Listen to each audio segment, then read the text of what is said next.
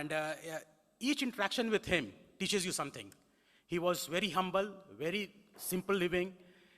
Whenever there is a request to him that please help us on that incident, a particular incident, he would help it to the core of it and then say, it is because of you it happened. So this kind of simplicity and humbleness I have never seen in any person. So he was a persona, he was such a tall figure that we will remember him always.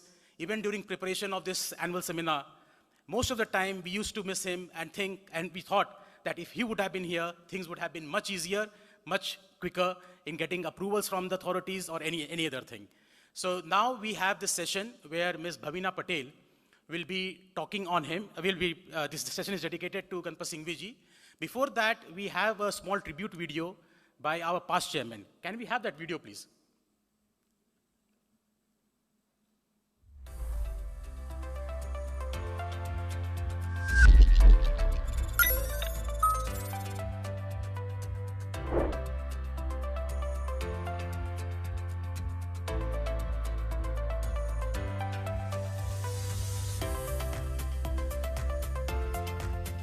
It is said that the life of one we love is never lost.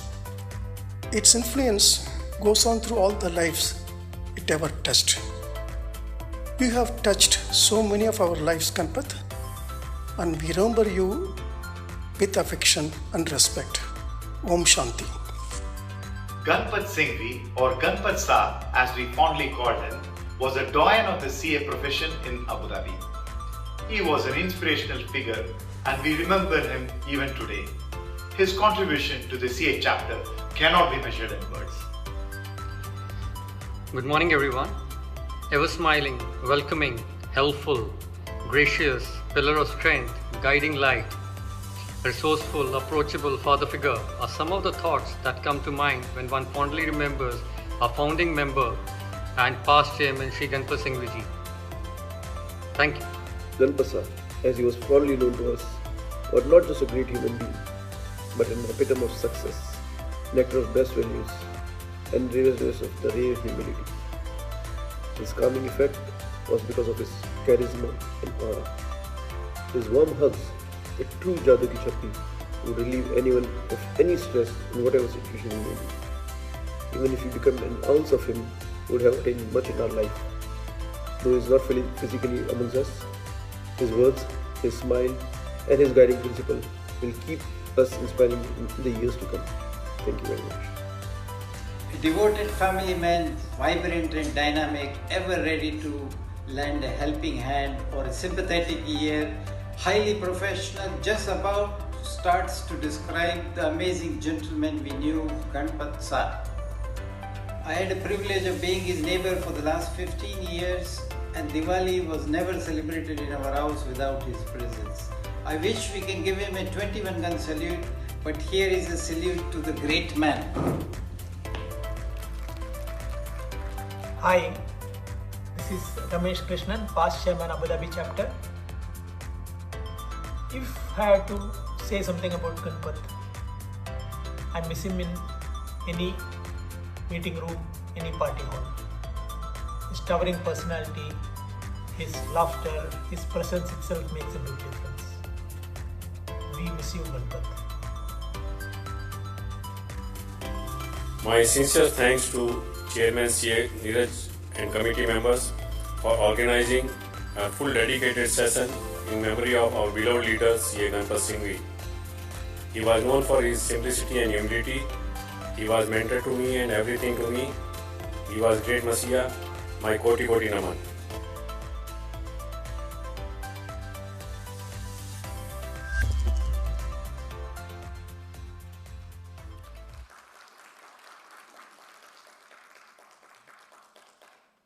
So indeed, Ganpat ji is missed by all of us.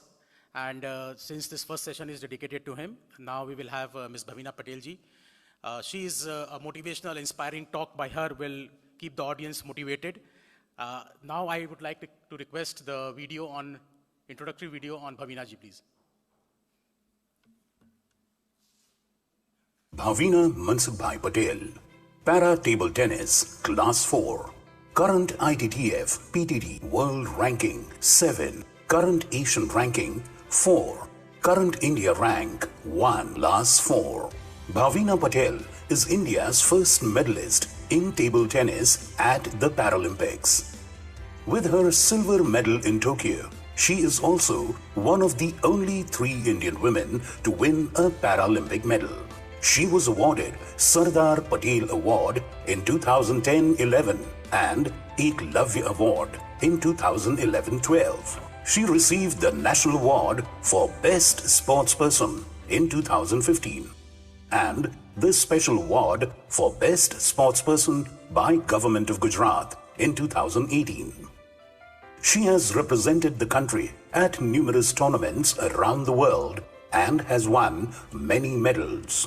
Her major achievements are 2020 Tokyo Paralympics Silver Medal Singles, 2018 Asian Para Games Silver Medal Doubles, 2020 Egypt PTT Open Championships Gold Medal Singles and Team, 2019 Para Bangkok Open Gold Medal Singles and Team, 2013 PTT Thailand Open Gold Medal Team, 8 times National Championships champion and once a runner-up.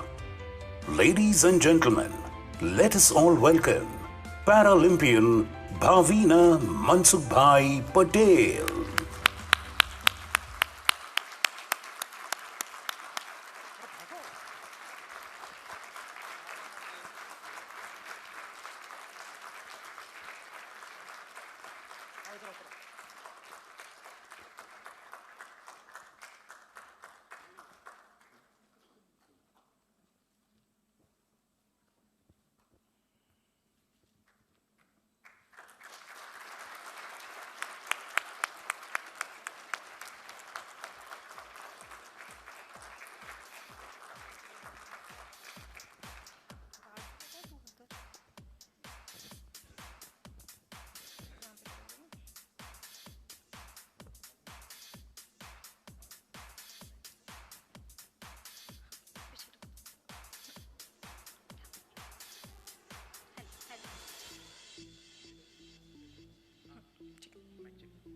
Hello, hello.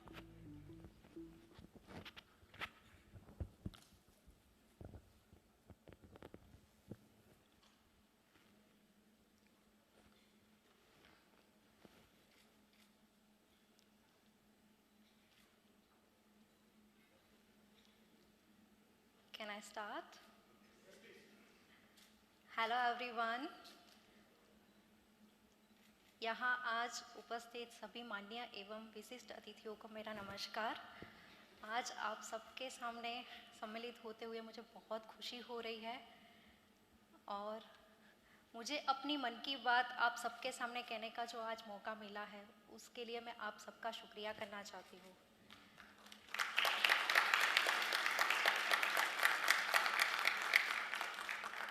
जिसकी शुरुआत मैं अपने जीवन की कहानी से करना चाहती हूँ। मेरा जन्म 6 नवंबर 1986 सुंडिया नाम के छोटे से गांव में हुआ। जन्म हुआ, घर में इतनी सारी खुशियाँ आने लगी।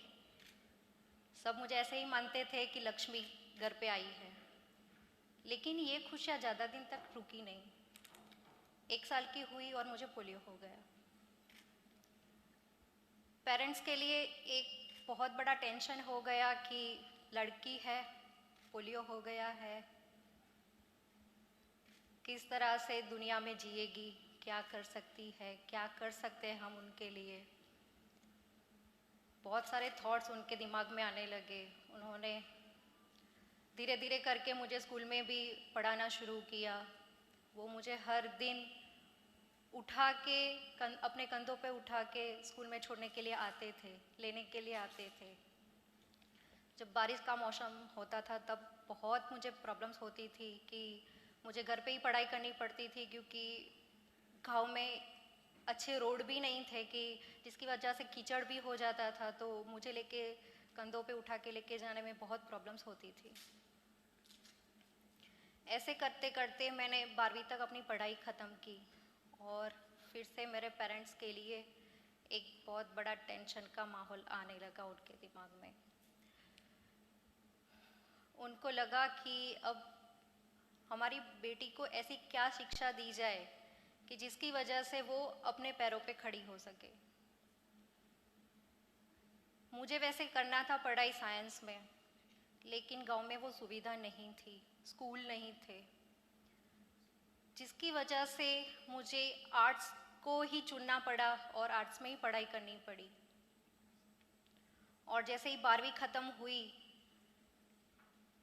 पेरेंट्स ने सोचा कि अहमदाबाद के ब्लाइंड पीपल एसोसिएशन में बहुत सारे वहाँ पे ट्रेंड चलते हैं, तो वो न्यूज़पेपर में उन्होंने ऐड देखा था और उन्होंने सोचा कि अब एक ही काम हो सकता है, क्योंकि बाहर ऐसे ही पढ़ाई के लिए तो भेज नहीं सकते हैं। तो उन्होंने मुझे ब्लाइंड पीपल एसोसिएशन जो अहमदाबाद में है वहाँ पर पढ़ाई के लिए रखना सही समझा। वहाँ पर मैं गई तो मैंने देखा कि मैं ही एक ऐसी नहीं थी कि जो दिव्यांग थी, मेरे जैसे और भी बच्चे थे, मेरे साथी थे जो दिव्यांग थे। मुझे तो वहाँ जाने के बाद ये भी पता चला कि वो मेरे से भी ज़्यादा प्रॉब्लम्स में थे। तो तब मुझे लगा कि मेरी डिसेबिलिटी उनसे तो फिर भी मैं बहुत अच्छी हूँ। एक पहली बार उस टाइम मुझे ये लगा था कि मेरी डिसेबिलिटी बहुत कम है, और दूसरा ये था कि मेरे जीवन में एक ऐसा टाइम आया कि मेरे जो कज़िन ब्रदर है उनकी शादी हो रही थी, और हमारे गुजरातियों में तो ऐसा होता है कि जब ग्रह शांति होते हैं उसके दिन उसकी नाइट में गरबा खेले जाते हैं। तो मुझे गरबा खेलने का बहुत मन था। सब खुशी मना रहे थे, एंजॉय कर रहे थे, प्रिपरेशन कर रहे थे, कपड़े सिलेक्ट किए जा रहे थे, सारी चीज़ें हो रही थी, लेकिन मैं एक मायूस होकर बैठी थी क्योंकि मुझे भी गरबा खेलना था। पूरे दिन मैंने किसी से ना तो बात की, ना खाना खाया, कुछ भी नहीं। मम्मी भी बहुत बिजी थी, वो मेरे लिए टाइम उस दिन नहीं निकाल पाई। फिर उनको जब ये पता चला कि मैंने सुबह से खाना नहीं खाया, मैं किसी से बात नहीं कर रही हूँ, वो मेरे पास आए और उन्होंने बोला कि आपको क्या हो गया है, क्यों आप किसी से बात नहीं कर रहे हो। मेरे से कंट्रोल नहीं हुआ और मैंने उनको बोला कि उन्होंने बहुत सारी बातें भी मुझे उस टाइम समझाई। उन्होंने बोला कि क्या आपको चाहिए, क्या हम आपके लिए करें, क्या ला के दे, आपको कोई कपड़े चाहिए, ज्वेलरी चाहिए, आपको कहीं घूमने जाना है, बहुत सारी चीज़ें उन्होंने पूछी। मैंने किसी का भी आंसर नहीं दिया। फिर भी वो बात करते ही रहे। फिर मेरे से कंट्रोल नहीं हुआ और मैंने बोला कि अगर आप मुझे कुछ देना चाहते हो तो मुझे थोड़ी देर के लिए पैर दे दीजिए। और मेरी मम्मी इतना जोरों से रोने लगी, उनको वो चीज़ फील हो रही थी कि मैं अपनी बेटी के लिए क्या कर सकती हूँ। और वो दिन मेरा लास्ट था कि मैंने अपनी डिसेबिलिटी के लिए कोई चीज़ मांगी थी, मैंने अपनी डिसेबिलिटी के लिए कोई बात करी थी। वो दिन मेरा लास्ट था कि मैंने डिसेबिलिटी को, मैंने उस दिन तय कर लिया था कि मैं अब से कभी डिसेबिलिटी के बारे में बात ना तो करूँगी, ना ही उसके लिए रोऊंगी। अब जो है वो यही है, मैं इसको ओवरकम करूँगी और आगे बढ़ूँगी। ऐसे करते करते मैंने अहमदाबाद के जो ICAI का जो कोर्स था वो भी ख़त्म किया और वहाँ पर मैंने बहुत सारी चीज़ें सीखी। उसके साथ साथ मैंने कॉन्ट्रैक्ट बेस पर सिविल हॉस्पिटल में भी जॉब किया। वहाँ पर भी ऐसा था कि मेरा नया ऑपरेशन हुआ था और वहाँ पर इस तरह से था कि सीढ़ियाँ थी, चढ़ना मेरे लिए बहुत मुश्किल हो रहा था क्योंकि मैं जस्ट वॉकर से ही चलना सीखी थी। क्योंकि मैं जॉब इसीलिए करना चाहती थी कि मैं अपने आप को दिखाना चाहती थी कि मैं कुछ भी कर सकती हूँ। और जब मुझे वो अपॉर्चुनिटी मिली तो मैंने उसको ले ली कि नहीं, मुझे कुछ करना है, क्योंकि उसके पीछे भी एक स्टोरी है। ये था कि जैसे मुझे पोलियो हुआ उसके बाद जैसे जैसे मैं बड़ी होती गई, मुझे समझ में आने लगा, तो मेरे जो नेबर्स थे, तो वो जो ग्रैंड मदर्स थी, वो लोग मुझे हर दिन ताना मारते थे कि बेटी है, पोलियो हो गया है, कैसे जी पाएगी, मम्मी पापा कितने दिन तेरे साथ जिएंगे, कितना सपोर्ट करेंगे, कल को जाके भैया की शादी होगी, भाभी कैसी आएगी। ऐसे हर दिन मुझे ताने मारे जाते थे और मैं उनको एक ही आंसर देती थी कि आप मेरा टेंशन मत कीजिए, मैं इस कदर बनूंगी कि किसी को ये सारी टेंशन करने की मेरे लिए ज़रूरत नहीं पड़ेगी। और बस वो जो सारी बातें थी वो हमेशा मुझे याद करवाती थी कि मुझे किसी के ऊपर डिपेंड नहीं बनना है, मुझे कुछ ऐसा करना है कि पूरी दुनिया देखता ही रहे, पूरा वर्ल्ड देखता रहे, और बस मैं वो करती जा रही थी। ऐसे करते करते ITI का कोर्स भी ख़त्म हो गया और मेरी लाइफ में आया टेबल टेनिस। मेरे बहुत सारे फ्रेंड्स थे जो टेबल टेनिस खेलते थे और वो सब ब्लाइंड पीपल एसोसिएशन में ही थे। उन लोगों को देख के मुझे लगा कि मैं भी स्टार्ट करती हूँ, क्या होता है फिर की बात है। ऐसे करके as a fun, as a fitness मैंने खेलना शुरू किया। लेकिन टेबल टेनिस मेरी लाइफ में इस तरह आया कि उसने मेरी पूरी ज़िंदगी बदल दी। मुझे एक नई दिशा मिली, मुझे लगा कि यस, यही एक रास्ता है जिसके ज़रिए मैं ज़िंदगी जी सकती हूँ। और जैसे जैसे मैंने टेबल टेनिस खेलना शुरू किया, मुझे इतना अच्छा लगने लगा। मुझे ये होने लगा कि कोई पूरे दिन मुझे डिस्टर्ब ना करे, खाने के लिए ना बोले, पानी के लिए ना बोले, मैं पूरे दिन टेबल टेनिस खेलती रहूँ। तो टेबल टेनिस मेरे लिए इस तरह है कि मतलब वो मेरा लाइफ पार्टनर, मैं तो अभी बोलती हूँ कि उसकी वजह से ही आज मैं यहाँ तक हूँ। आज जो भी पहचान है उसी की वजह से है। आज जो भी मैंने पाया है वो टेबल टेनिस की वजह से ही पाया है। लाइफ पे बहुत सारे प्रॉब्लम्स आते रहे और मेरा ड्रीम बनता रहा। मैंने बहुत सारे नेशनल चैम्पियनशिप्स भी खेले, उसमें भी गोल्ड मेडल्स आने लगे, कॉन्फिडेंस और बढ़ने लगा, गोल भी बदलने लगे। मुझे ये लगने लगा कि यस, मैं कुछ करके दिखा सकती हूँ, कुछ कर सकती हूँ और कुछ ऐसा कर सकती हूँ जो आज तक किसी ने ना किया हो। और मेरा एक बड़ा गोल बन गया कि मुझे पैरालंपियन बनना है। और उसके लिए मैंने ट्रेनिंग लेना शुरू किया, हार्ड ट्रेनिंग लेना शुरू किया। और वो ट्रेनिंग इस तरह मैंने लेना शुरू किया कि मैं चाहती थी कि इंटरनेशनल लॉबी मुझे इनवाइट करे। एक टाइम तो ऐसा भी आया कि 2016 में रियो पैरालंपिक्स जो हो रहे थे उसके लिए मैंने क्वालिफाई भी किया, लेकिन सम टेक्निकल इश्यू की वजह से मुझे वहाँ पे पार्टिसिपेट नहीं करने दिया, और जिसके लिए मुझे एक बहुत बड़ा सेक्रीफाइस, मेरा ड्रीम था वहाँ तक मैं बहुत जल्दी नहीं पहुँच सकी। आज मेरे पास ये जो मेडल है ये शायद पहले ही आ गया होता,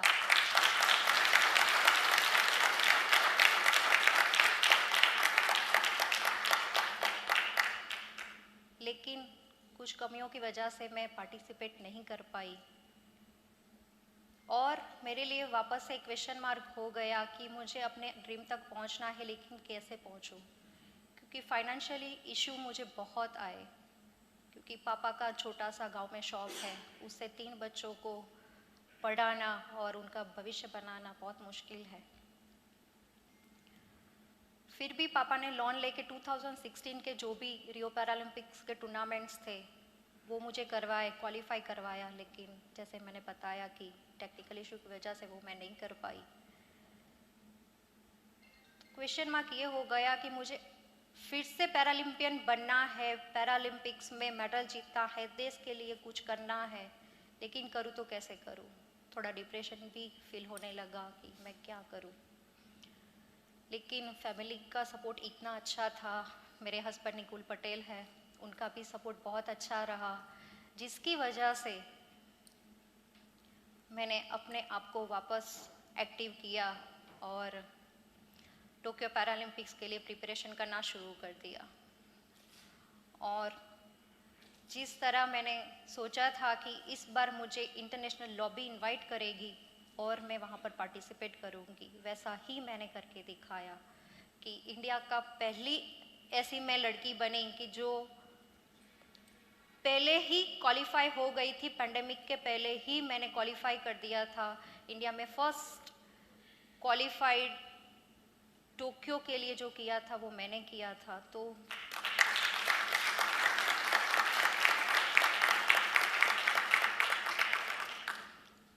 तो ये चीज़ मैंने कमाई थी उस दिन और मुझे अपने आप पे उस दिन गर्व हो रहा था कि यस, मैं कर सकती हूँ और मैंने करके दिखाया।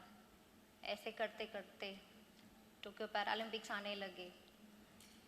हार्ड से हार्ड ट्रेनिंग करना शुरू किया। हर दिन चैलेंजेस रहते थे, कई बार कोचेस नहीं रहते थे, कई बार होते थे। उनके अंडर पे भी बहुत सारी चीज़ें ध्यान में रखनी पड़ती थी। डाइट फॉलो करना पड़ता था, फिजियो करना पड़ता था। कोई इजी जॉब नहीं था क्योंकि सुबह 3:30-4 बजे से उठ के पूरे दिन 8 से 10 घंटा ट्रेनिंग करना बहुत ही मुश्किल रहता था। विथ डिसेबिलिटी ये सारी बातें बहुत मुश्किल हो जाती है। लेकिन बस मुझे तो एक ही चीज़ याद रहती थी कि बस मुझे कुछ करना है, और वो जो प्यास थी कुछ करके दिखाने की, वो हमेशा मुझे याद करवाती थी कि मुझे कुछ करना है, देश के लिए कुछ करना है और कुछ ऐसा करना है कि जो लाइफ में कभी किसी ने ना किया हो। एक हिस्ट्री क्रिएट करनी थी और बस वो पैरालंपिक्स टोक्यो में मेडल के ज़रिए सिल्वर मेडल जीत के आ गई।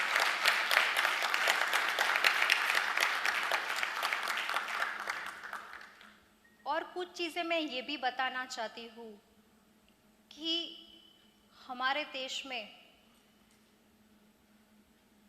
इस तरह से लाइफ निकालना इजी नहीं है।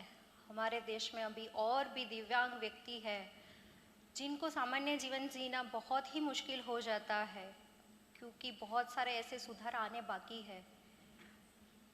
कई बार ऐसी हालत हो जाती है कि वो लोग बहुत सारी चीज़ें करना चाहते हैं, जैसे कि मैं बताऊँ कि ट्रांसपोर्ट सर्विसेज में भी इतनी सुविधाएं नहीं है। बस, ट्रेन, मेट्रो या अन्य किसी भी पब्लिक सर्विसेज जो है उसमें या तो रैंप नहीं होते हैं, या लिफ्ट छोटी होती है, या दरवाज़ों की चौड़ाई कम होती है, जिसकी वजह से हम लोग अच्छे से सफ़र नहीं कर पाते हैं, उसमें चढ़ाई नहीं कर पाते हैं, जिसकी वजह से हमें बहुत प्रॉब्लम्स होती है। हवाई यात्रा करते हुए भी हमें बहुत सारी प्रॉब्लम्स को फेस करना पड़ता है, क्योंकि जो स्टाफ होता है वो हम व्हीलचेयर बाउंड को समझ नहीं पाते हैं, और इसीलिए भी हमें कई बार अपने आत्मसम्मान को भी ठेस पहुंचती है। कई व्हीलचेयर एक्सेसिबल जगहें बनती है, सारी चीज़ें होती है, लेकिन फिर भी ये हो जाता है कि उसको मेंटेन अच्छे से नहीं किया जाता है, जिसकी वजह से हम उन चीज़ों का भी यूज़ नहीं कर पाते हैं। शिक्षा और रोजगार के बारे में भी ये ही है। जैसे मैंने भी फेस किया कि मुझे साइंस में पढ़ाई करनी थी, लेकिन मुझे आर्ट्स में पढ़ाई करनी पड़ी। तो मेरी तरह और भी ऐसे दिव्यांग व्यक्ति हैं जो अपनी लाइफ में शिक्षा की ओर आगे बढ़ना चाहते हैं, अपने भविष्य को उज्जवल बनाना चाहते हैं, लेकिन वो बना नहीं पाते हैं क्योंकि सुविधाएं नहीं है। वो लोग अपने जीवन को उज्जवल बनाने की वो भी कुछ है, वो भी कुछ करके दिखा सकते हैं, लेकिन सुविधाओं की कमी की वजह से वो लोग नहीं कर पाते हैं। लेकिन आज हमारा देश एक दूसरे देशों के देखते हुए अन्य देशों से सीख ले रहा है और एक समावेशिता अधीन राष्ट्र बनने की कोशिश कर रहा है, और उसका एक बहुत बड़ा एग्जाम्पल दिया है टोक्यो पैरालंपिक्स के गेम ने। वहाँ पर कोरोना की महामारी होने के बावजूद भी उन्होंने छोटे से छोटी बात को ध्यान में रखते हुए सारे रूल्स और रेगुलेशंस के अंदर पैरालंपिक्स गेम्स बहुत ही अच्छे से किए, और वो इस तरह की है कि छोटे से छोटी बात को लेके, जैसे खान पान की चीज़ों, सर्विसेज, ट्रांसपोर्ट सर्विसेज, सारी चीज़ों को ध्यान में रखते हुए उन्होंने सारे से अच्छे से अरेंजमेंट किया था, जिसकी वजह से किसी को भी कोई प्रॉब्लम्स नहीं हुआ है। इस तरह हमारे देश में भी बहुत सारे चेंजेस आने शुरू हो गए हैं और हमारे पीएम सर मिस्टर नरेंद्र भाई मोदी जी ने जो कैंपेन चलाए हैं एक्सेसिबल इंडिया, जिसकी वजह से बहुत सारे चेंजेस आने लगे हैं, बहुत सारे सुधार आने लगे हैं। जो जगह व्हीलचेयर एक्सेसिबल नहीं है वो एक्सेसिबल भी बन रही है। बहुत सारी चीज़ों में सुधार आ रहा है। हवाई यात्रा के स्टाफ को भी ट्रेनिंग दी जा रही है कि वो व्हीलचेयर बाउंड के साथ कैसे ट्रीट किया जाए। शिक्षा की ओर भी अच्छे कदम लिए जा रहे हैं। बहुत सारे ऐसे चेंजेस हैं जो अब होने शुरू हुए हैं, जिसकी वजह से एक एक्सेसिबल इंडिया उभर के आ रहा है।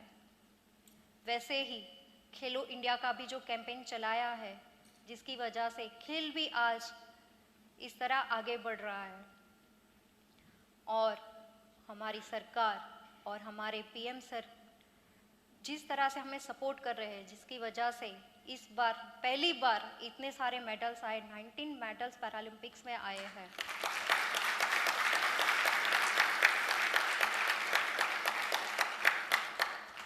जिसकी वजह से खेल के प्रति भी लोगों का जो बदलाव है वो दिखाई दे रहा है। लोगों का नज़रिया है वो चेंज होने लगा है। हर कोई अभी स्पोर्ट्स में आगे बढ़ना चाह रहा है।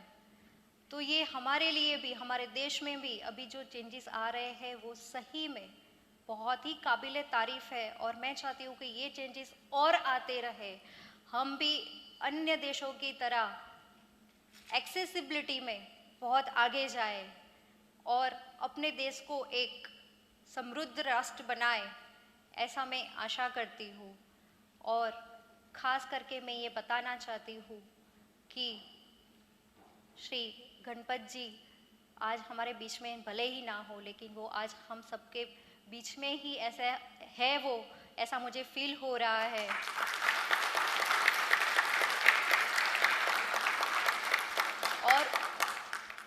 और उनके प्यार और आशीर्वाद हमेशा हम लोगों पे रहेंगे, यही भावना के साथ।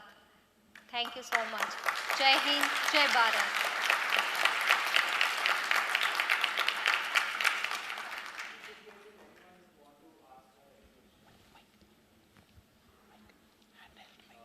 So we'll be taking a few questions from the members.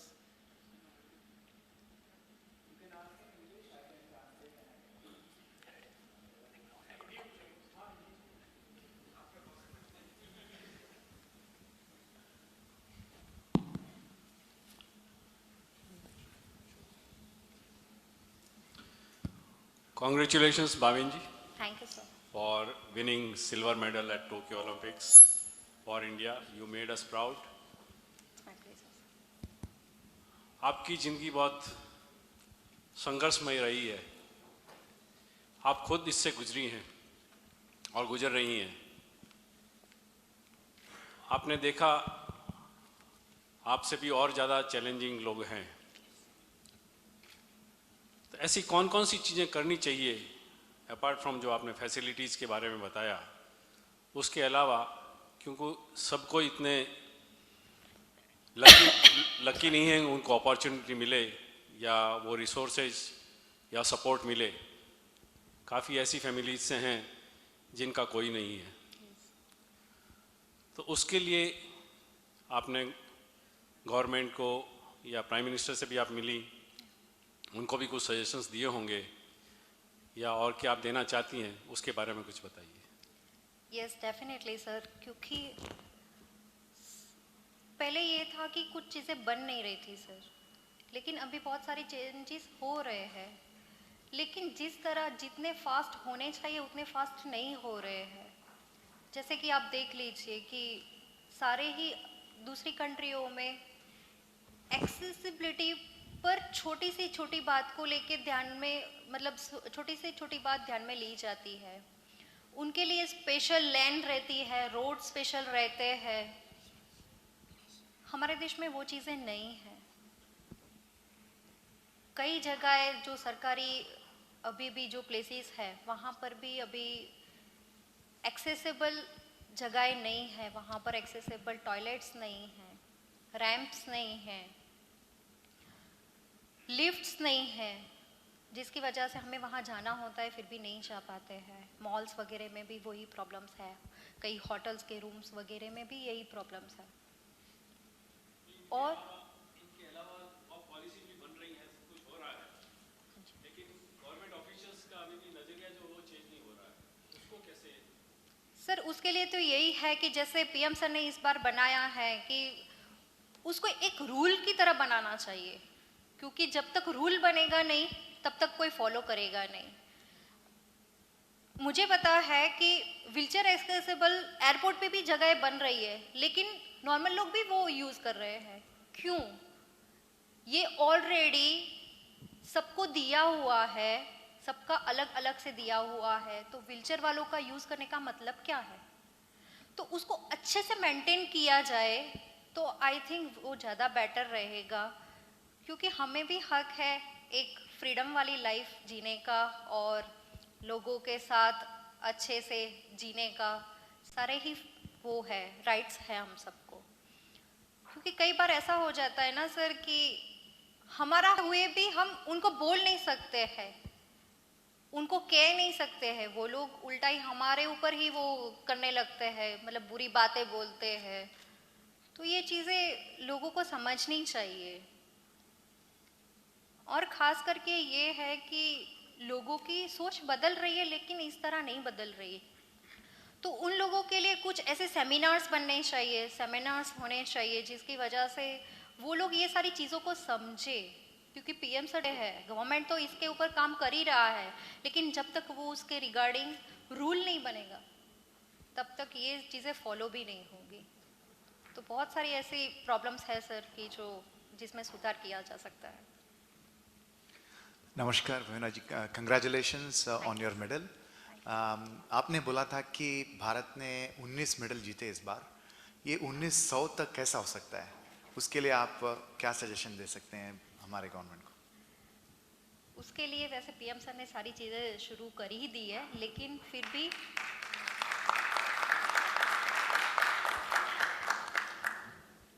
खेल को आगे बढ़ाने के लिए मेरे हिसाब से तो एक ही चीज़ है कि ग्रास रूट से ही सबको सपोर्ट मिलना चाहिए। क्योंकि वो जो चीज़ें मैंने फेस की है, क्योंकि फाइनेंशियली प्रॉब्लम इतनी बड़ी हो जाती है कि उस टाइम हम ना तो किसी को बोल सकते हैं, ना ही किसी को कर सकते हैं। करना चाहते हैं बहुत कुछ, लेकिन कर नहीं पाते हैं। उसका रीज़न एक ही है, और उसी की वजह से हम करना चाहते हुए भी नहीं कर पाते हैं। तो मैं तो यही चाहती हूँ कि जो ग्रास रूट से सबको खेल के प्रति एक भाव दिया जाए, उनको सपोर्ट दिया जाए, तो डेफिनेटली ये 19 मेडल्स 90 भी हो सकते हैं। तो यस, ये है।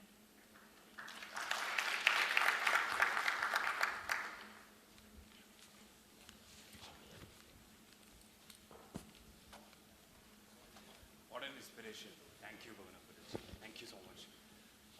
Couple of announcements to make. So,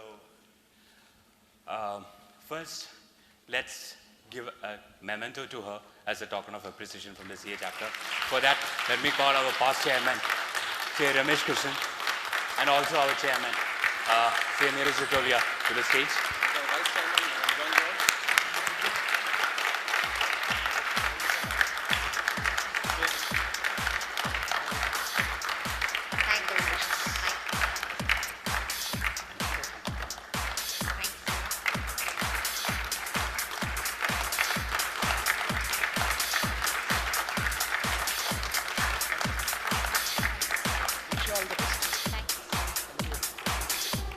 Next, all the committee members, we have a privilege to have a snap with Bhavana ji, please.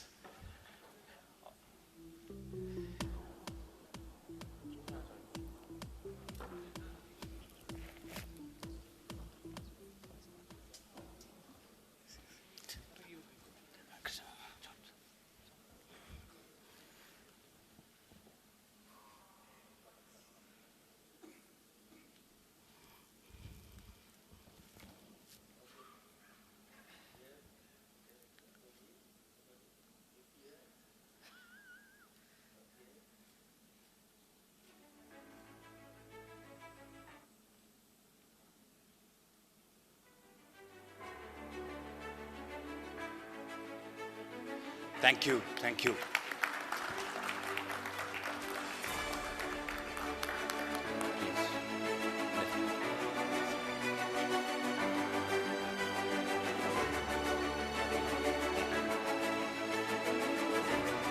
Next, we have a session. I don't have to introduce him formally. There is one slogan which I've heard right from the childhood. Yeah, okay. Sorry, I missed one thing. Okay, so we all have a privilege to play table tennis with Paralympian Bhavina ji. So those who are interested, please give your name to one of the committee members. We also appreciate if you can contribute something to her NGO initiatives. Thank you. Thank you. Next, we have someone with us whom we don't have to introduce. This is one slogan which I heard right from my childhood. Yes, we have the CEO of Manappuram Finance, VP Nandakumar, with us. A person, a humble person, an entrepreneur whose journey started way back from the 90s. He's here among us. And the one more thing that we would like to add here, because we have a formal intro video for him, we'll just add one more thing. CA profession is very close to his heart, and he always likes to give talks and speeches in CA community. And one more thing that we would like to highlight here is there is a foundation, Manappuram Foundation, which focuses on enlightening the local fishermen community in Kerala, one of the communities. Manappuram Foundation, they are picking up smart people from there, smart children who are doing good in education. They train them into CAs and then they place them in Manappuram. So far they have around 5 CAs who have qualified in the last 2-3 years who are placed in Manappuram so far. So that's a great thing. Can we have the intro, please? Can we have the introduction video, please?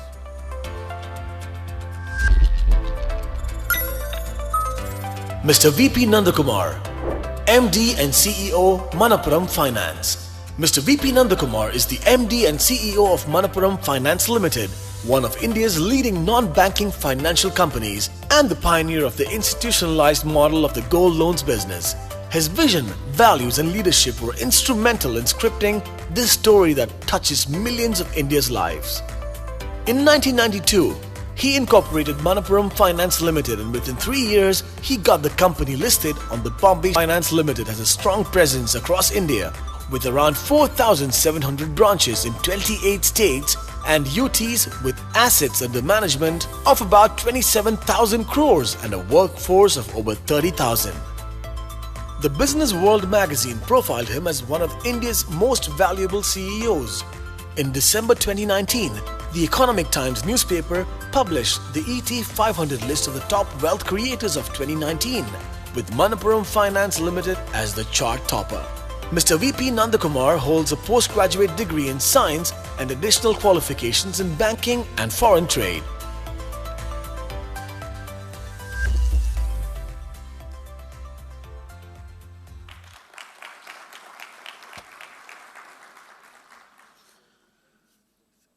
CA Neeraj Rotolia, Chairman ICAI Chapter Abu Dhabi, past presidents who has made this chapter something very strong as we see today, organizing these events annually and bringing meritorious people here, and his team of office bearers and chartered accountants. Very good morning to all of you. Let me thank the leadership here, all of you here, for giving me an opportunity to meet you here.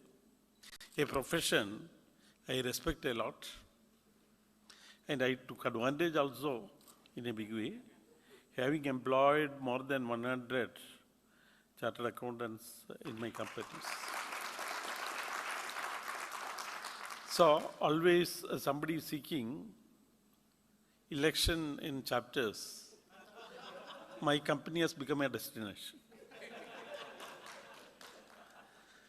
So nice.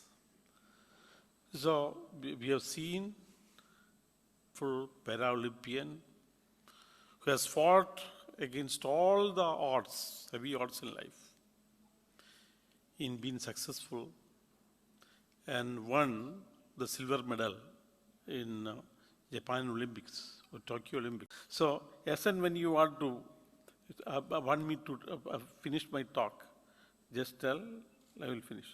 Because I have not prepared, I come with a lot of preparation, etc., etc. So what I could do is only yesterday. So,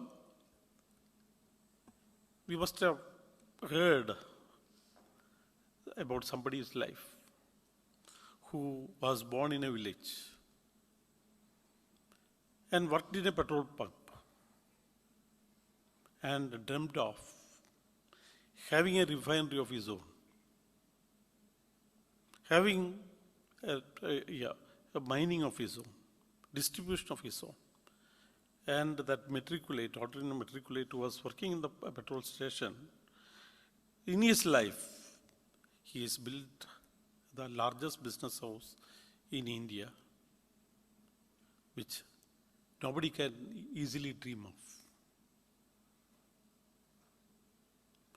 And that is a motivation for all of us, Dhirubhai Ambani-ji.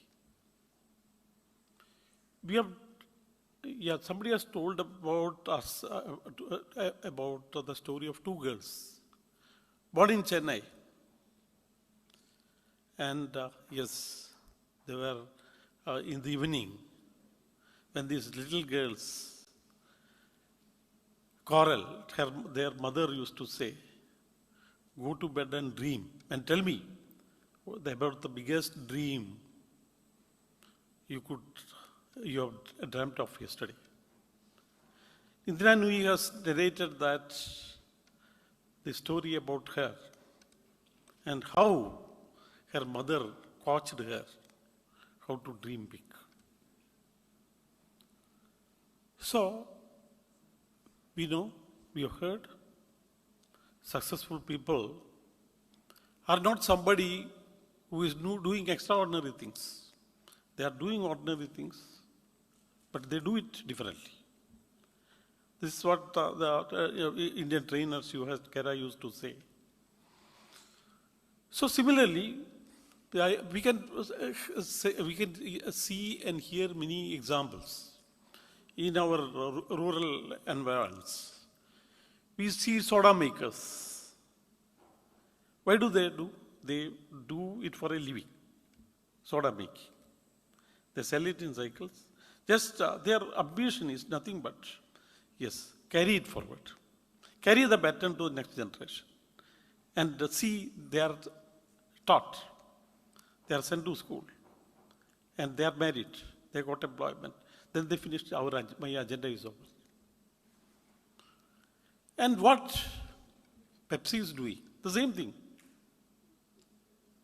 They are selling gluconated water only. But somebody has thought something much bigger. And it has become an MNC. So what is important is how do you think? How do you do? In India, we have these petty pull carts. In Kerala, we used to call it as Tattugada. So, selling chicken legs. Nothing but chicken legs. Somebody has thought big. And Kentucky is born. KFC is born. So it's all but, yes. And see, every day, thousands of apps are born. But Baiju Ravindrans are not born. Baiju's app. So, if you do it differently, think differently, you make a difference. That's what it is. And we should have, what is needed is perseverance. One thing about CA. So, in a successful person, their ideas are defeated. They fail in many attempts. But they are not defeated. In chartered accountants also, you confront the same. Environments are different. Everybody would say. It's a very different, most difficult profession. Don't go, etc. Don't send your children, etc., etc. But against that heavy odds, you fought. Many of you must have, may have failed in few attempts, but because of the perseverance, you have been successful. And that sort of mindset is what is needed to be an entrepreneur as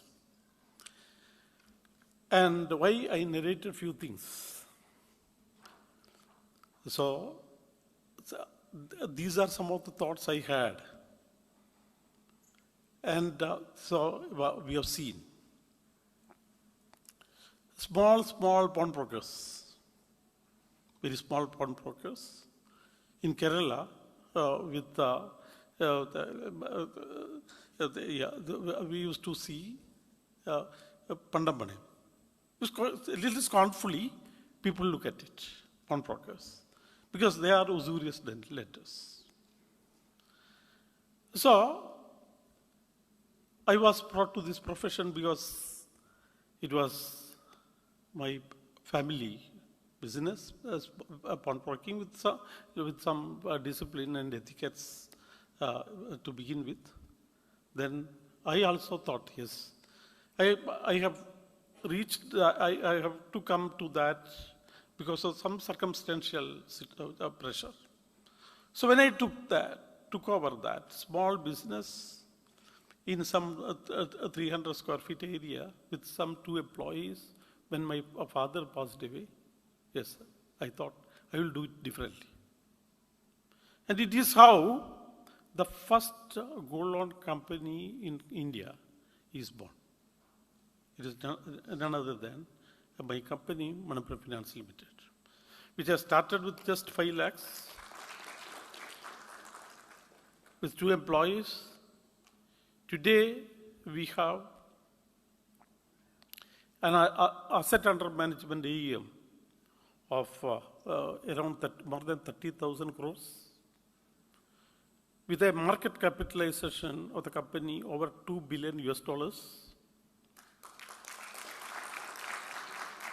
and with a net worth of over 8,000 crore rupees. So just started with this. So this company is still situated in a rural village in Thrissur district of Kerala. I have seen one guy here who had been there working with me for some time back in 2008, though it was a short sojourn for him for around 9 months. So,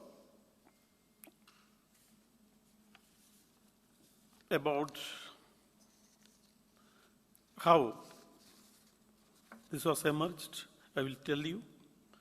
Before that, I will have a small presentation of the environment where I am from and about the promoter. It's just 1.5 minutes video. Yeah. Ready? It all began on the seashores of Balapad, a village by the sea like any other, unremarkable, nondescript. But one man made it different.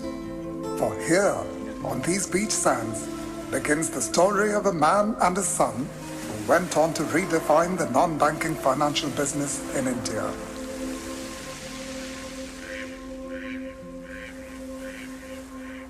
V.C. Padmanabhan's journey that began on the sands of Balapad went on to change the lives of millions in rural and urban India.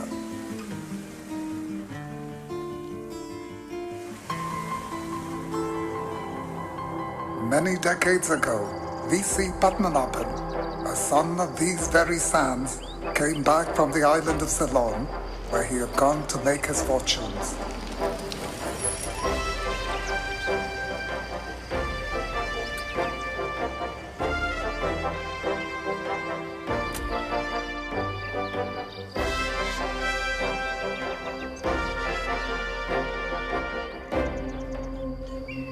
As he mingled with his people here, he could see they had needs, they had dreams, often not realized, only because they did not have the money. Some ventured, all the same, only to fall into the trap of unscrupulous money lenders. And that was how Manappuram Financial Trust was born.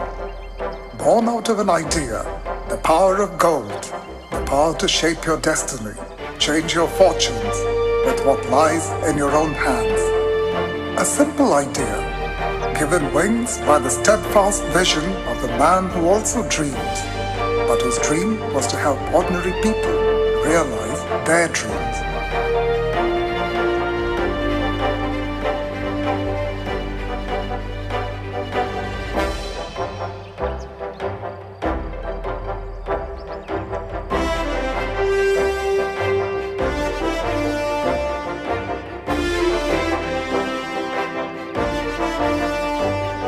V.C. Padmanabhan breathed his last in 1986.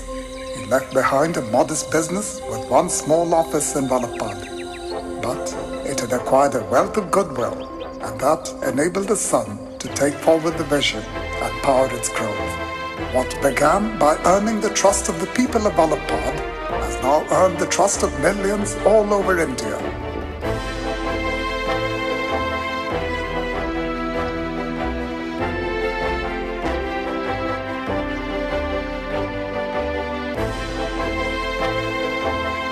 V.C. Padmanabhan's vision was taken forward by his son V.P. Nandakumar, and over the years, Manappuram's footprints were indelibly imprinted all over India.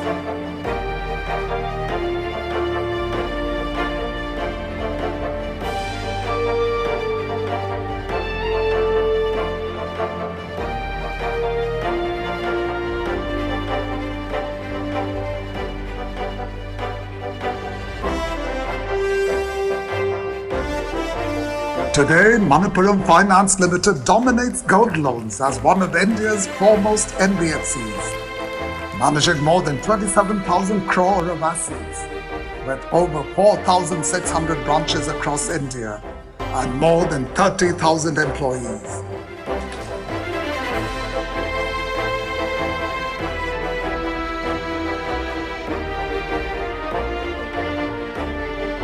No matter how far we have come, every day at Manappuram, we remember and salute the vision and foresight of this man, our founder.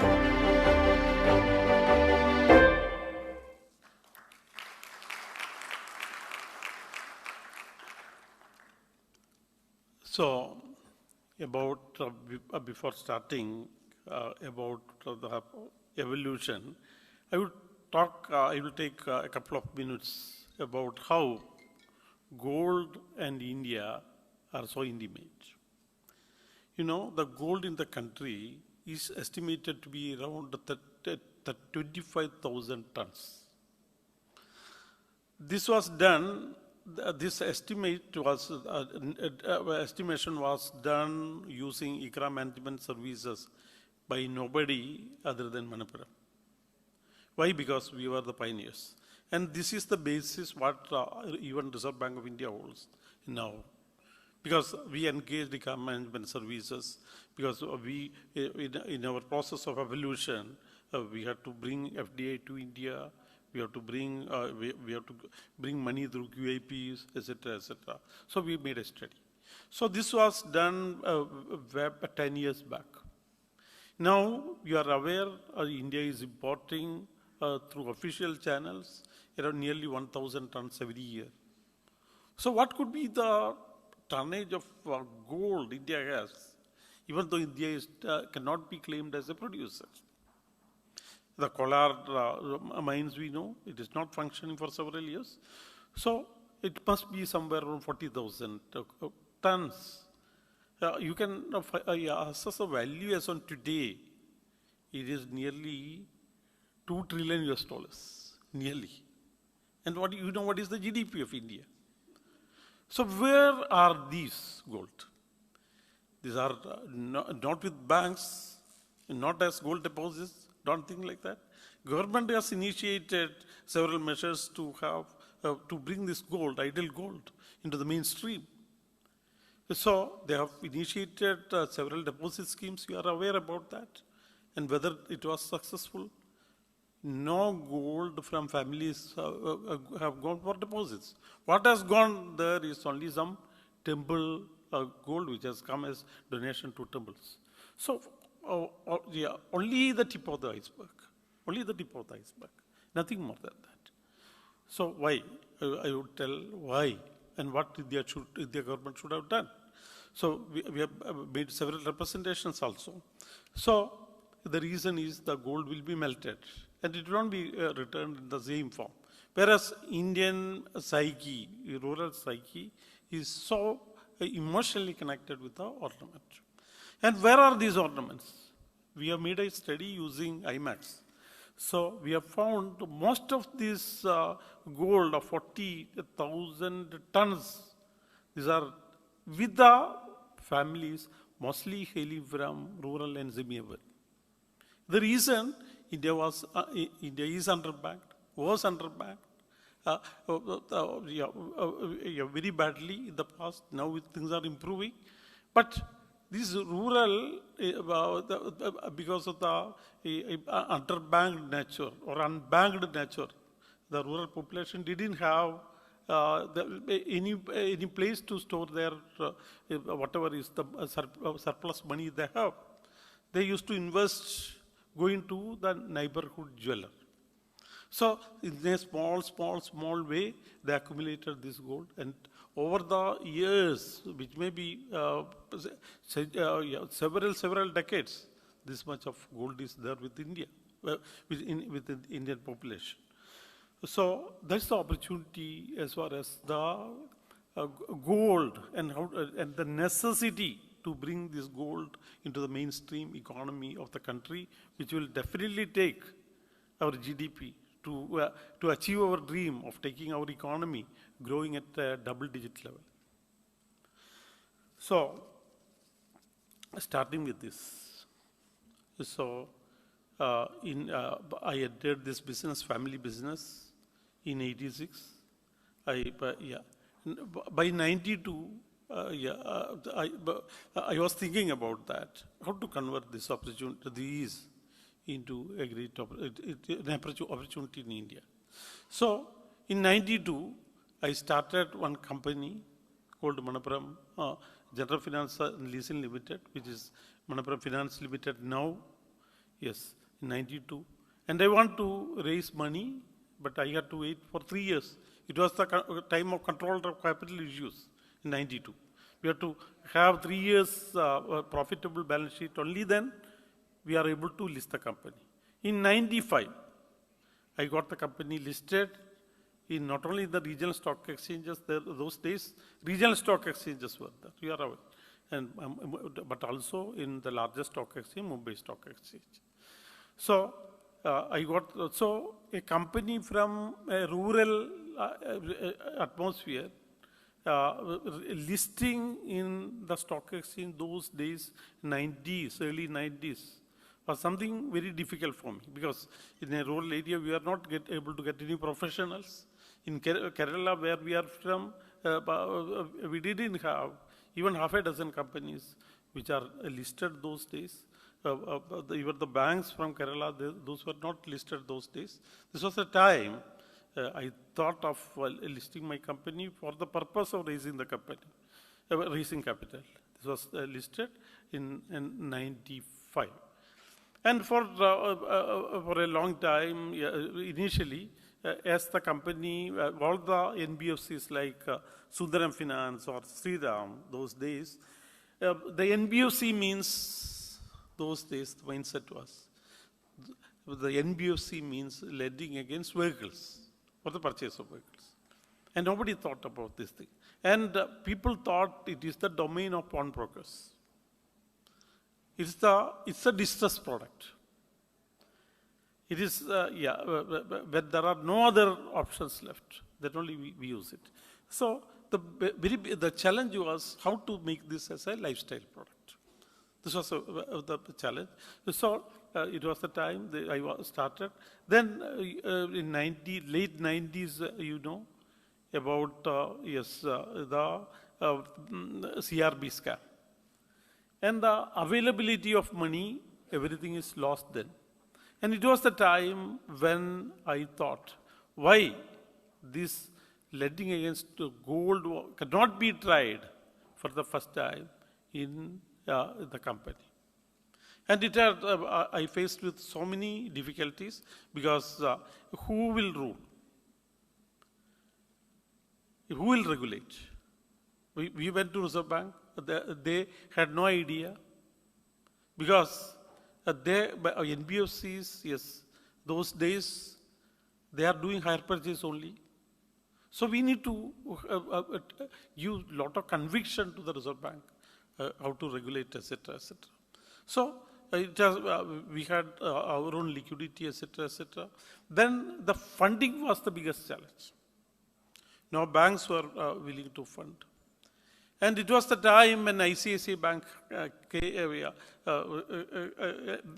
entered as a new generation bank.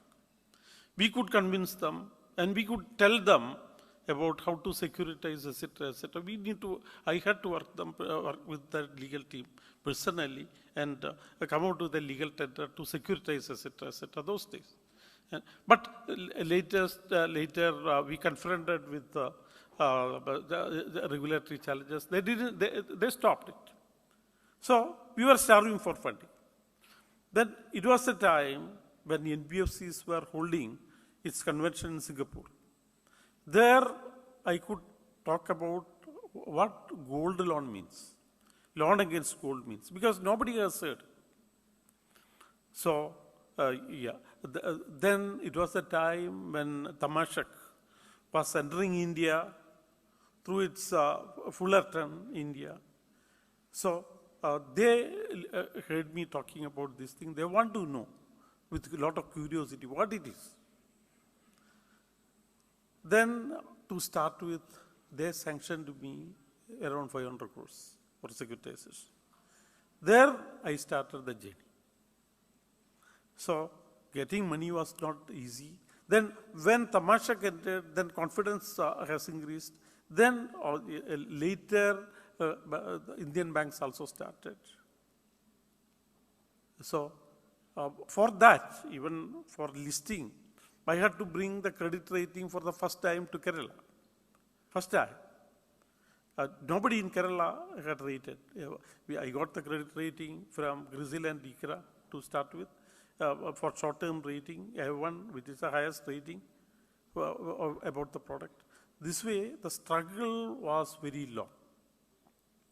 So anyway, having convinced that, the private equity players in the gold loan industry for the first time by the reputed private equities like Sequoia Capital, Hudson Holdings have invested, first time, the second time, etc. And the board consists of the eminent people, etc. So this was this is when I have found this what is needed for the gold loan business.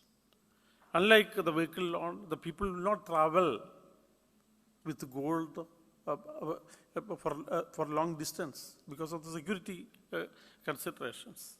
So I have to branch out across India. So there were a lot of operational challenges for that, etc. So how to bring the technology to use? So how to build an online technology platform for this? Core banking platform for this gold loan. This was a very big challenge. So we could achieve that. So we could expand our branches. We had been opening around 100 branches, etc., per month, etc. So getting people, everybody felt it how. Then, we formed a strategy. We recruited ordinary people. And even now, that's our policy. We recruit ordinary people and how to make them work in an extraordinary manner. How to make them all a professional. That is the biggest strength as far as Manappuram is concerned today, so today environment is changed. Everybody, every NBFC and banks have tried again, starting with L&T Finance, starting with Mahindra. The biggest of NBFCs in India has tried. But yes, you know what has happened. Most of them have failed. Even Bajaj Finance is trying their level best now. Why? Because people generally have the tendency to think that something done is seemingly very easy, because on the one hand we take the gold, on the other hand we give the money. It is people think that it is so easy. The nuances of these businesses are not understood. So it's very easy, but when it is done by you, it is easy. When you have another branch, you may put your brother there, then it is easy. The second branch, you may put your brother-in-law there, that is easy. But when you have 5,000 branches or 4,000 branches, the nuances of the scale, that creates its own nuances. You know, currently we hold nearly 70 tons of gold with us. Yeah. And this year we expect that to grow to around 80 tons. So how to keep these tempting items? There is an internal threat, there is an external threat. The internal threat from employees, external threat from burglars, etc. How to keep it? You know, the loss on account of these threats in the history of Manappuram never exceeded 0.1%. So what is needed is how the supervisory oversight, how the audits oversight can be built into the system. This is the biggest big challenge. So we have been successful. We are continuously researching on that, etc. And that is a strength. So people used to say, banks used to ask me, yes, what is the three big risks here? I used to say 3 big risks. One is the price risk. Price is fluctuating. Second is the appraisal risk, because you can't have any machines. Even looking at somebody's ornaments, we should be able to say whether it is 22 carat or 18 carat, or whether it is gold itself, because you can't cut it open. Like what the jewelers do, we can't do that. And the turnaround time is very important. We should be able to dispose the customer in a few minutes' time, otherwise he will not come to us. So he goes to a bank where he has to wait for half a day to get a loan, whereas our turnaround time is just 10 minutes for the counter. So how to do that? I can say my strength today is, I have today 20,000 employees across our branches who, by the mere look at it, they are able to say this is 21.5 carat. That's the strength. And these are the three major risks: appraisal risk, custodial risk, and price risk. How do you manage? So this has been a long journey. People convinced about that. So we are the first and only company which has brought to 1,250 crores in rupees those days in 10 years back. QIP, which has not been broken by nobody so far. Today, you know, for the investor in Manappuram, how much he has got? One share he has invested at 10 rupees. One share is 40 shares, because 3 times bonus, split into, each share split into 5, so 40 shares. And that has gone to and each share has gone to 220 rupees. So the 10 rupees has grown to around 8,400 rupees in market capitalization. But now it has come down, but we are sure it will go up. So, and consistent dividend. Now, even the bonus after this, our bonus is around 150, the dividend is around 150%. Consistently dividend paying ever since we have started the company. And and as an entrepreneur, I also had the opportunity to promote the first small finance bank in the country, which is Equita Small Finance Bank, which I had started along with my friend Vasudevan. And another company, which is the highest valued housing finance company in the country, which was recently listed, Aptus Value Housing Finance Company, where the shares were listed at 7x. And I plan to list 3 more companies from Manappuram fold, because today Manappuram is a very well diversified company. Ashirwad Microfinance, which is the 4th largest microfinance company in the country, is owned by Manappuram. We plan to list that company in a couple of years, followed by our housing finance subsidiary, Manappuram Housing Finance Company, and one company outside the Manappuram Finance Group, promoted by me, Manappuram Jewellers Limited. This is my journey about this. So what the real strength is our people. How do we, and technology. We have internally developed a training system which has been awarded as one of the best in the corporate sector by IEMs, various IEMs, etc., where the training is completely digital.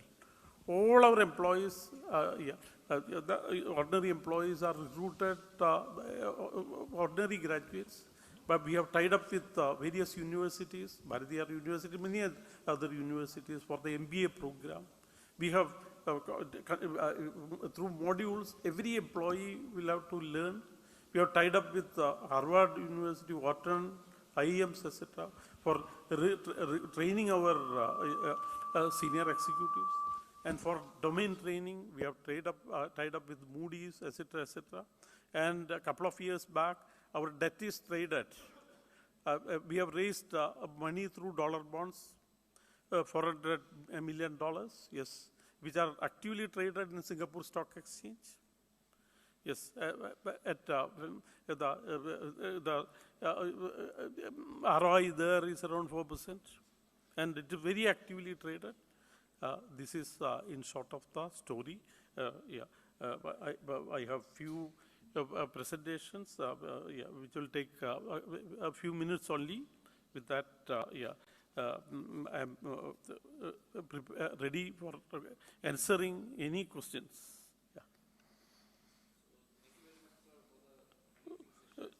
Over. Time is over, no? Yeah, we'll be taking 2. Okay. So thank you for the amazing session, and it was quite an amazing entrepreneurial journey that we heard from you. And we are surprised to hear so much of tons of gold are held in Indian households. That is really surprising. So we'll be taking 2 questions.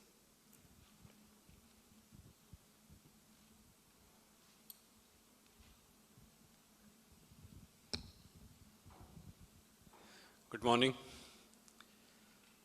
You said that all your employees can, by just looking at the ornaments, they can judge how much caratage of the ornament. It would be good if you educate all of us, because when we go to a jewelry shop, whether we buy 22 carat or 18 carat, in India you know it very well, it is not actually that. It is a bit less than that. So I would advise everybody, when they go to jewelry shop, immediately they come to you, so that you can tell us exact what heritage it is, whether it is same or less. Jokes apart, what makes you maybe an individual have that expertise, but how you pass on this expertise down the line to all your employees so that they can judge by just looking at it the real value or real heritage of the jewelry. Thank you for the guidance given to me. I can turn this guidance into an opportunity. So, I told you, so years back I have been opening 100 branches every year, every month. And Sequoia and others invested. They are nominees on our board. Many of them are gold medalists from Harvard, etc., etc. So, how do you get people? One important thing, one more important thing I will mention. So, what I have told them is, leave this to me and only look at what is the wrong appraisal. So we have recruited ordinary graduates, given them some training, mostly on the job. Yeah, in 1 month's time, in 2 months' time, those days, I have to put him as the joint custodian also. And in another 3 months, I had to put them as the branch manager also. They should have the thorough knowledge. So they are trained differently. How? Look at the volume, look at the weight, how to assess this, etc., etc. And in this process, they learn. And how to bring accountability to each one of them. So it is not very difficult, but yes. It is not that very easy also, but aided with technology, so many do's and don'ts, etc., etc. It's simply a process-driven thing, which we have developed. So when we opened so many branches, etc., in a remote place in Gujarat or this thing, people don't know. So we need to send the message to everybody. This is how I thought of branding the company. It was in 2010, when I was reporting a profit after tax of 120 crores. So the investors wanted next year's profit after tax to be around 220 crores. This was the time I brought to the board a plan about branding using around 130 crores. So the people from Harvard didn't understand. Yeah, how a company making a profit after tax of 120 and spending around 130, making a profit of around 220. So what I told them, leave it to me and give me a monthly budget and simply go through that. If I am not able to report the monthly plan, then you ask me. What's the secret, you may ask? It is nothing. See why this was done. So I have seen my branch break even in a period of 1 year time, 2 years time. By bringing that sort of branding, I could understand, I could reduce the break-even time to 6 months because I could create the awareness. So it was the time when we had a lot of debate. I have Akshay Kumar, I have Mohanlal, every state, I have our own local hero, local film celebrity. Then they asked me, yes, why not Amitabh Bachchan? Then I told them, yes, wherever I am, my company should be known as a local company. If I am in Andhra, they should feel like I am an Andhra company. In Maharashtra, my brand ambassador is Sachin Kadaikar. So I should be known as my Maharashtrian company. So my product is for the bottom of the pyramid. And also I want to change the mindset of the people from the lifestyle, from the distress product to a lifestyle product. So in a period of 1 year, I totally rebranded and convinced my board. Yeah, with that, not only 220, I could report a profit of 320. With everything. Sir, I must acknowledge whatever India is today because of entrepreneurs like you who have developed and giving jobs to so many Indians. I'm interested to know, you are across pan-India. Do you see the people in each state, the behavior and the consumer trend, and they are all same, or you find it's a different experience for you in different states? So, culture is very important here. One, when we recruit people locally, what is their culture? And second, the culture of the consumer. But by and large, what you have seen, towards as far as the affinity towards gold, the Indian culture is more or less same. About employees, we need to bring Manappuram culture, make Manappuram culture. So our HR policies catch them young. Even when we recruit chartered accountants or CMAs, we recruit people below 25 years only. Any graduates, yes. We are tied up for legal, etc. We are tied up with law institutes for training them for LLB, LLM, etc. All we develop people. So you may not have seen Manappuram hiring at a lateral level. All we have developed, we developed it early. So today we are into gold loan. Ashirwad, I told you, which has got a portfolio of 8,000 crores, which is owned 99% by Manappuram. Manappuram Home Finance is owned 100% by Manappuram. Manappuram Insurance Brokers, Manappuram, yes. Today, our office is completely digital. We don't have any files. Even I can work sitting here. My employees, my CFO has gone to Harvard for a training. And she can work from there every week. So 24 hours work. And we have initiated 24-hour gold loan. Yes. Keep the gold with us. You need not avail any loan. You can avail any loan 24 hours from any part of the world. Tying up with your bank. And service we have made it, yes, totally like an overdraft 24 hours. And anybody wanted, yes, in cities, just give a missed call in major cities. We go there 24 hours and disperse the loan at his doorsteps. And last year, we have made a profit after tax of 1,700 crores, 1,700 crores. And hopefully, in another 5 years, we may report nearly 3,000 crores. But,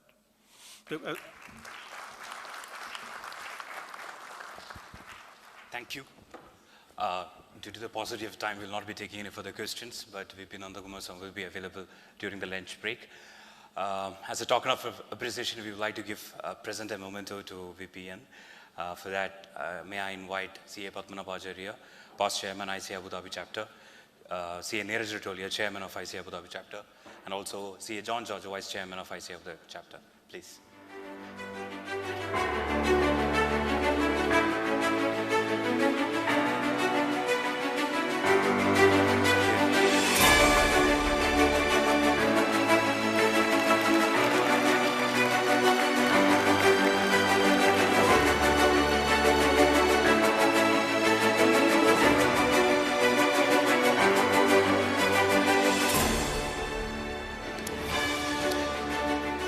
Next, we have a privilege.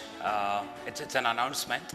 So to make that, I have hand over the mic to Mr. Sarvesh Kedia. Hi, with such a good August gathering, Bhavina ji actually wanted to gift one of her Tokyo 2020 t-shirts which she was wearing during the event to the Abu Dhabi chapter as a token of appreciation for calling her here.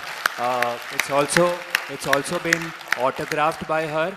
Just to let you know, her table tennis racket a few weeks back was auctioned for 25 lakhs. So this has a lot of value. I would request CA Neeraj sir and the rest of the team to please come and Bhavina ji, yeah.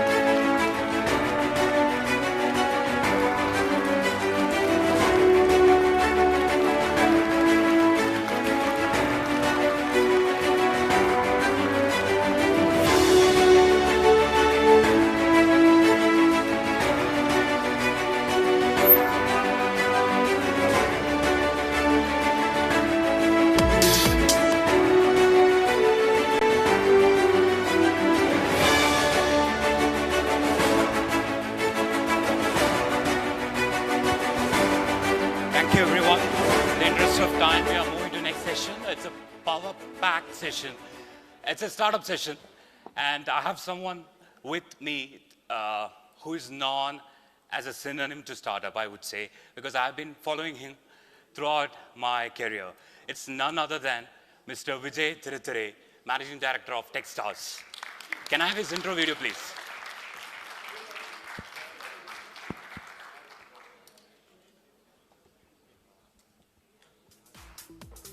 Thank you very much, Shafiq. Yeah, just give a minute. We'll play your intro.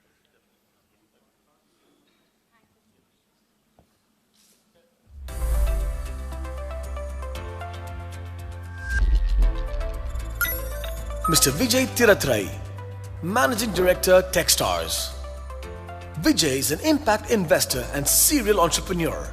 He currently serves as Managing Director at Techstars, the global platform for innovation and investment with a portfolio of 2,700 companies. Vijay has developed Techstars accelerator programs in Dubai, Abu Dhabi and Riyadh, and has invested in over 50 early-stage technology companies across the globe. Vijay is an active non-executive director to several technology companies, an advisor to scholars of finance and chapter chair of the YPO MENA Gold.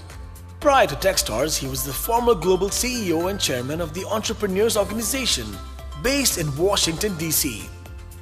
He led the growth of 20,000 leading entrepreneurs represented in 165 countries worldwide.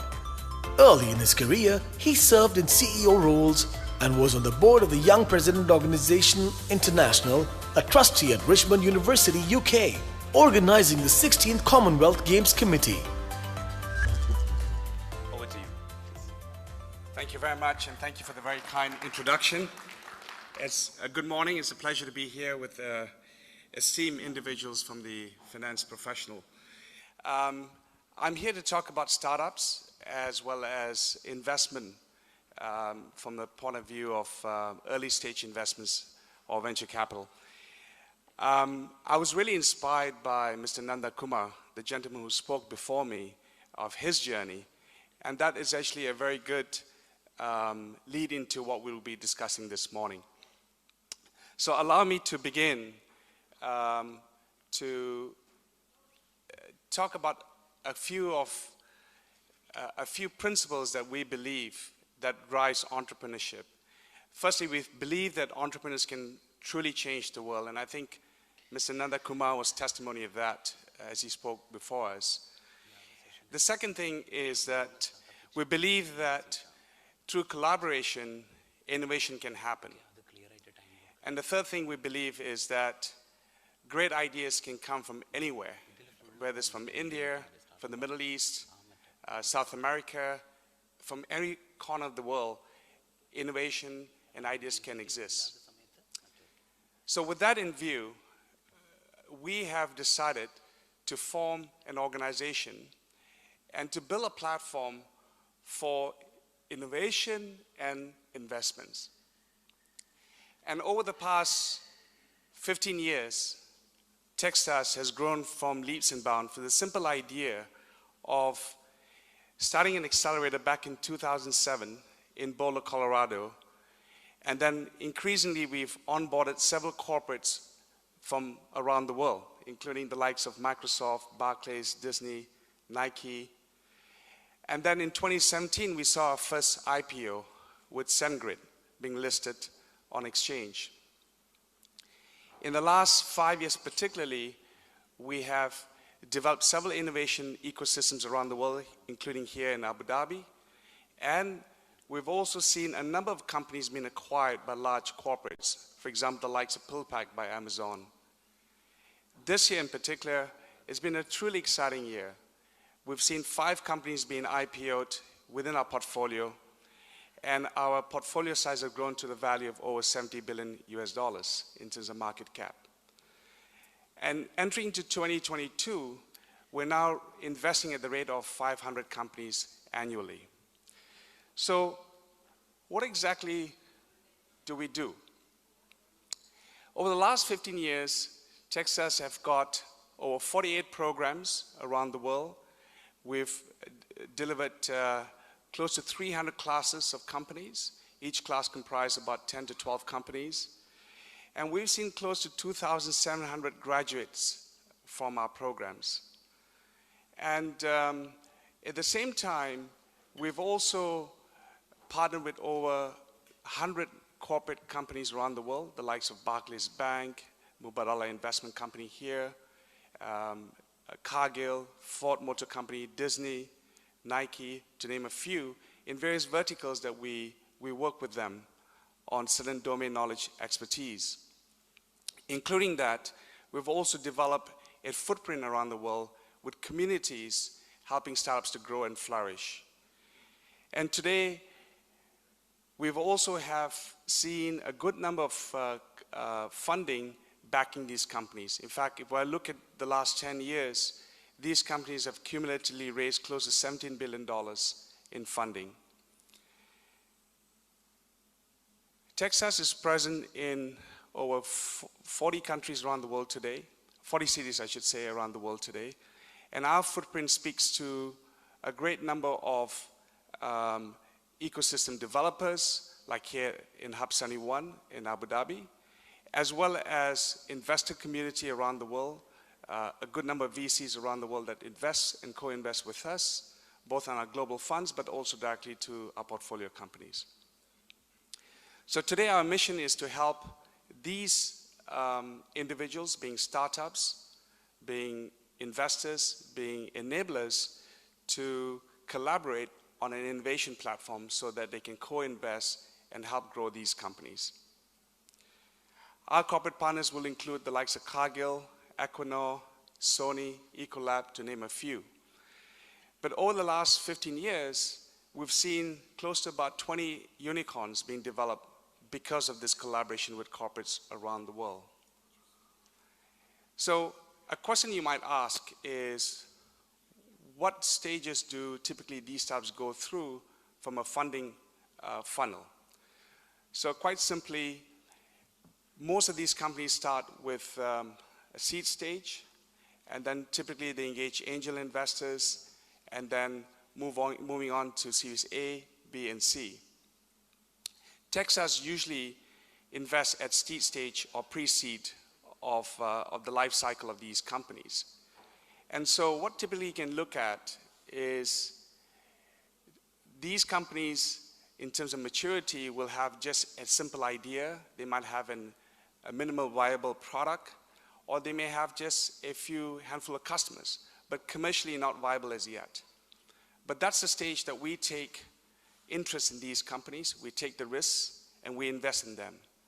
And as a result, we're the first institutional investor in many of these portfolio companies. So today, I have the pleasure of introducing you 3 companies that will be making a presentation here on stage. But one thing I'd like you to keep in mind is that less than 2% of the companies that we receive an investment deck or an application to invest, only less than 2% we decide to invest. So the hurdle rate to get into Texas is extremely competitive.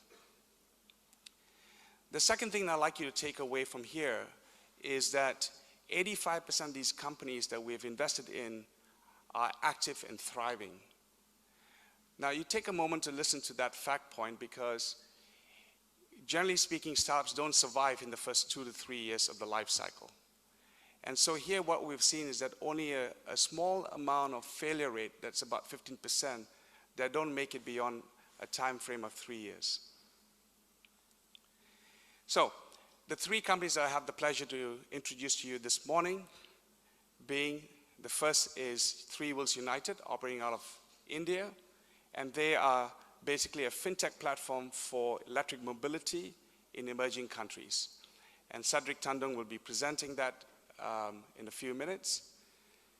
The second company is based here in Abu Dhabi, that's Claim, and is basically a technology-enabled claims management and funding platform for the healthcare providers. Karim Daki will be making a presentation for Claim. And finally, Strategy Connect, which is based in Dubai, is a platform for disrupting management consulting. And that's been presented by, will be presented by Hanida Pal. In these presentations, you'll get a 5 to 7 minutes overview of the business model and their journey so far, as well as their funding requests or ask. To make this conversation more interesting, we put together a panel this morning led by 4 individuals, Raja Ram, Bianca Gracias, Chandra Sen, and Jesus Praveen. So 4 of them will be facilitating questions to these CEO founders, and then you will have an opportunity to ask questions yourself at the end of the entire presentation. There'll be 3 pitches. The presentations will be between 5 to 7 minutes, and followed by Q&A. Finally, I would like to leave an impression that venture capital is not an easy business. It is high risk, and averaging in an average company makes completely no sense. And so if you're thinking to be an angel investor, you really want to be looking out for the outliers. And that, you need to be working with the right partners. I wish you a very good morning, and I hope you do enjoy the presentations this morning. Thank you.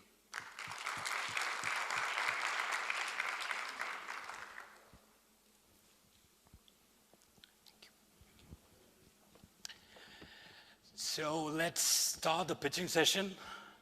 Come on, some energy please. Yep, let's cheer up our startup founders. Come, please, some energy please. Yep. Yep. Okay. So may I have the investment panelists on the dais here on the stage, please? Please. Can you take your seat here? Bianca.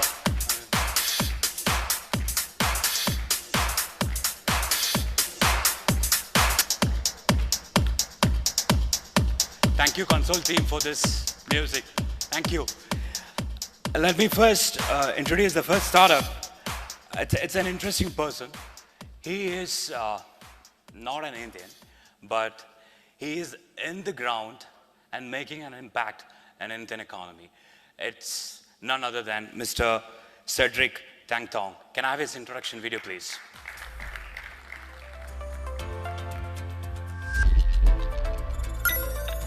Mr. Cedric Tandong, co-founder and CEO, Three Wheels United. Cedric loves turning visionary ideas into reality. Cedric completed his MBA at the Career Care Institute of Management Studies, Bangalore. He also completed his Master's in Systems and Information Management at the Grenoble School of Management in France, and then did a stint back in Cameroon to find a successful company in the e-commerce space. Cedric then returned to India in 2014, where he immediately got involved with the first iteration of Three Wheels United via Enview, an early investor in the organization. Given his 7+ years working in India's mobility and financing space, Cedric brings a wealth of nuanced market expertise that will enable TWU to scale and maximize impact.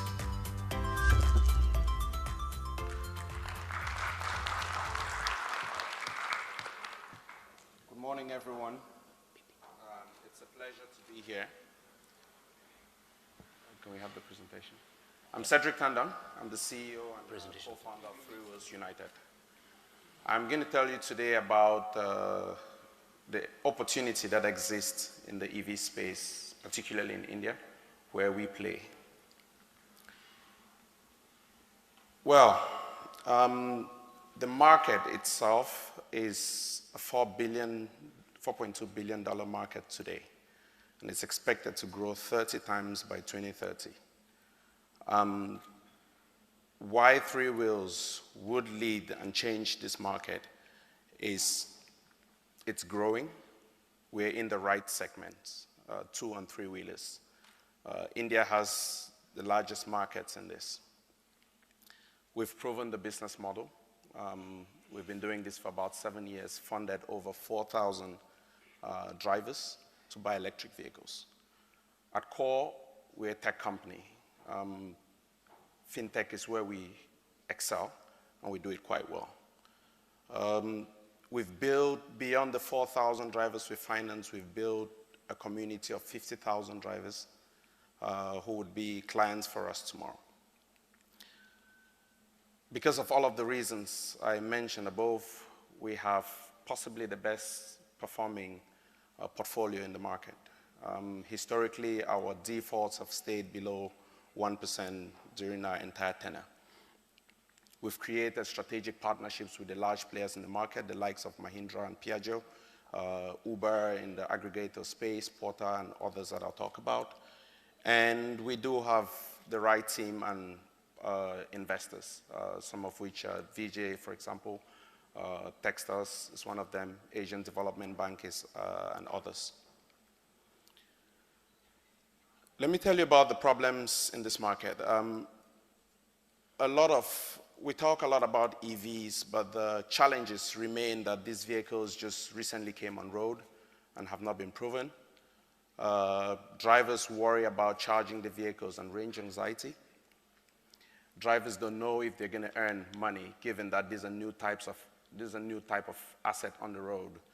And registering and operating these vehicles is completely new to them, as well as in an event where the vehicles are not performing to the likes of the driver, where do they sell them and how much do they sell them?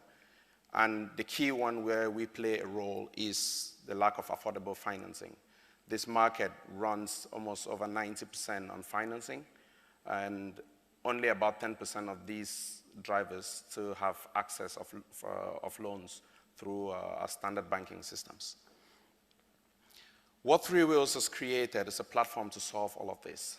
We believe that the EV transition would require all players to have skin in the game, but also playing on a platform that allows them to do what they do best and empowering everybody. We have created that platform, and I'll talk to you about it. So we work with manufacturers to make sure that the vehicles have a guaranteed uptime. How do we do this? Through extended warranties throughout the entire period of the loan. We've recently created something with all of the manufacturers we work with called an uptime guarantee, wherein if the vehicle breaks down and for any reason it's not serviced or fixed within 2 days, the drivers get a payment from the manufacturers. This allows to build the confidence that the drivers require. And on our platform, we allow the drivers there to inform us or inform the manufacturer when there is any problem with the vehicle through the push of a button. And we start measuring, and everybody's informed until when the vehicle is back on the road. Secondly, we don't create all of the charging points. India has 200 million homes, and we believe that these are all charging points for those that have plugs. But besides that, there are a lot of other players here. Our role here is to map out all of the charging points that exist, but also show in real time which ones are being used and which ones are available. We connect these drivers, again, through integrated APIs to revenue opportunities, the likes of Uber, the likes of Porter, Zoomcar, and others. Here, what we do with aggregators is create a minimum business guarantee for these drivers. Uber wants to go completely electric by 2030, but they don't own any vehicles. At the end of the day, the drivers own the vehicle, and the only way for the entire fleet to go electric is by guaranteeing some level of business towards these drivers. So we facilitate that through integrations of our APIs. We also help the drivers register these vehicles, especially in certain cities where their EV policies are just coming out and the processes are not entirely clear. Like I mentioned, we have a 30,000 driver community. So in the event where the driver wants to resell these vehicles, wants to rent these vehicles, we've created a platform where they can also do that. At the core, we're facilitating ownership of these vehicles. So we finance, and I'll talk a little bit about that. So in essence, this is what Three Wheels is doing to stay leader in this space and seize the opportunity that exists. So we have multiple specialized products, loans, rent to own for drivers who are still trying to test out. We're tech-enabled, so we have a driver app, we have a driver manager app, and then we have data analytics. I'll talk a little bit about that. I talked about our community of drivers, which is our potential future clients, and we've created the strategic partnerships that's required to take this to scale. About the products, affordable loans. So we have one of the cheapest loans, I would say, if you compare it to nationalized banks. We offer a flexible renting, and this is for drivers who might not want to drive their vehicle on a certain day, but want to put it on the platform for other drivers to drive it. And we offer a rent-to-own option, which is more for drivers who are not yet convinced about the EV story, want to try it out, and then make a decision to buy. I talked about the technology. We've built custom technology with a partnership with Microsoft, where our driver's interface is very simple to use. We understand that a lot of our clients are low literate and low income. It helps the drivers connect to the ecosystem, connect to all of our partners, but also connect to other drivers. We have a loan agent app which automates completely their workflow for the drivers, but also enables decision-making using data. And we have data analytics, which I'll talk to you about how we use it. And I think at the core, this is what really makes Three Wheels stand out from the crowd. Our loan management app allows drivers, we can onboard drivers completely digitally. We can monitor, well, they can monitor their loan repayments and their history.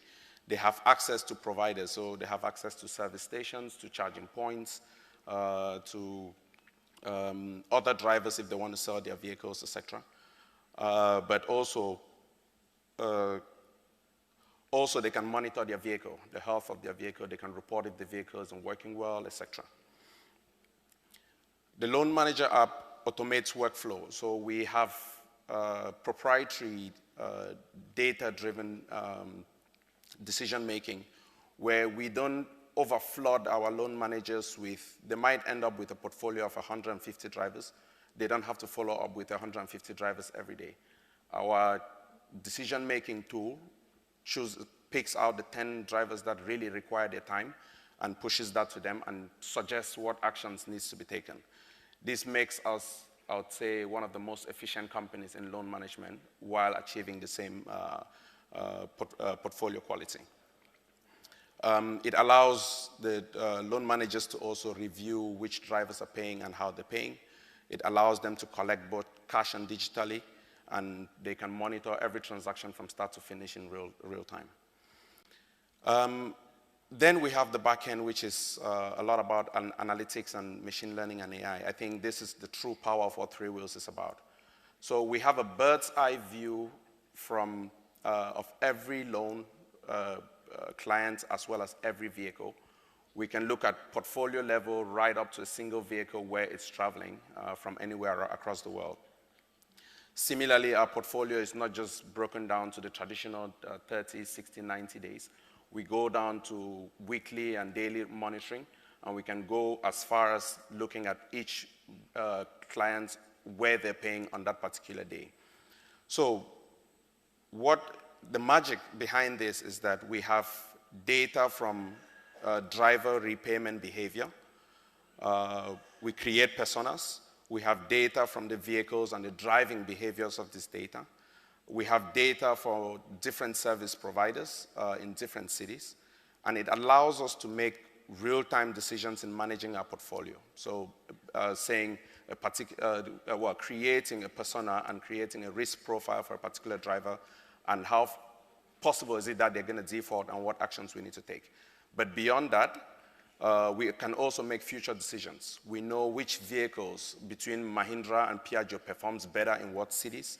We know what type of clients perform in what markets, and we can make decisions on where to grow, how to grow in the best possible way. So I spoke a bit about our partners. They're key to what we do. We have aggregators that provide revenues for the drivers. We have manufacturers who are not today just our providing the vehicles, but also are financing some of the vehicles. And we're collaborating with some of the financiers to also increase our reach in financing. If you look at what we provide with respect to what the market offers, banks provide standard loans, but like I mentioned, a lot of drivers don't have access to this due to the complications of getting a loan from a bank. You have a lot of the OEM-owned NBFCs, which they take the cream of the cream and finance, but we are trying to address the whole market, so we work closely with some of them. You have some of the mid-range banks who would provide loans but still use a brick-and-mortar way of managing it, and then there are fintech players who are completely online, and a lot of drivers are not completely online. So in terms of our growth, we've really accelerated in post the second lockdown in India. Loan performance, like I mentioned, had always stayed below 1%. It went up to 3%, but now it's back down to 1%. And how we make money from interest income, and also for each vehicle we sell, we have commissions. And in the future, we anticipate to make money from charging points, from the revenues drivers get on the different platforms, etc. You can see the last couple of months how we're growing. We're deploying quite aggressive. We exist now in 7 cities in India and growing pipeline of about 500 to about 1,000 loans now. Similarly, over the years, we're projected to grow aggressively. I'll tell you a bit why, and also entering into the two-wheeler market space. So by number of vehicles, so today we're largely growing in the cargo delivery market, but that part is just 10% of the overall vehicle market in India. The largest part still remains the passenger part, where we have, I'd say, leaders in that space. So long term for us, it would be the passenger vehicles, but short term today, we're seeing a lot of growth within our cargo and delivery segment. Talking about money, we've raised over 2.5 million in equity in the past and deployed about 8 million in debt.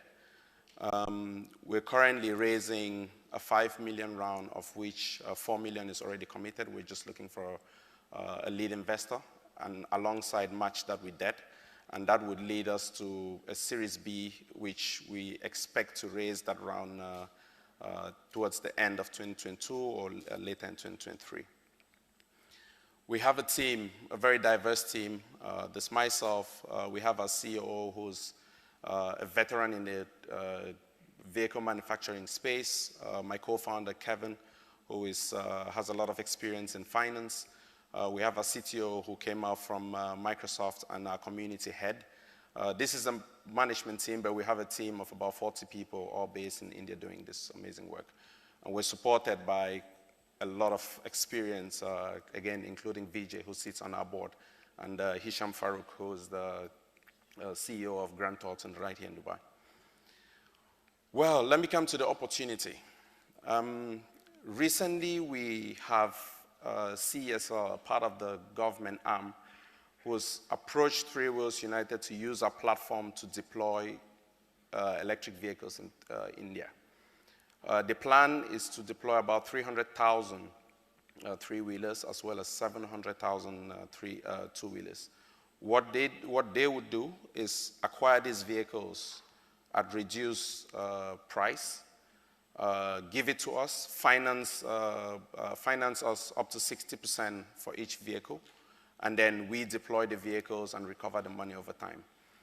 This itself is an opportunity that would bring to Three Wheels about $200 million in very cheap debt, allow us to scale the business to over 100,000 vehicles in the next 2 to 3 years. And it's the rest of the 700,000 EVs as well as the 300,000 three-wheelers would be managed through our platform. I think this is just not a financial opportunity, but demonstrates the trust that and what Three Wheels has built in this market. So today, I'm standing here because for us to fulfill this order, we need to raise significant amounts of money. If you believe that electric vehicles is the future, if you believe that we're doing it right, please don't hesitate to talk to me after this. Thank you very much.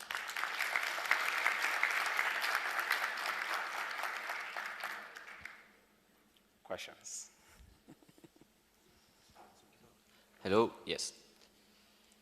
So Cedric, congratulations first for such an amazing business, and I think that you are in the right place, in the right market for do that.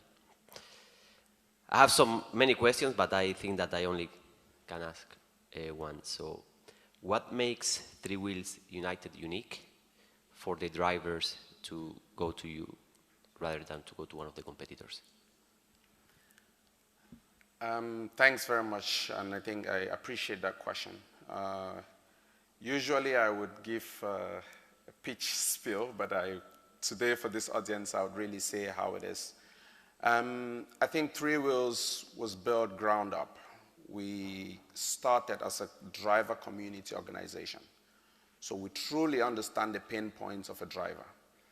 So while we're offering loans to drivers, we are not seen as a loan company. We are seen as a driver-first company. With that ideology, we've built all of our systems. I'll take a random example. Today, if my driver is working on Uber, I have data about his vehicle. I have telematics data to see how much time that driver drove. I have data coming from Uber's platform to tell me if the driver did make any money or not. And then I have to recover money from that driver on a daily basis. If that driver wasn't driving, my algorithm would allow for me not to follow up with that driver. And it would allow me then to prioritize that driver in the next day or two when that driver is actually driving. To a driver, that is very important because if we were a standard loan company, we would send somebody to badger the driver on that particular day. So over a period of time, drivers grow to build trust between them and the company. They see us as a partner rather than a business. And I think that is the true nature of why we're different from anybody in this space. Thank you.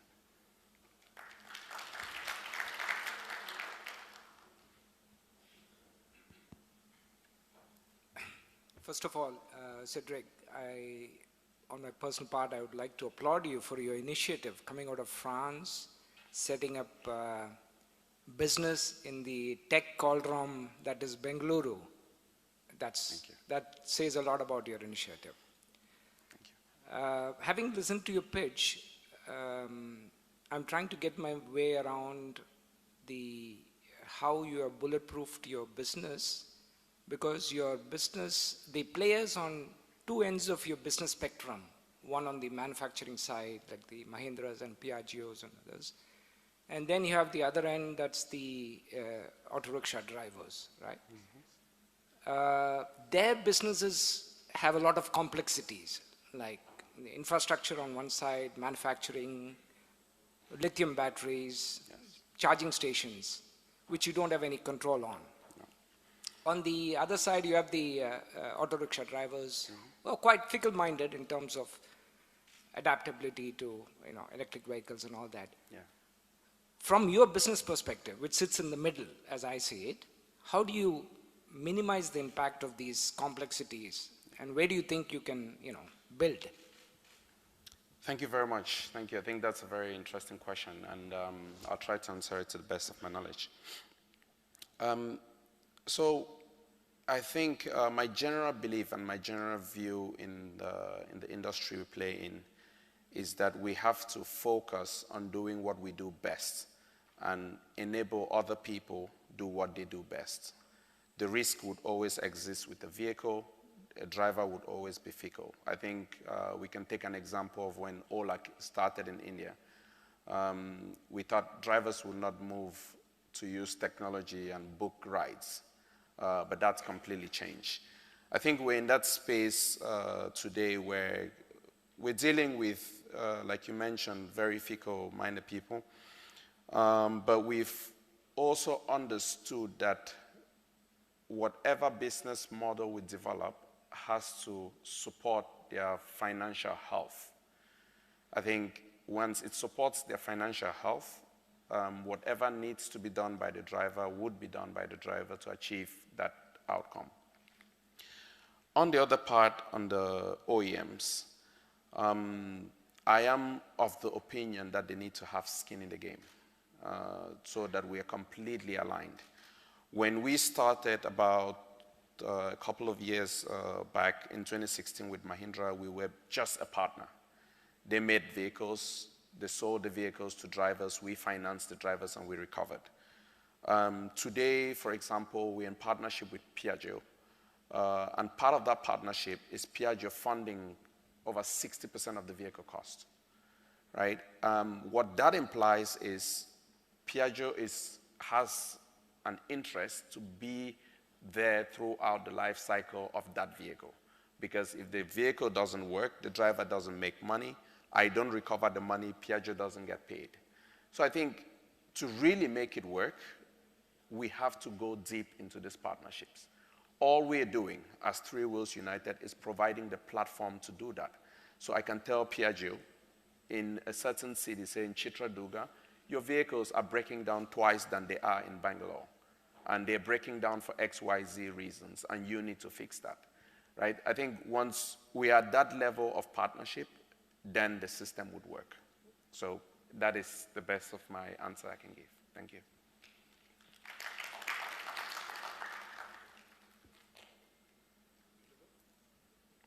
Hello. First of all, I think you must be congratulated, for what you have achieved, and I think your business model, what we've seen, looks quite sound. I have a couple of questions. I want to just start with one which is directly or indirectly you've answered, but from what I see, it looks simple, when you see. So what kind of barriers to entry you have created, and how much of that you see as a threat to your business? Yeah. Thanks for that question. Barriers, I think it's, first we're working with other rickshaw drivers. Like you mentioned, it's quite fickle. You work with some today, tomorrow, everything changes. How we solve for that, for example, is we're creating a community of drivers. So I don't pick up a driver from the road and fund them tomorrow. I have enough data on them, I've known a bit about them, we've interacted with them, et cetera, et cetera. But all of these are not particularly physical interactions. So that's how we mitigate that. But when we're talking particularly about EV, I think the biggest challenge is that it is not a common, I think we talk about it on the global stage quite a lot than for the people who are actually going to put these vehicles on the road. It is not yet a common phenomena. Of course, because the whole world is driving towards electric, I think it's going to become one, right? And then what we need to do as pioneers in this space is educate as many people as we can. And that is what we're doing. I believe that if India has 100,000 three-wheelers on the road and 100,000 two-wheelers, then I think the message would be, EVs would become normal. And some of the questions that we have, which might seem ridiculous today, would not be that way. Then the third aspect, of course, as a business, we are competing with large banks who have access to a lot of capital, right?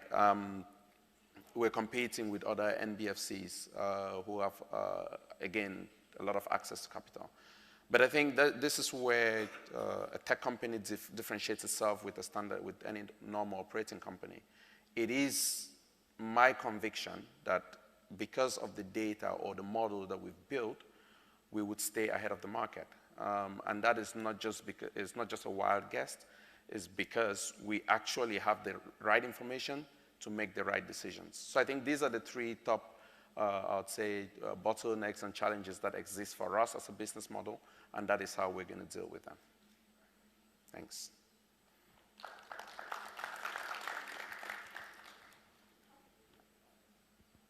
Can you hear? Thank you very much, Cedric. A very, very clear pitch. I love how your concept is so sustainable, given that the world is now going towards ESG. UAE is going to host COP28. I absolutely love your idea. What I love even more is how you've done such a detailed risk analysis, and you've tried to cover anything, so any incoming investor knows and understands the risk. I have a bit of a doom and gloom question, I guess. If a driver absconds, or heaven forbids, passes away, what is your plan B? Yes. Well, thank you. Thank you very much. The plan B is simple, that we recover the vehicle. And it does happen. It's an unfortunate scenario because we don't want any driver to fail in their repayments. So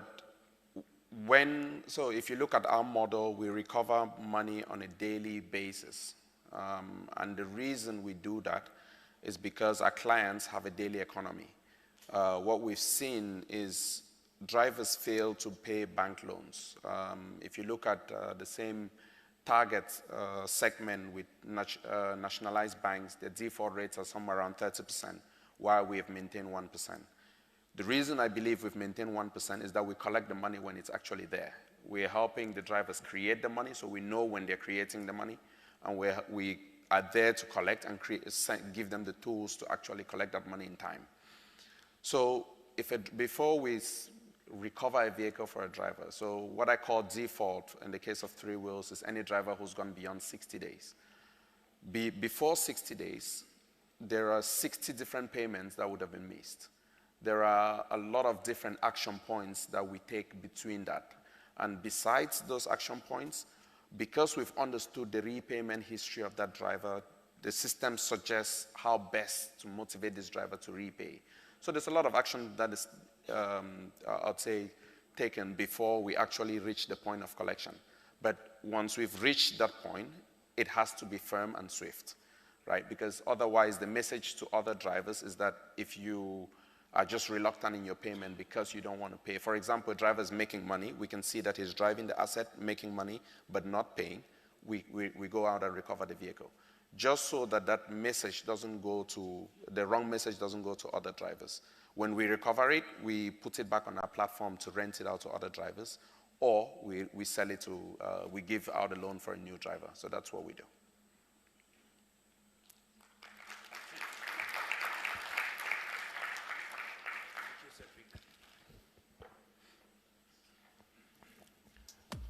Thank you very much. Thank you, It's a Cedric. pleasure. Quickly, let's move on to next startup. It's a smart startup, a combination of fintech and health tech.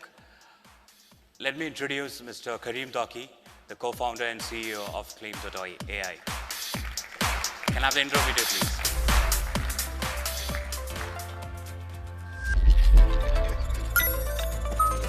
Mr. Kareem Daki, co-founder and CEO, Claim.ai. Being an instinctive leader, Kareem has a glaring 15-year record of accomplishment in highly demanding private equity and technology management environments. With his relentless commitment to excellence and execution, he co-founded a Myanmar-based telecom company valued at USD 700 million and has delivered outstanding results as an acting CFO in multiple startups and organizations. Kareem Daki has a strong history of achieving opportunity development, deal structuring and investment, particularly in the technology sector. Thank you, everyone. Can you hear me?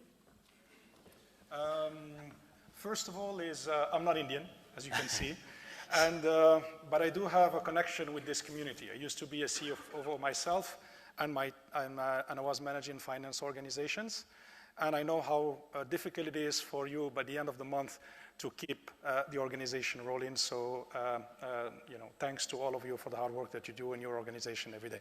So, after being a CFO, I decided to focus on technology and entrepreneurship.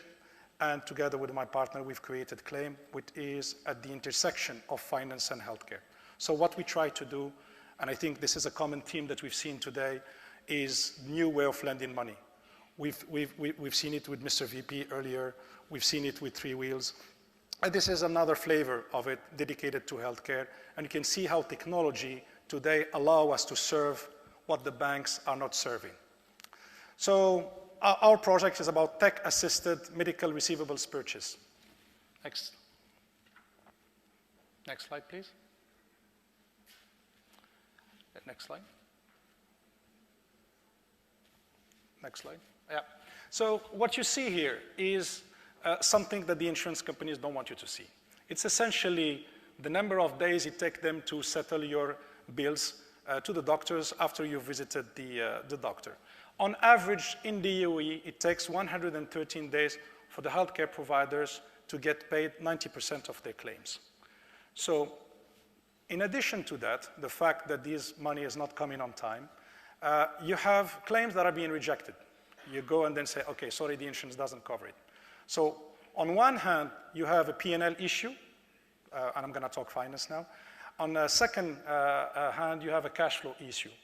And you combine this with an SME that has limited options for financing, you can see how it becomes very easy for them to struggle, not pay the salaries on time, and more importantly, perhaps cut corner on the care that they deliver to you and me. Next slide. So you see the speed at which all of these insurance companies vary. And this is basically the data that is coming from our own database. We've managed to collect 36 million medical activities, 12 million medical claims, 2 million electronic prescription. And with that data, we derive insights to know exactly what to do and how to do it. Next slide. Next slide. So essentially what we do is instead of having the healthcare providers focus and deploying your energy to go and collect the money that is due to them to continue to operate, we do it on their behalf using technology. So we step in, we buy the medical claims using data science and technology, we give them the money up front, and then we wait for the insurance companies to pay us because we know when they're going to pay and how much they're going to pay. Next slide, please. When we look at the opportunity in the UAE alone, and this is not just a problem in the UAE, but I would say just if we focus on those numbers, $1.7 billion of receivables are held with insurance companies. And what we're trying to do is to at least unlock $200 million of those in the next 3 or 4 years. Next slide. And this is, and this is possible really through digitalization. And I think, and I encourage everyone to really focus on how they can bring in technology within the finance organizations to automate. There are robotic process automations that can be done in finance organizations today. You have more and more AI that can come into the pictures to do predictive analytics, building strong analytics stack. And those are just some examples of how finance functions can modernize themselves. And we are applying this on a daily basis as a core of our business in making decisions. And this is, there is a growing trend across different sectors on digitalization. And I think we should really, to be agile, capture the trends and take advantage of it. Next slide, please. So as we've seen, there is a growing trend of doing tech-enabled financing. And we are part of this trend. And the reason why this is possible is because by having access to data, automation, real time, the level of risk is better understood, and where the banks are scared of extending money because they don't have that visibility, we are better informed and therefore more capable of making decisions and extending credit when others are not able to do so. So we've seen, the buy now, pay laters platforms like Tabi or Three Wheels or us as different flavors of what tech-enabled financing means. Next slide. So basically, how are we different? Because this was a question before, how are we different from a normal lending institution? Well, we are focused, and I think this is an important fact. Being focused means that we are from the domain. We talk the domain, the language of the clients. We are agile. We don't kill them with paperwork. We don't ask them bank guarantees, for instance. And we try to automate and make put the user experience and the user interest at the core of the value proposition that we make. And this is very fundamental. We've been competing with banks, and our clients, the hospitals, the clinics, the pharmacies, and laboratories are busy giving care, and they just don't want to deal with the banks. So this is why it's very important for being able to be an alternative to the banks, be close to this community as much as possible, because I think I heard the word community before. It is very important to be branded for that particular community so that we can succeed in areas where there are a lot of hurdles for fintechs. Next slide, please. SME lending, as you might know, is almost non-existent. We go directly to the business owner and ask them for personal guarantees, their houses and things like that. So that makes it very difficult for SMEs to get money. So what we do is we try to find a way to basically be able to finance those SMEs, but at the same time, we are not a bank. So how can we manage to get financing ourselves so that we can give financing to people that don't have access to financing? I think that's one of the challenges of tech-enabled companies. We've seen how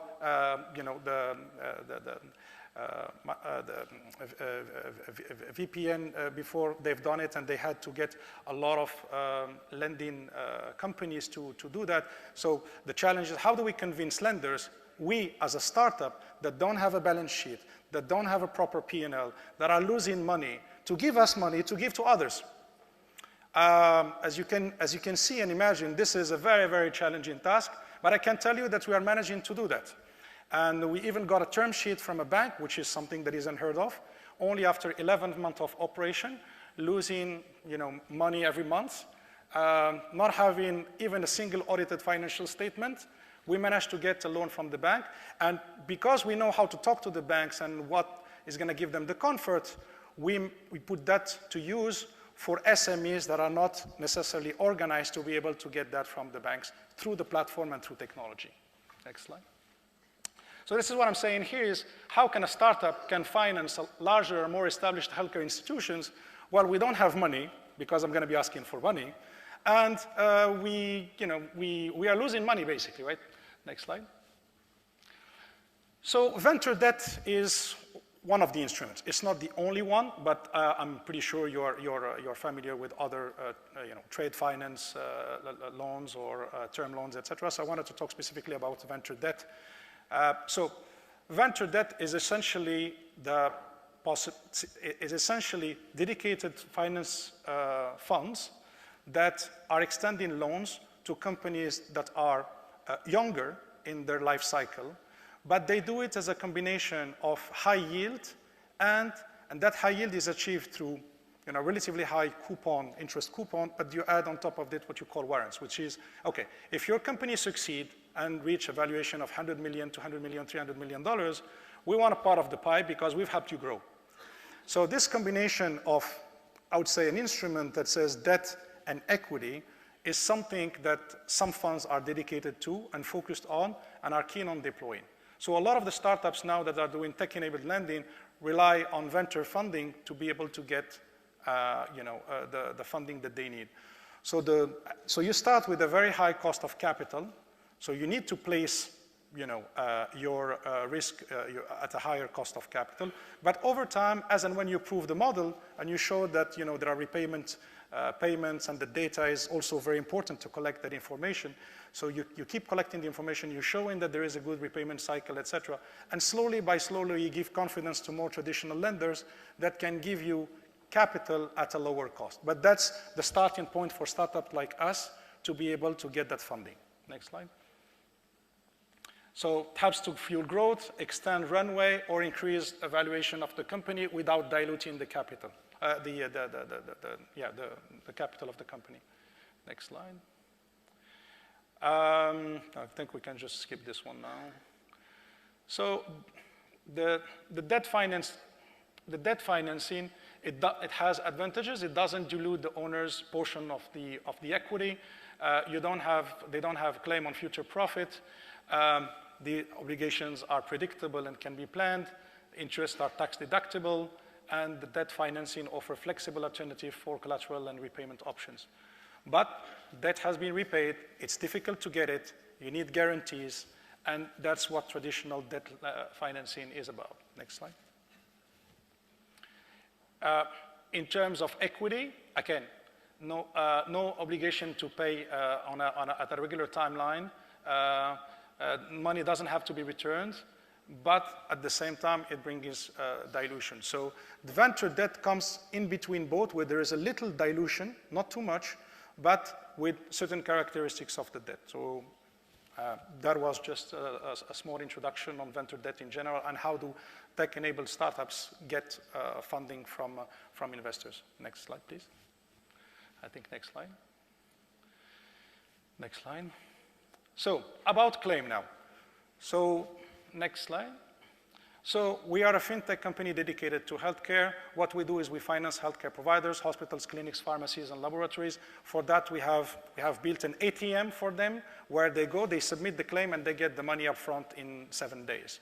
And the purpose is to extrapolate that ATM and build a network of payment for healthcare so that everything related to healthcare money is done through our platform.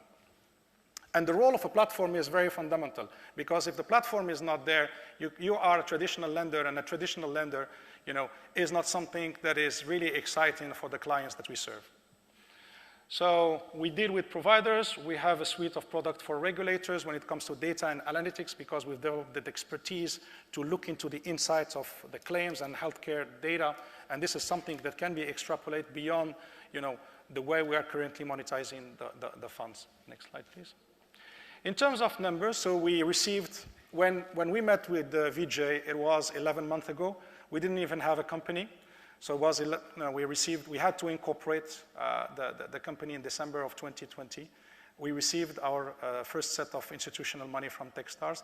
And then since then, we've done follow-on investments. We've raised $2.7 million in equity. We have secured $1 million for us to allow us to run the first couple of transactions. We've already got onto our platform 250 healthcare providers that represent 12 million medical claims, $800 million of claim value. We are operational in 2 countries already. And this is what the platform looks like. We make it very simple for anybody that is busy to understand what's happening with their money, okay? And follow on their account receivables with the insurance company, which is a very, very complex task. And for us to make investment decision, again, we rely heavily on the data on the platform, so it's all fully automated. We can make investment decisions in seconds. We know exactly how much money to give and when we expect that money to come. And the proof is in the pudding in the next slide, I think. So, the steps, the provider creates an account on our platform. We give them an offer with the data. We've connected to the health exchange, download the data.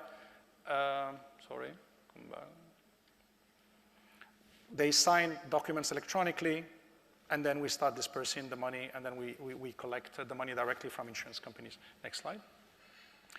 And since we started, we deployed $730,000 in 18 receivables purchase agreements, covering 9 large insurance companies at a discount of between 8 to 12%. And next slide, you should be able to see the performance. So what you see in yellow is what is our algorithm telling us when it comes to speed at which we're going to get the money from the insurance companies. And what you see in purple is the actual money that we've given. Basically, our algorithm has been able to predict in a conservative way, when we're going to expect those payments. And this gives a lot of confidence to our investors that are willing to risk money on a startup that doesn't make money. and get them excited. They want to have a part of the upside through that equity kicker in the venture debt. And that's how we can start the ball rolling until we stabilize the company and we can get a term sheet from the banks.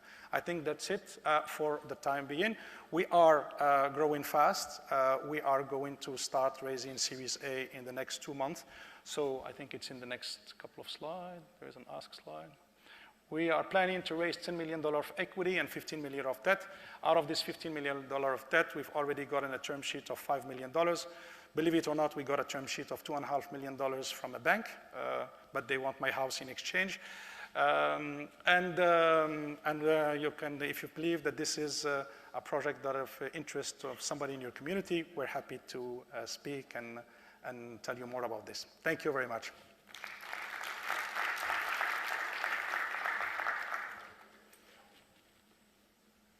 Thank you, Karim. Again, great start.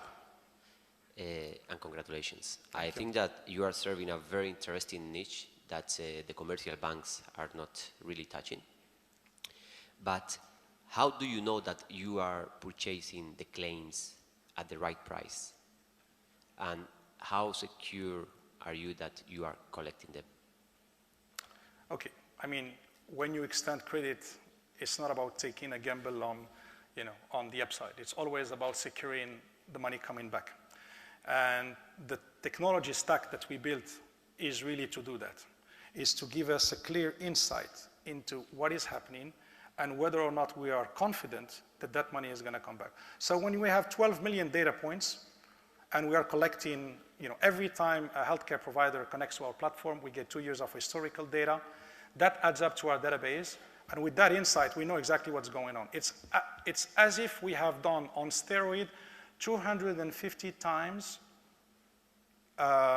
maybe 30 payments, received 30 payments, let's say 30 payments on average per healthcare provider, 250 healthcare providers, 2.5 years data. That tells you how much data point you have in terms of collection. So we don't need to go through that volume of transaction for so many years before we can be confident about the track record. We have it with the data if we know how to analyze it. And that's how we are confident that that money is coming back. And as you can see from the curve, we've outperformed the benchmarks.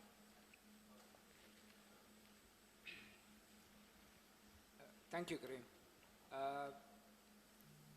From your presentation, I couldn't make out what's your playing field. Is it purely the Gulf, or you've got other markets which you're looking at? Because you're addressing a pain point that we have all been noticing for the last 5-6 years. Probably you're the first. I'm not sure whether you have competition, which again did not come out through your slides as to who's competition. How do you stay ahead of the competition? Perfect. So 2 questions here. The first one is the competition. Second one is expansion. Competition, as you can see, and this is the sad part of the reality, is that it has been sitting there for so many years.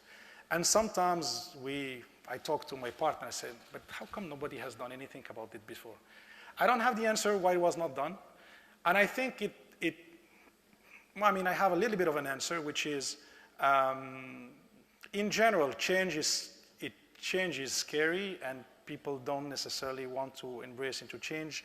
So they are comfortable in the way things are being done in a certain way. I think that's the main reason. The second one, I believe, is I met with my partner. He had a medical billing background. Like 2 years ago, he had no clue about what medical billing was. I have a finance background. And I think seeing the issue that he was facing on a daily basis and me putting my finance hat together and discussing this sort of brought this combination, which is not something that you can think of very easily. And then, and it's coming with the third point, which is the timing, which is very important. The trend of tech-enabled financing is a growing trend. Big data is a growing trend. And I think when you start combining all of this together, gives rise to an opportunity. Now, I'm sure we're going to have competition soon, but we're trying to push very hard and grow in very fast to outpace competition. Now, on the expansion, and I think that's also linked to the speed at which we're growing, and now other countries with COVID started realizing the importance of digitalizing healthcare. So you see similar projects ongoing in Saudi, for which we are already certified and we have clients. There is, we are going through a vendor certification program in Oman, again, same project. So, right, you know, just by adapting a little bit of technology, we can be present in 3 countries. And then we are looking at countries where digitalization hasn't happened in healthcare, where they are still, you know, using pen and paper. And that's also an opportunity. So we can play on the financing side, but we can also play on the healthcare digitalization, exchange of data, and so on and so forth. Thank you. I think the presentation was good, and I think you really touched the pain point that was in existence for a time. Now, see, what I want to understand from you, and maybe I'm oversimplifying. You came out of an inefficiency, and that was basically delays in payment, and that was breaking the bone of small players. And so I mean, that can change, right? So are you looking at some other areas that your product or your model can apply? So everything is possible, so it can change. But as you mentioned, you know, there has been sitting there for several years, so it didn't change. So if it didn't change for several years, mean that there is a pain point, but it's not. But somehow the regulators are not stepping in to fix it because there is a strong lobby of insurance companies, or I mean, there might be some different reasons. So I believe the pain will still there. I believe that payments delays, and I think you've all seen it when you go and chase the clients to pay you. It's an issue across the board, across industries. We are just targeting healthcare, but there are platforms like us that do it on different sectors, because this is a problem that has been there and hasn't been solved. And I think it's more common, I would say, I mean, actually, I just, like a couple of days ago, I met a company that does receivables financing in Europe. And they are specialized in logistics. And I was surprised to see that the truckers were not paid on time, and it was taking 90 days, 120 days for them to be paid, even in Europe. So I think the problem is there. The problem is still there. It's a matter about, you know, how SMEs manage cash flows in general. They may not be the best at managing the cash flows and having, you know, good tools to do cash flow forecasting and so on and so forth. So I believe the problem is going to be there for some time.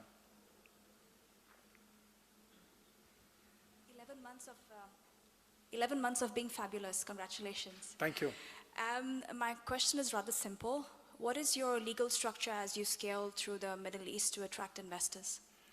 Good question. So when you do, when you hear fintech, you have to know that there is a lot of hurdles for financial companies to be able. No, there is a lot of hurdle for technology companies to offer financial services.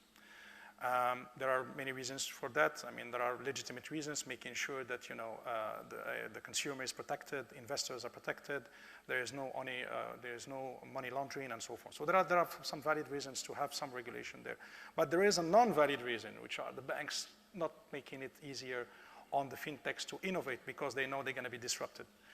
So, so with that comes quite a bit of legalities and team structuring. For instance, in our activity, which could be affiliated to factoring, there is a new law that just came in. So we started the business, the new law came in, and you might think, oh my God, it's the end for us. But okay, the law is onshore. We've taken legal advice. We are in ADGM in Abu Dhabi. It's offshore. It's not touched by the regulation. So you see. But you're always, when you do fintech, at the mercy of the regulation, and for that you need to be well covered legally. You need to do your legal opinions before you start engaging into these activities. And third is, we have a structure that is dedicated to the technology piece, and we have a structure that is dedicated to the finance piece. And that makes it complicated. So if you want to move to another country, it's easy to open a tech company. It's not so easy to open a finance company. It takes longer to do it. But it's also a barrier to entry and preventing other people from just copying you quickly. So there's always an opportunity in the hassles that one might face. I think that's how I see it. Thank you. Thank you. Thank you very much, Karim, for pitching in and showcasing your platform. We wish you all the best. For the third startup we have with us, Harinder Pal Singh, the co-founder of Strategy Connect. Welcome, Harinder.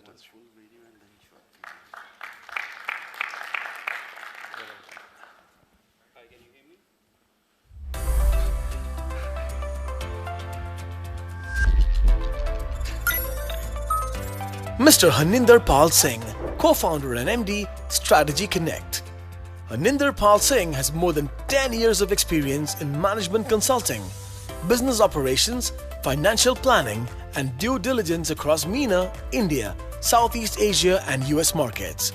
He co-founded Strategy Connect with the thesis of building an open talent and workflow management platform to support struggling SMEs and to operationalize ambitious government initiatives centered around Middle Eastern geography. Before kicking off the entrepreneurial journey in 2014, Haninder played a pivotal role in notable transactions in the telecommunication industry. In India, landmark electric mobility budgeting for the Government of India, power plant PPP deals. In Africa, commercial diligence for the bulge bracket PE funds as a part of Booz & Co. India Middle East team before its acquisition by PwC.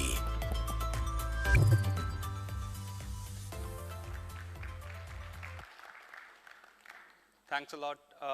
We really want to thank ICAI for organizing this, and we are all wearing suits on a Friday, so thank you so much for the audience to show up and be so supportive to all of us. Very quickly, just not to break the party, we don't lend money yet. Very quickly, me and my co-founder, like Shubham, we started Strategy Connect, and we had the intent to disrupt a very traditional sector, which is management consulting, and really think a bit beyond about that. Very quickly, the way we do it is it's a very complex ecosystem, so we have tried to think about how do we get the access to high skills workforce, be it comes from strategy boutiques, technology boutiques, or independent consultants and experts, and how do we expose them and give benefits to large institutions or high growth startups and SME in the Middle East. We have the privilege to service large institutions, for example, ADQ, Early Childhood Authority, Bank Al-Ittihad, Adidas, to name a few, and high growth startups like Fetcher, Holiday Me. When it comes to high skills workforce market as a whole, it's around $3.5 billion worth market that has been captured by leading firms, for example, McKinsey, Bain, BCG. There is an untapped market potential of $17 billion, which is up for grabs when it comes to serving SMEs and entrepreneurs. And finally, there is a highly fragmented base of 350,000 boutiques who are trying to service this market in some shape and form. So we identified that there are fundamentally three problems when it comes to high skills workforce in the region. First is large institutions are not able to access a reliable talent pool when it comes to from these boutiques and independent experts. Secondly, when it comes to smaller businesses, it's just prohibitive. The cost doesn't make sense for them to get any advice whatsoever. And finally, our boutique firms, they are running operations manually, which is primarily 5 employees to 50 employees. They're always hustling, they're always trying to get things to clients, and their operations is not at all digitized. So we thought about it, we took these three problems and said, what can we do about it? First of all, we said, if the large institutions are not able to access the right talent, we have to make a base which is highly vetted, highly curated, and we engage and get clients collaboratively to get access to these people, and hence comes the capability augmentation. Second was, when it comes to serving an SME, it's a very bespoke approach. The only way you can scale and capture such a large market was to make productized offering. That's where we came in. Let's define the scope, let's define the outcomes, deliverables, and pricing, and put it on a platform so that people can assemble the team and get serviced. Finally, we took the entire engagement cycle of a boutique firm and digitized it, right from writing proposals to engaging teams, managing knowledge, and to get also paid. Taking capability augmentation as a case, so it's quite a crowded space. It's being serviced by large consulting firms, small consulting firms. We are also dealing with open marketplaces, search firms, or even recruitment agencies.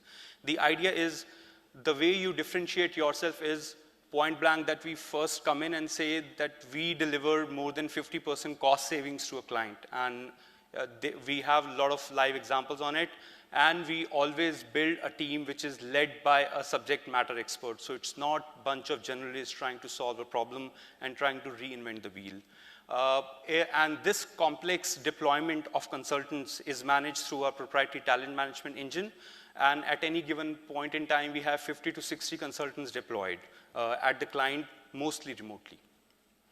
When it comes to productized offerings, over the last 3 years, we have seen that there is an emerging theme of what are the problems that an SME faces. For example, be it building business plan, like figuring out go-to-market, like figuring out feasibility study, or even budgeting. We have pinpointed that what kind of scope of work would be there, what kind of like deliverables would work for them, and this gets backed with our knowledge assets. And this becomes a playbook approach, where even a closed marketplace of consultants are identified, where we are able to deliver the scope alignment in less than 24 hours, where the team is deployed in less than 48 hours, and we have been able to give an affordable pricing of anywhere between 5 to 30K for an SME, which is not at all possible if they want similar level of depth and quality when it comes to being like delivered from a Big Four or otherwise. Finally, our digitization engine, we have developed a complete ERP for a boutique firm, and through which they can manage the sales cycle, they can manage the team, they can manage invoicing process, and even how to like interact and maintain a community of their own. This enables them to not go and use various applications. This brings all together so that the scatteredness decreases, and we are able to even reduce the pricing. If you consider a boutique, they might be paying around $200. This platform enables them to pay $50 a month to access all of it. The major point of differentiation for us is because there are various ERPs out in the market, we are able to capture the knowledge that a boutique is able to produce and make it available so that they can like use it again and again, be it building proposals or building collaterals for themselves. From the scalability perspective, we are already live. We will talk about numbers a bit later, but it supports 5,000 user instances, which means that we can take as large as an organization strategy and globally live on this application. From the differentiation perspective, on the left-hand side, if we think about it, when it comes to understanding the expertise like level of the consultants or experts, we have figured out a process. We have like figured out how do we even make that data live on our platform. And when it comes to deploying that technology either for our boutiques or for our clients, we do feel that there is some competition from the US, which is Go Catalan, from India flexing it. But all in all, we are not just serving our client, but we are also serving our community, and that's where we are able to like differentiate ourselves in the market. From geographically speaking perspective, we are the pioneers of this model in the Gulf. We have seen some competition coming in the last few years, but we understand the nuances pretty well when it comes to serving clients or even taking these boutiques online. Very crisply, for last 3 years, we have grown quite aggressively, but we still feel that we are early stages because our platform has just gone live and we are like testing out the market very aggressively. So like interestingly, during the pandemic, our productized offering dipped because the SMEs and entrepreneurs, they were cutting budget, but now we are already back and it's even more than what it was pre-COVID levels. The capability augmentation is an interesting piece where it grew very rapidly because the large institutions, they started hearing that remote work works, this on-demand platform and on-demand talent deployment works, and this demand has also been growing aggressively. And it's only because of the talent management engine that we have been able to deploy these people at scale. From SaaS platform perspective, just to touch on the final point, we went live, as I was saying, the last part of 2020. We are already serving a couple of boutiques based out of Europe, and we are in talks with various boutiques in the MENA region, like so that they can also benefit from the digitization that we are offering. Our ask is around 1.5 million, and the focus is to utilize these funds to accelerate the product development and also the sales of this platform and really deep dive and double down on the productized offerings. Finally, we are very blessed to have a very strong team. Akshat just moved from India early this year, and he has been building products at Snapdeal. He also was working on some of the digital initiatives in Credit Suisse, and he's been managing the entire team. From investor perspective, we have Vijay with us, like Samar Singla, who's the founder of Jignu in India, who has invested, and Ahmed from Mubadala has been a very active, active advisor and mentor for us. That's it. I have been asked specifically to cut the pitch short, so I hope that I'm able to cover most of the points, but please open for questions.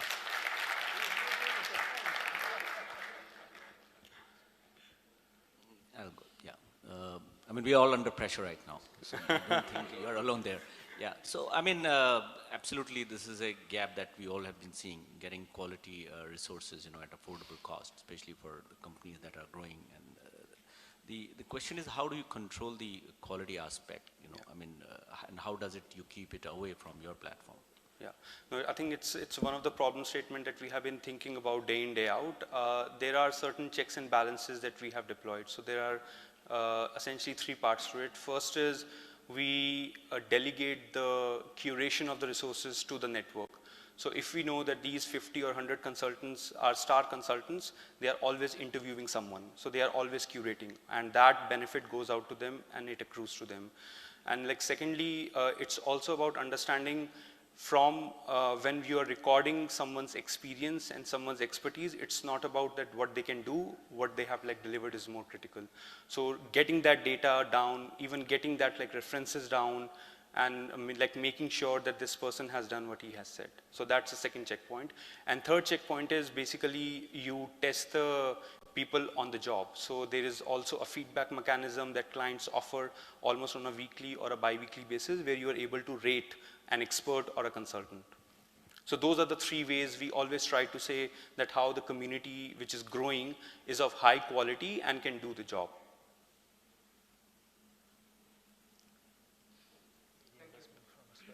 Is it right to say that basically a brick and mortar business which you have modernized and tech-enabled, would that be a clear definition of your business? That captures my 7 minutes, yes sir. Well, I have two questions. How do you vet the experts? In the sense, how do they trust you to be on your platform? That's one. Second, if I'm allowed a second question, it is vetting the experts is one aspect, but delivering quality, and your expansion into other areas. How do you manage that? What's your business strategy? Great. So two questions on the vetting part. I think I covered it in some shape and form, but for us it's how do they trust you to be on your platform? So when it comes to trust, why will they come to Strategy Connect and why can't they just go independent? I think that's the thing. So over there, the very fundamental thesis for us is we have to build a community. An expert needs to see that he or she is joining a community which will not even just get them business, but will also help them grow. So we do have community, a very healthy Slack channel where they constantly keep asking questions to themselves, and they always have an institutional feel to it. It's not that I am someone independent and I'm thrown into the mix of delivering something. So that community part is very important. That has the stickiness for them. And also they have an option to use the platform, which is their own software if they want to manage it. And hence we do have 155 consultants using it for free. So they do feel it's not just about a project per se, it's about plus benefits that they get. Second aspect is, which is very important, is around quality. So for us, it is not about just matchmaking, right? There are various open marketplaces out there. But when it comes to a managed marketplace, we always assemble a team that has those checks and balances. Either it's a subject matter expert that hammers the team in terms of quality, or it is those other experts that are deployed within that team that the team uses on demand basis. For example, a project could be on fisheries, a team of 3 people, an expert sitting out of Nigeria, but that expert will make sure that what kind of work or the quality and the depth is getting done is up to the mark. So those checks and balances, and the final loop is the feedback loop that we have with the client.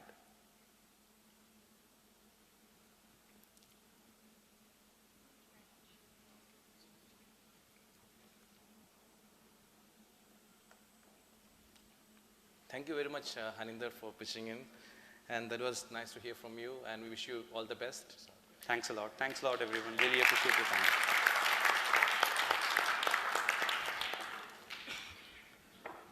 In the interest of time, since everybody is waiting for lunch, we are just cutting it short. We would like to thank Vijay Tirutrai, who is the Managing Director of Techstars, for helping us in arranging all this. Hats off to you, sir. And a word of thanks to all the panelists who have asked questions, which made it more interesting. Thomas Praveen, Chandrahada Sen, Bianca Gracias, and thank you for you.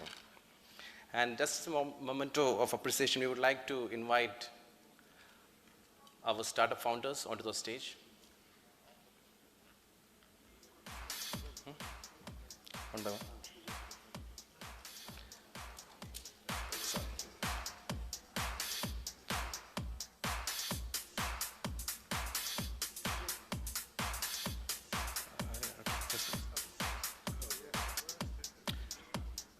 We would like to invite Vijay Tirutrai, founder, managing director of Techstars, to the stage. And I would like, for a memento, I would like to invite CA Elavarishton from ASP Auditing, and Priyanka Birla from ICAI Committee Abu Dhabi.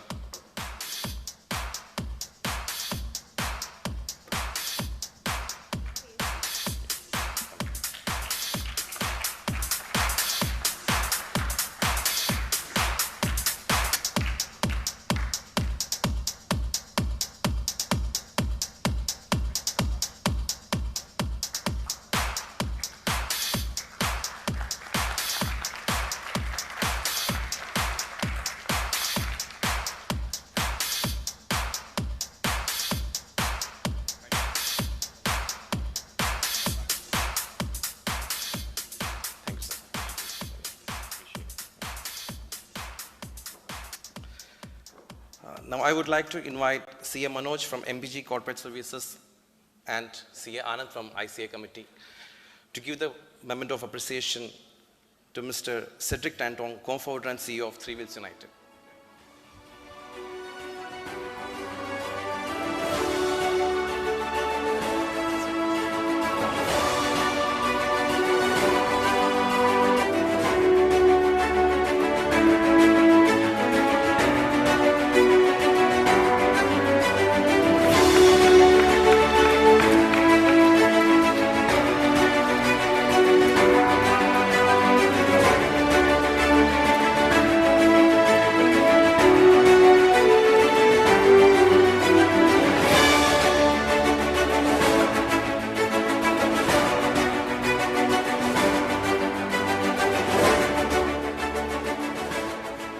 The memento of appreciation to Mr. Karim Daki, co-founder and CEO of Claim.ai.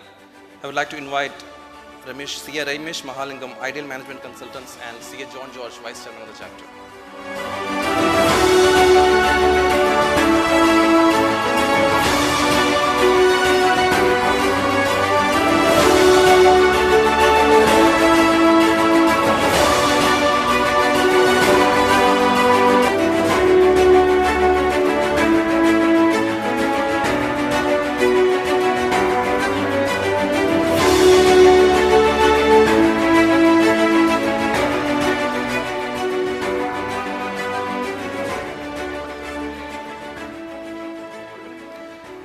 To invite CA BS Moni from MCA Auditing and CA Ajay Singhvi from ICAI Committee to present the memento of appreciation to Mr. Haninder Pal Singh, co-founder of Strategy Connect.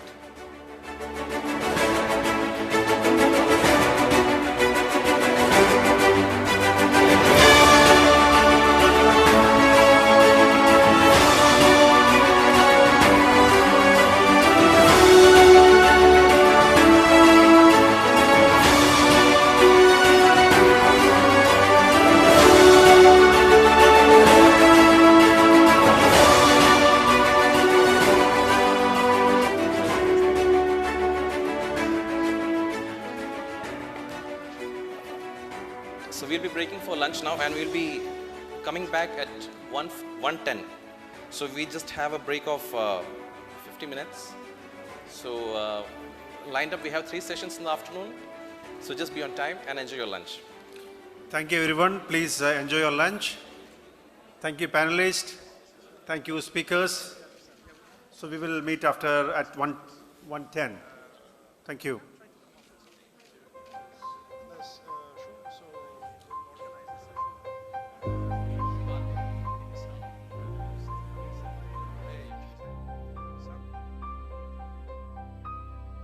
يتجذر كرم الضيافة في الثقافة الإماراتية كواحدة من الخصال النبيلة العديدة المغروسة فيها.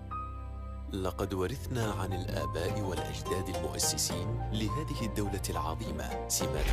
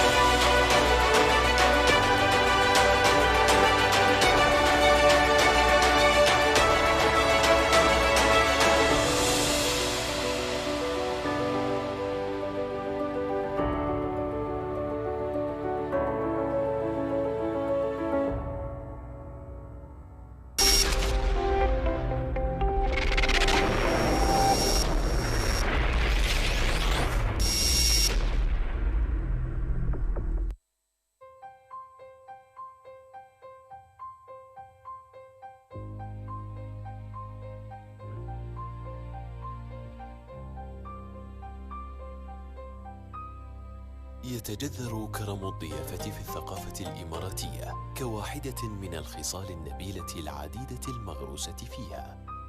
لقد ورثنا عن الآباء والأجداد المؤسسين لهذه الدولة العظيمة سمات القوة والثبات والمثابرة التي نحتاجها للصمود والازدهار ولتعزيز مكانة دولة الإمارات العربية المتحدة المرموقة كأحد الرواد في مجال الرعاية الصحية على المستوى العالمي. التعاون والتعاطف وإكرام الضيوف ومعاملتهم بأفضل طريقة ممكنة هي مظاهر طيبة مغزولة في النسيج المجتمعي لهذه الدولة.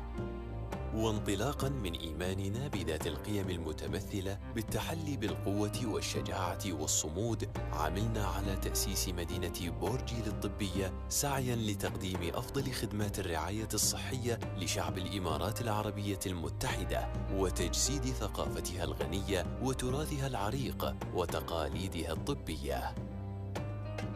تمتد مدينة بورجيل على مساحة 1,200,000 قدم مربع، وتمتاز بكونها مشفى حديثا يقدم خدمات الرعاية رباعية المستوى، ويعمل فيه كادر طبي يتمتع أعضاؤه بمهارات عالمية المستوى، بالإضافة إلى احتوائه على أحدث التقنيات الطبية المتطورة لتقديم أفضل رعاية يمكن لشعب هذه الدولة الحصول عليها.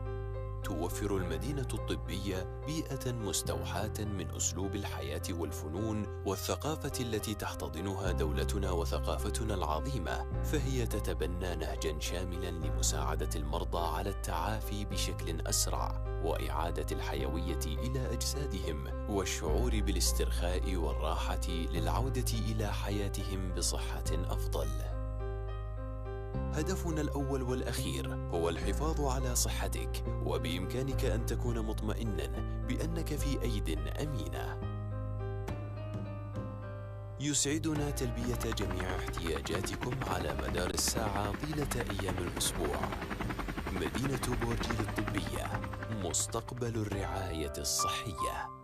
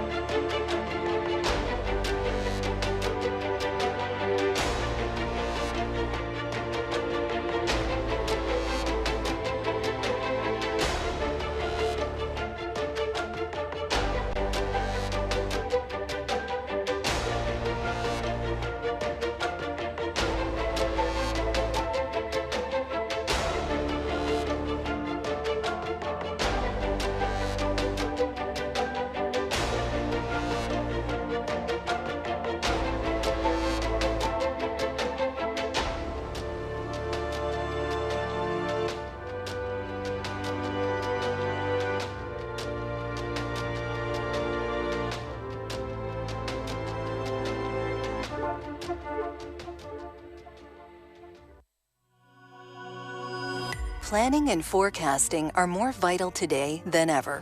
Rapid change and uncertainty require flexibility to forecast and adjust plans quickly. Doing this in Excel spreadsheets is a daunting task, and current systems can't keep up with constant change either. So the pressure on finance and business teams to access better insights is growing. With JetOx, you'll accelerate planning, forecasting, and reporting for everyone. Automate financial and operational planning processes, and collaborate across finance, sales, human resources, and supply chain based on a common data foundation. And there's more. Drive your finance and business transformation with smart, predictive technologies built into the JetOx solution. Let's take a look. Watch the full product tour on our website at jetox.com.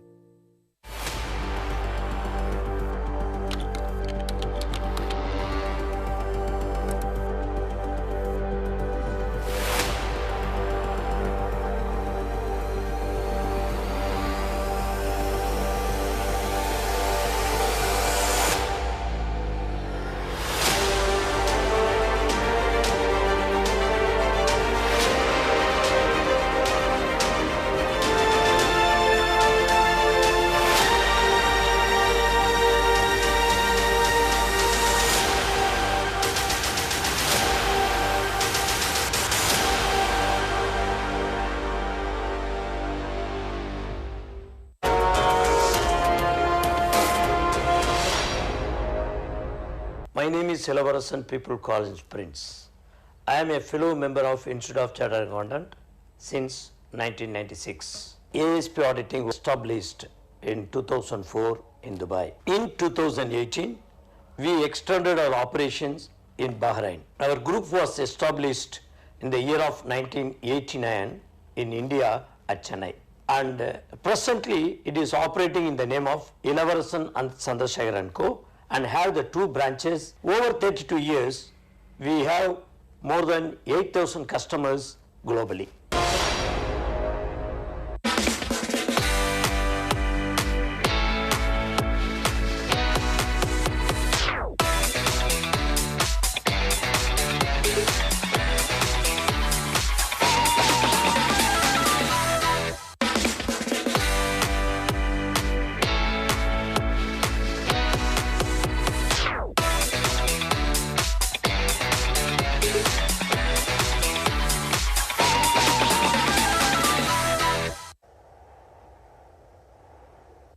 وربنا إن شاء الله يوفق شعب دولة الإمارات بكل ما تمنيته منهم وكل ما رجيته منهم كثر ما حصل وأكثر.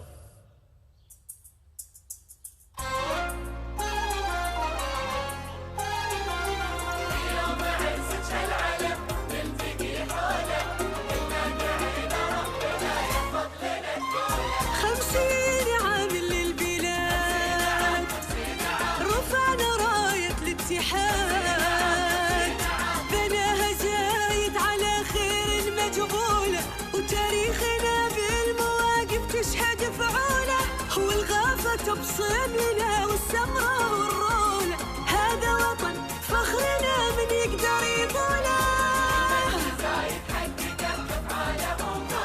خلى الأمم كلها بخربها الدولة.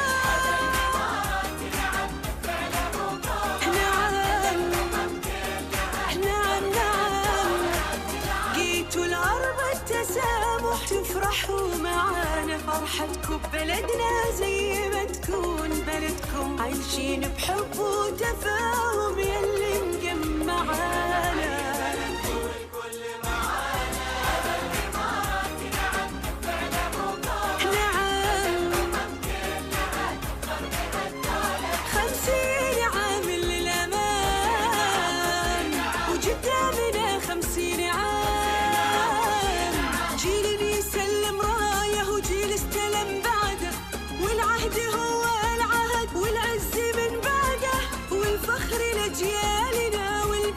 واحد كل انتباه بعهده واخلص الوعده، نحن وما نشيل هم من ابد مدامك القائد.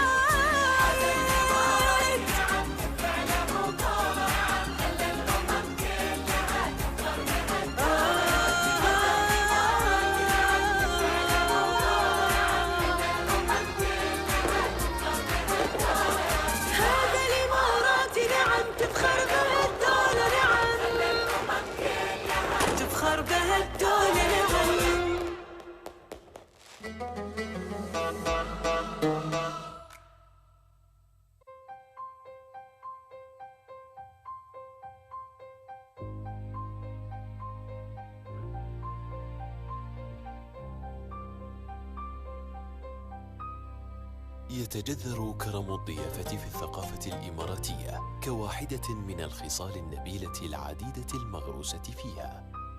لقد ورثنا عن الآباء والأجداد المؤسسين لهذه الدولة العظيمة سمات القوة والثبات والمثابرة التي نحتاجها للصمود والازدهار ولتعزيز مكانة دولة الإمارات العربية المتحدة المرموقة كأحد الرواد في مجال الرعاية الصحية على المستوى العالمي.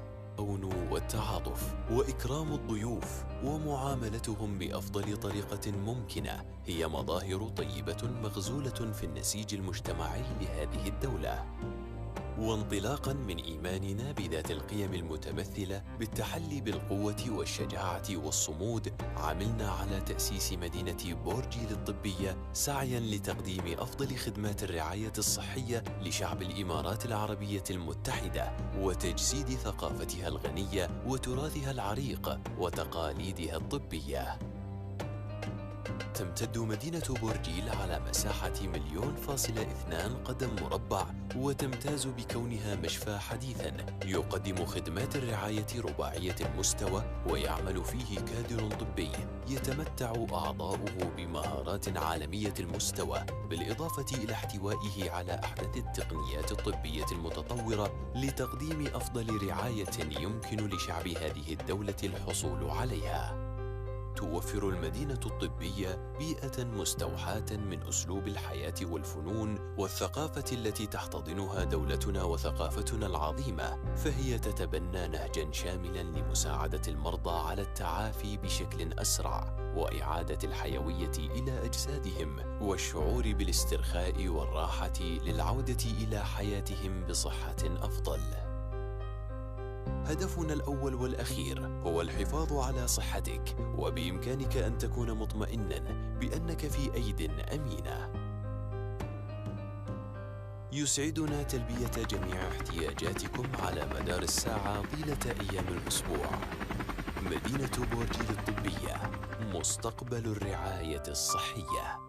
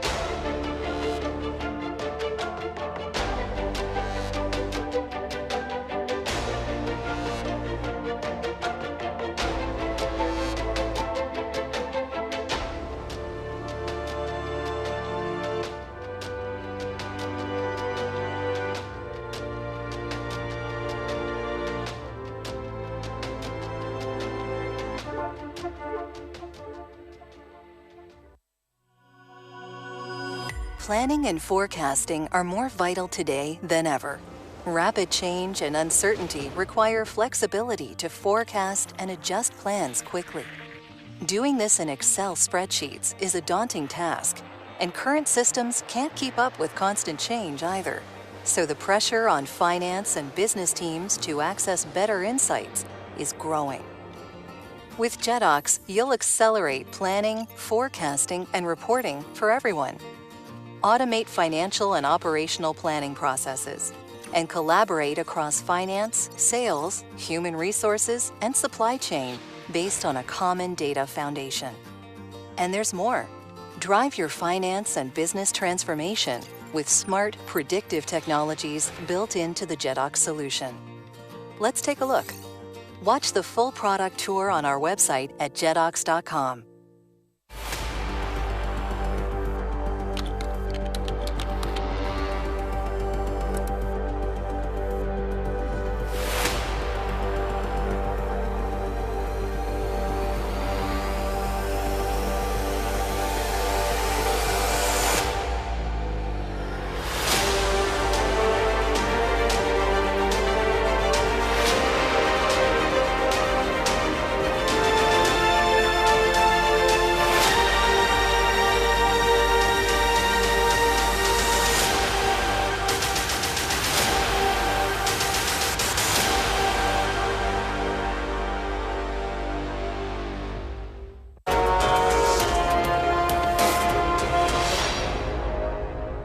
My name is Silvarasan, people call him Prince.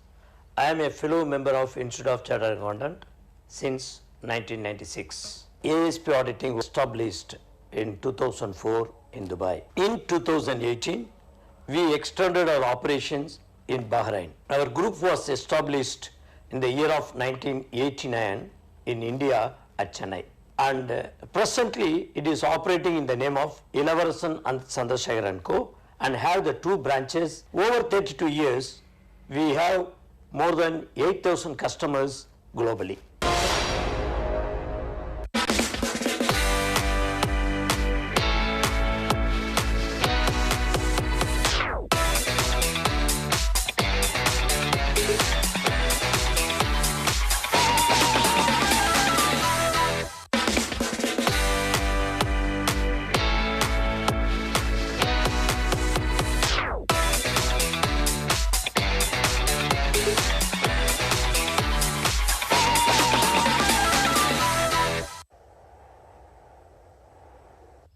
وربنا إن شاء الله يوفق شعب دولة الإمارات لكل ما تمنيت منهم وكل ما رجيت منهم كثر ما حصل وأكثر.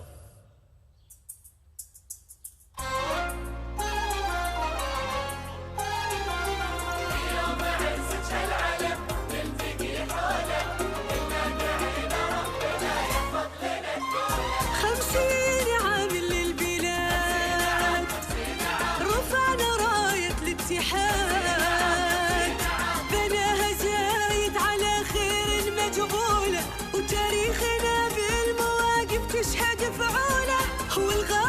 بصيبنا والسمرة والرولة، هذا وطن فخرنا من يقدر يطوله. خلى الأمم كلها تبخر بها الدولة.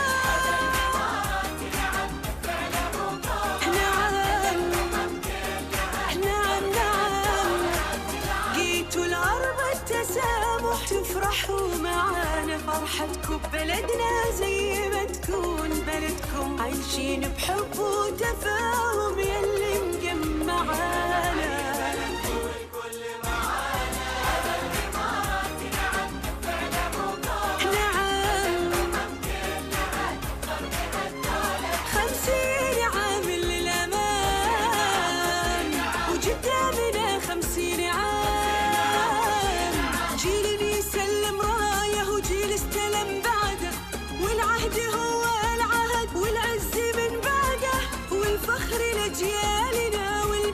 واحد كل انتباه بعهده واخلص الوعده. نحن وما نشيل همنا ابد مدامك القائد.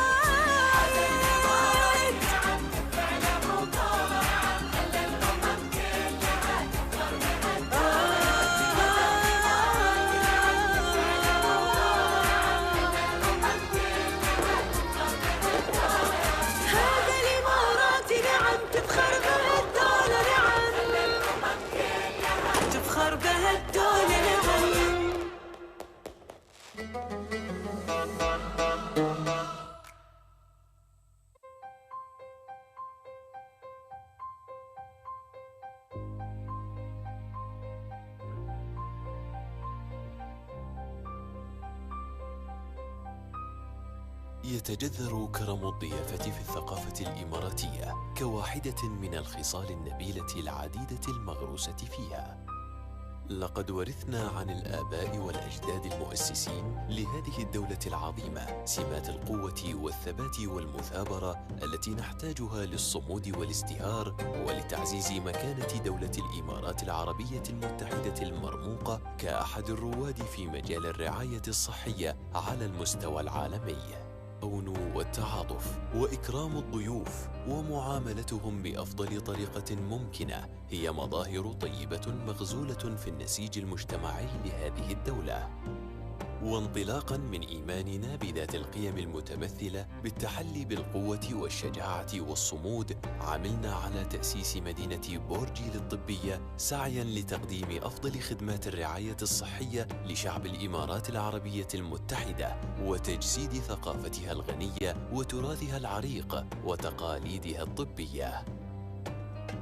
تمتد مدينة بورجيل على مساحة 1,2 قدم مربع، وتمتاز بكونها مشفى حديثاً يقدم خدمات الرعاية رباعية المستوى، ويعمل فيه كادر طبي يتمتع أعضاؤه بمهارات عالمية المستوى، بالإضافة إلى احتوائه على أحدث التقنيات الطبية المتطورة لتقديم أفضل رعاية يمكن لشعب هذه الدولة الحصول عليها. توفر المدينة الطبية بيئة مستوحاة من أسلوب الحياة والفنون والثقافة التي تحتضنها دولتنا وثقافتنا العظيمة، فهي تتبنى نهجاً شاملاً لمساعدة المرضى على التعافي بشكل أسرع وإعادة الحيوية إلى أجسادهم والشعور بالاسترخاء والراحة للعودة إلى حياتهم بصحة أفضل. هدفنا الأول والأخير هو الحفاظ على صحتك، وبإمكانك أن تكون مطمئناً بأنك في أيد أمينة. يسعدنا تلبية جميع احتياجاتكم على مدار الساعة طيلة أيام الأسبوع. مدينة بورجيل الطبية، مستقبل الرعاية الصحية.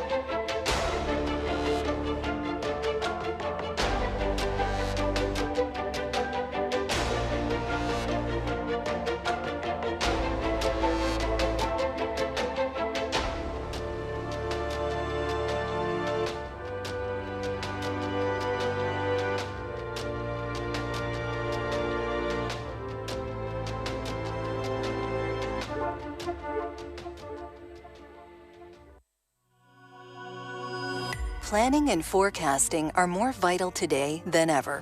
Rapid change and uncertainty require flexibility to forecast and adjust plans quickly. Doing this in Excel spreadsheets is a daunting task, and current systems can't keep up with constant change either. So the pressure on finance and business teams to access better insights is growing. With JetOx, you'll accelerate planning, forecasting, and reporting for everyone. Automate financial and operational planning processes, and collaborate across finance, sales, human resources, and supply chain based on a common data foundation. And there's more. Drive your finance and business transformation with smart, predictive technologies built into the JetOx solution. Let's take a look. Watch the full product tour on our website at jetox.com.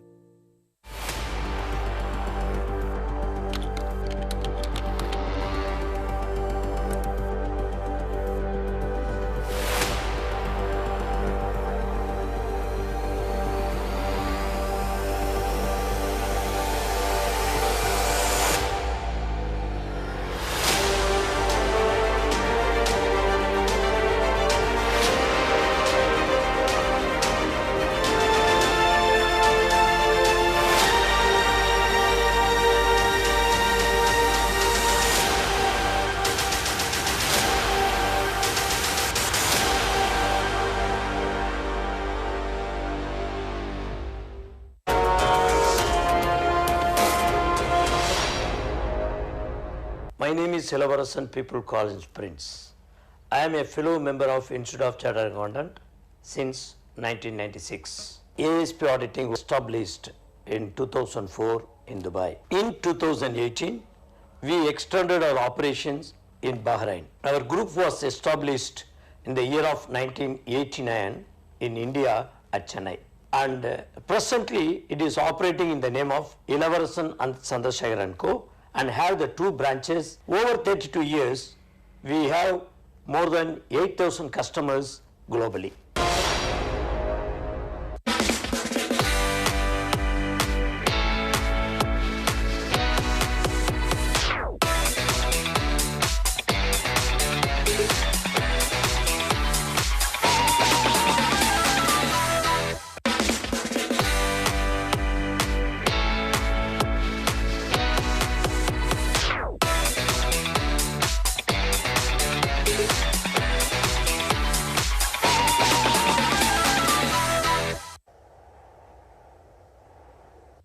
وربنا إن شاء الله يوفق شعب دولة الإمارات لكل ما تمنيت منهم وكل ما رجيت منهم كثر ما حصل وأكثر.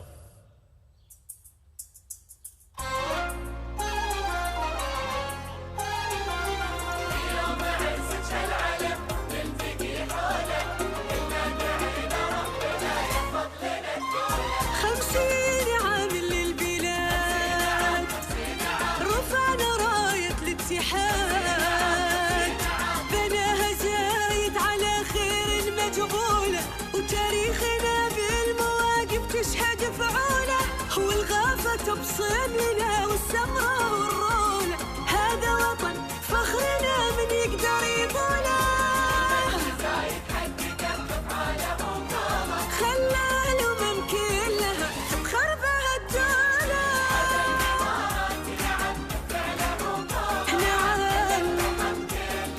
نعم جيتوا الأرض التسامح تفرحوا معانا فرحتكم ببلدنا زي ما تكون بلدكم عايشين بحب وتفاهم يلي مجمعانا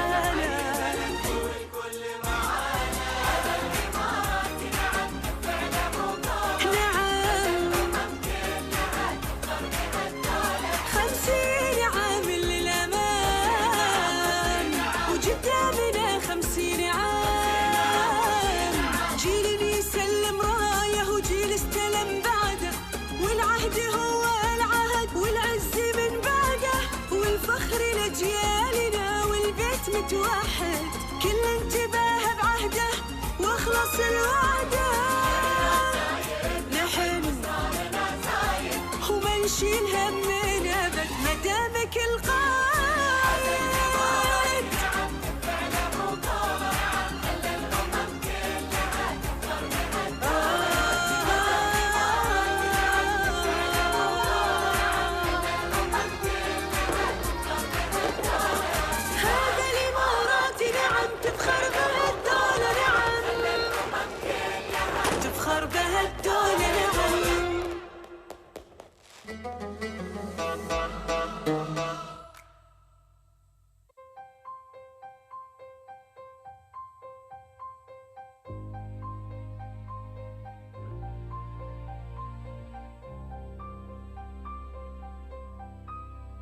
يتجذر كرم الضيافة في الثقافة الإماراتية كواحدة من الخصال النبيلة العديدة المغروسة فيها.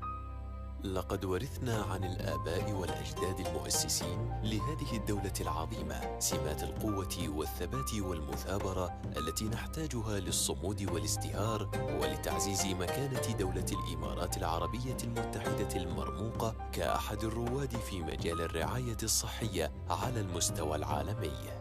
التعاون والتعاطف وإكرام الضيوف ومعاملتهم بأفضل طريقة ممكنة هي مظاهر طيبة مغزولة في النسيج المجتمعي لهذه الدولة.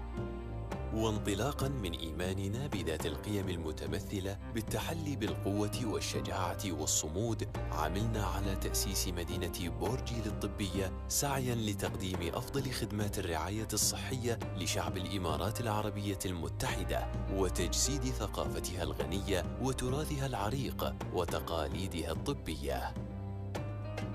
تمتد مدينة بورجيل على مساحة 1,200,000 قدم مربع، وتمتاز بكونها مشفى حديثا يقدم خدمات الرعاية رباعية المستوى، ويعمل فيه كادر طبي يتمتع أعضاؤه بمهارات عالمية المستوى، بالإضافة إلى احتوائه على أحدث التقنيات الطبية المتطورة لتقديم أفضل رعاية يمكن لشعب هذه الدولة الحصول عليها.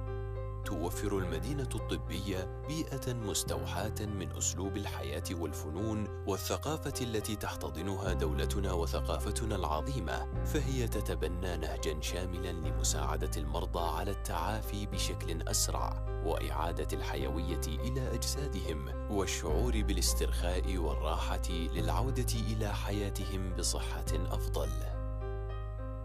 هدفنا الأول والأخير هو الحفاظ على صحتك، وبإمكانك أن تكون مطمئنا بأنك في أيد أمينة. يسعدنا تلبية جميع احتياجاتكم على مدار الساعة طيلة أيام الأسبوع. مدينة بورجيل الطبية، مستقبل الرعاية الصحية.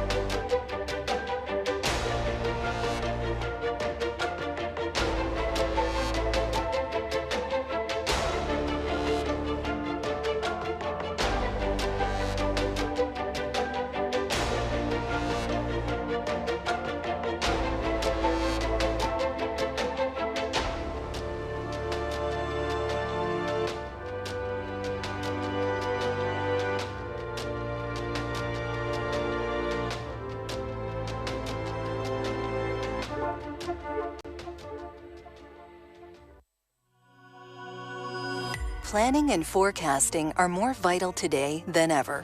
Rapid change and uncertainty require flexibility to forecast and adjust plans quickly. Doing this in Excel spreadsheets is a daunting task, and current systems can't keep up with constant change either. So the pressure on finance and business teams to access better insights is growing. With JetOx, you'll accelerate planning, forecasting, and reporting for everyone. Automate financial and operational planning processes, and collaborate across finance, sales, human resources, and supply chain based on a common data foundation. And there's more. Drive your finance and business transformation with smart, predictive technologies built into the JetOx solution. Let's take a look. Watch the full product tour on our website at jetox.com.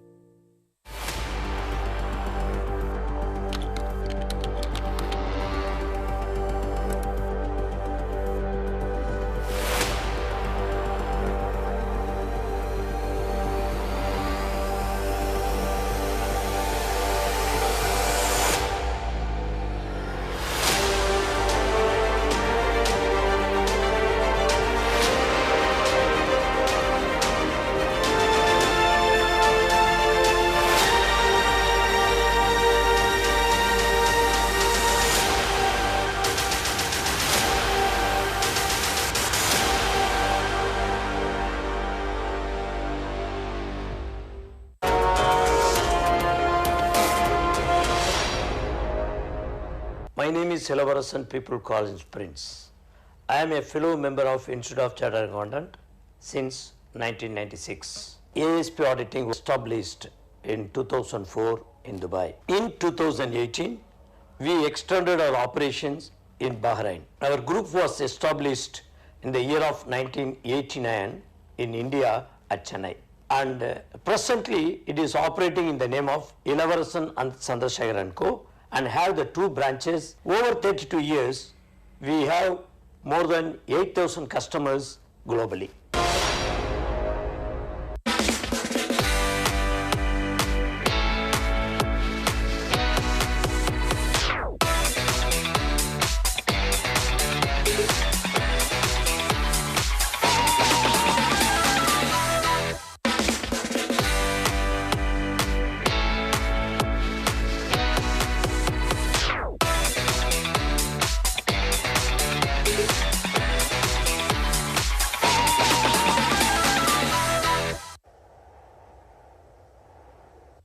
وربنا إن شاء الله يوفق شعب دولة الإمارات لكل ما تمنيت منهم وكل ما رجيت منهم كثر ما حصل وأكثر.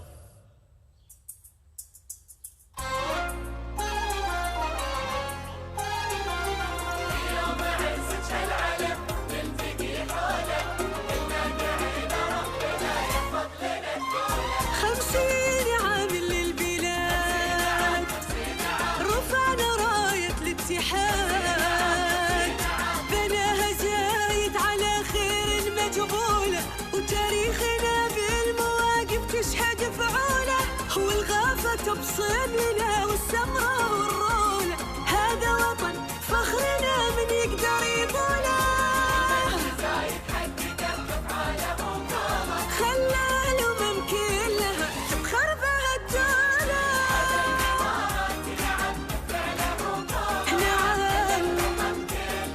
نعم جيتوا الأرض التسامح تفرحوا معانا فرحتكم ببلدنا زي ما تكون بلدكم عايشين بحب وتفاهم يلي مجمعانا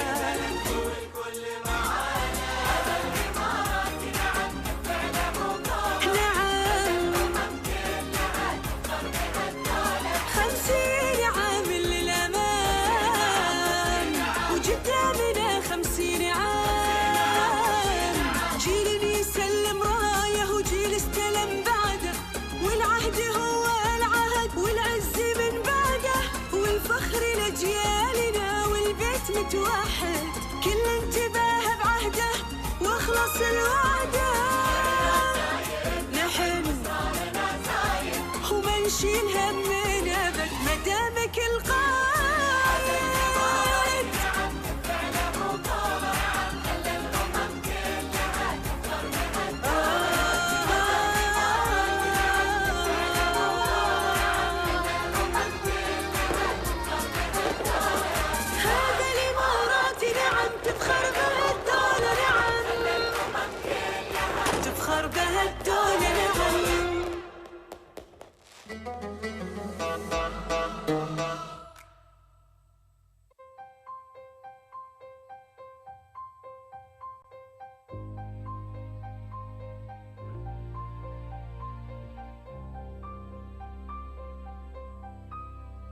يتجذر كرم الضيافة في الثقافة الإماراتية كواحدة من الخصال النبيلة العديدة المغروسة فيها. لقد ورثنا عن الآباء والأجداد المؤسسين لهذه الدولة العظيمة سمات القوة والثبات والمثابرة التي نحتاجها للصمود والازدهار ولتعزيز مكانة دولة الإمارات العربية المتحدة المرموقة كأحد الرواد في مجال الرعاية الصحية على المستوى العالمي. التعاون والتعاطف وإكرام الضيوف ومعاملتهم بأفضل طريقة ممكنة هي مظاهر طيبة مغزولة في النسيج المجتمعي لهذه الدولة. وانطلاقا من إيماننا بذات القيم المتمثلة بالتحلي بالقوة والشجاعة والصمود، عملنا على تأسيس مدينة بورجيل الطبية سعيا لتقديم أفضل خدمات الرعاية الصحية لشعب الإمارات العربية المتحدة، وتجسيد ثقافتها الغنية وتراثها العريق وتقاليدها الطبية. تمتد مدينة بورجيل على مساحة 1,2 قدم مربع، وتمتاز بكونها مشفى حديثا يقدم خدمات الرعاية رباعية المستوى، ويعمل فيه كادر طبي يتمتع أعضاؤه بمهارات عالمية المستوى، بالإضافة إلى احتوائه على أحدث التقنيات الطبية المتطورة لتقديم أفضل رعاية يمكن لشعب هذه الدولة الحصول عليها.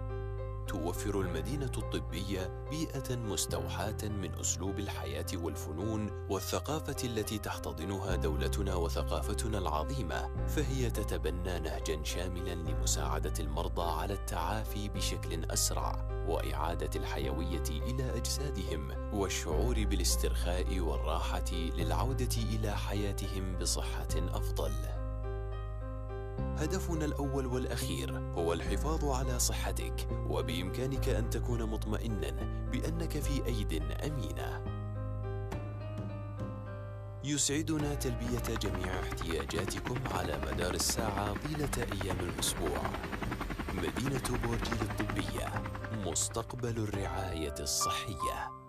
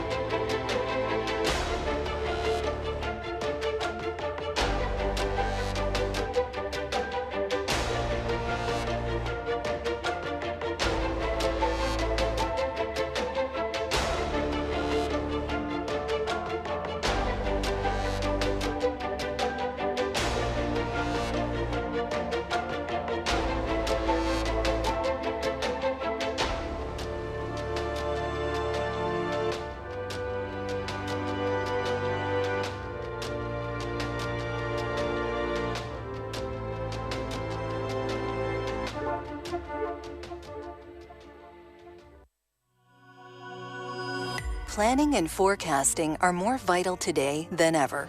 Rapid change and uncertainty require flexibility to forecast and adjust plans quickly. Doing this in Excel spreadsheets is a daunting task, and current systems can't keep up with constant change either. So the pressure on finance and business teams to access better insights is growing. With JetOx, you'll accelerate planning, forecasting, and reporting for everyone. Automate financial and operational planning processes, and collaborate across finance, sales, human resources, and supply chain based on a common data foundation. And there's more. Drive your finance and business transformation with smart, predictive technologies built into the JetOx solution. Let's take a look. Watch the full product tour on our website at jetox.com.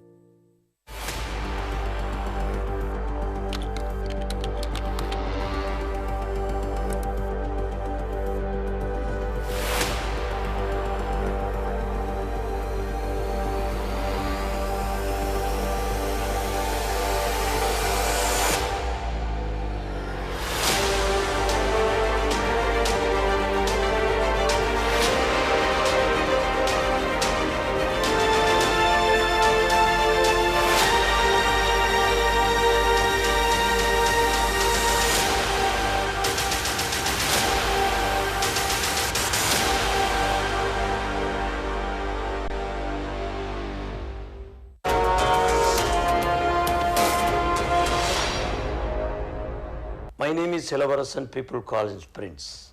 I am a fellow member of Institute of Chartered Accountant since 1996. ASP auditing was established in 2004 in Dubai. In 2018, we extended our operations in Bahrain. Our group was established in the year of 1989 in India at Chennai. And presently it is operating in the name of Innovasan and Chandrasekhar & Co. and have the 2 branches. Over 32 years, we have more than 8,000 customers globally.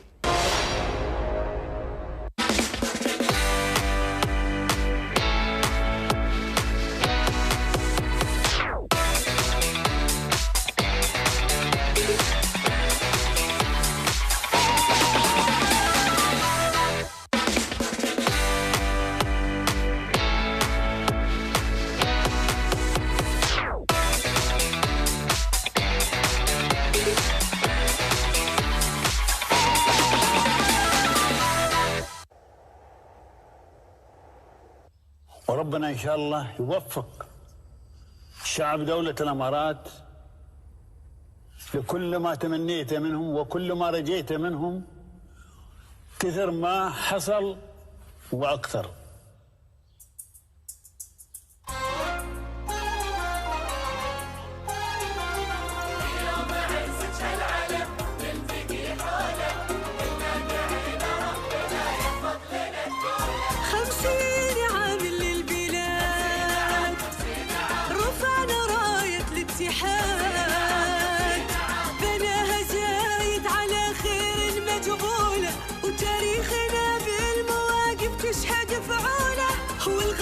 تبصم لنا والسمرة والرولة، هذا وطن فخرنا من يقدر يطوله. خلى الأمم كلها تفخر بهالدولة.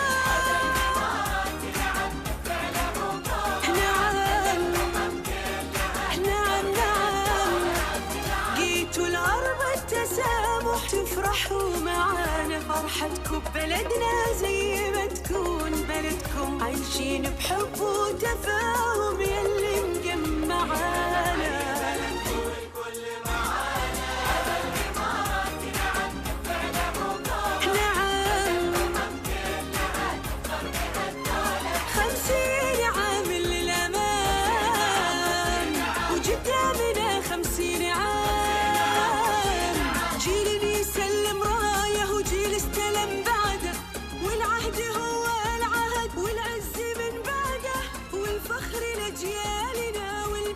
واحد كل انتباه بعهده واخلص الوعده، نحن وما نشيل همنا ابد مدامك القائد.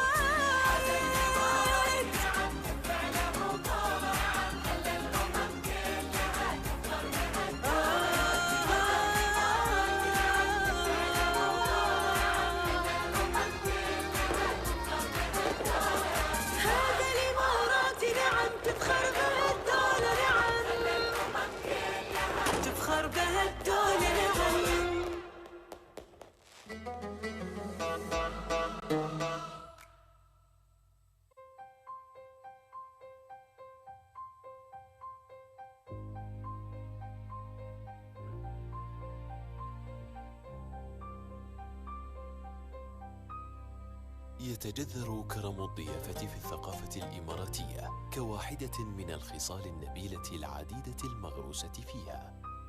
لقد ورثنا عن الآباء والأجداد المؤسسين لهذه الدولة العظيمة سمات القوة والثبات والمثابرة التي نحتاجها للصمود والازدهار ولتعزيز مكانة دولة الإمارات العربية المتحدة المرموقة كأحد الرواد في مجال الرعاية الصحية على المستوى العالمي. التعاون والتعاطف وإكرام الضيوف ومعاملتهم بأفضل طريقة ممكنة هي مظاهر طيبة مغزولة في النسيج المجتمعي لهذه الدولة. وانطلاقا من إيماننا بذات القيم المتمثلة بالتحلي بالقوة والشجاعة والصمود، عملنا على تأسيس مدينة بورجي للطبية سعيا لتقديم أفضل خدمات الرعاية الصحية لشعب الإمارات العربية المتحدة وتجسيد ثقافتها الغنية وتراثها العريق وتقاليدها الطبية. تمتد مدينة بورجيل على مساحة 1,2 قدم مربع، وتمتاز بكونها مشفى حديثاً يقدم خدمات الرعاية رباعية المستوى، ويعمل فيه كادر طبي يتمتع أعضاؤه بمهارات عالمية المستوى، بالإضافة إلى احتوائه على أحدث التقنيات الطبية المتطورة لتقديم أفضل رعاية يمكن لشعب هذه الدولة الحصول عليها. توفر المدينة الطبية بيئة مستوحاة من أسلوب الحياة والفنون والثقافة التي تحتضنها دولتنا وثقافتنا العظيمة، فهي تتبنى نهجاً شاملاً لمساعدة المرضى على التعافي بشكل أسرع وإعادة الحيوية إلى أجسادهم والشعور بالاسترخاء والراحة للعودة إلى حياتهم بصحة أفضل. هدفنا الأول والأخير هو الحفاظ على صحتك، وبإمكانك أن تكون مطمئناً بأنك في أيد أمينة. Hello, may I request all guests to be seated inside the ballroom? If you start early, we can finish early. So we have a live musical concert and dinner starting from 6 o'clock. So we need to go back home and come back. So let's finish the sessions quickly. May I request all guests gathered outside to please come inside. Everyone please come inside. Our chairman is calling everyone.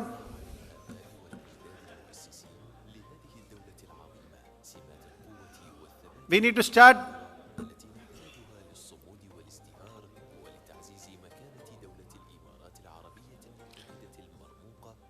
May I request all guests to please come inside and be please seated. We are going to start the sessions now.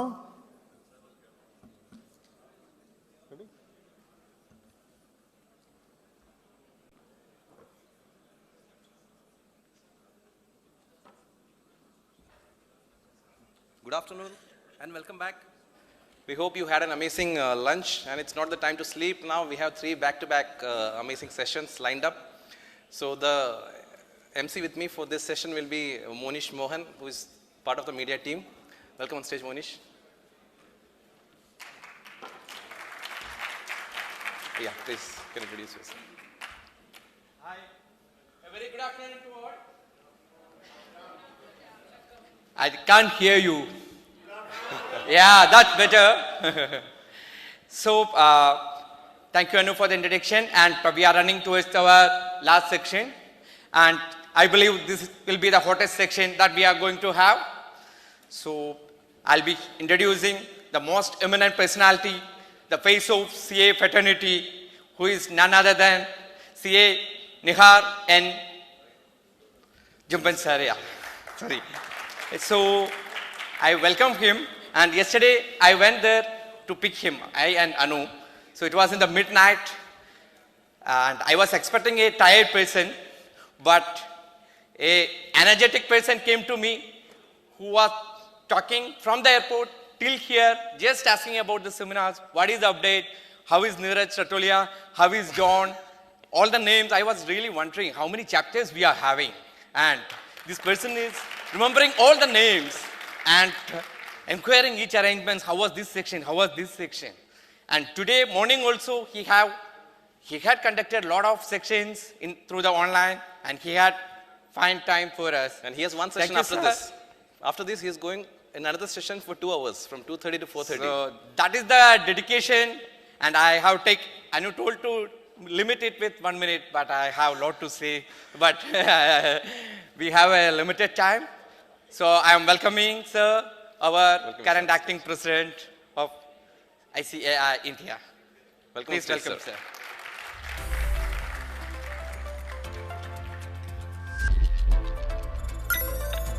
CA Nihar N. Jambusaria. CA Nihar N. Jambusaria is the president of the ICAI for 2021-2022.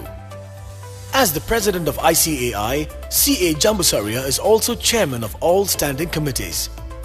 In his capacity as president ICAI, he is also representing on the International Integrated Reporting Council and the board of South Asian Federation of Accountants. CA Jambusaria is a member of the Government Accounting Standards Advisory Board and Audit Advisory Board, both constituted by the CNAG of India. He's also a board member of Insurance Regulatory and Development Authority IRDA, Insurance Advisory Committee and Apex Committee of IRDA, and SEBI's Primary Market Advisory Committee. He is the chairman of the Accounting and Finance Services Sectional Committee of BIS.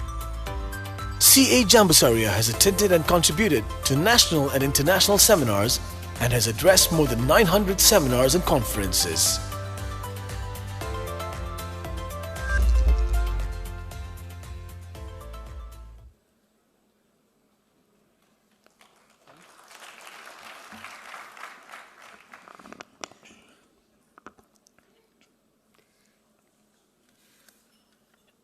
Thank you for the nice introduction.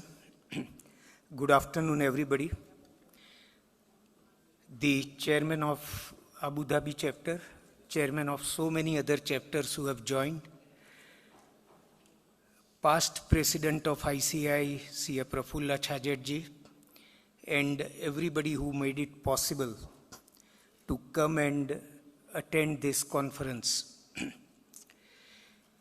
In fact, this is probably the first conference in absolute physical mode. I have seen in India some conferences being organized. We have started on hybrid mode, but this is the one which is on total physical, that is offline mode. And that is how it was very difficult for me to believe I am meeting so many members in Abu Dhabi.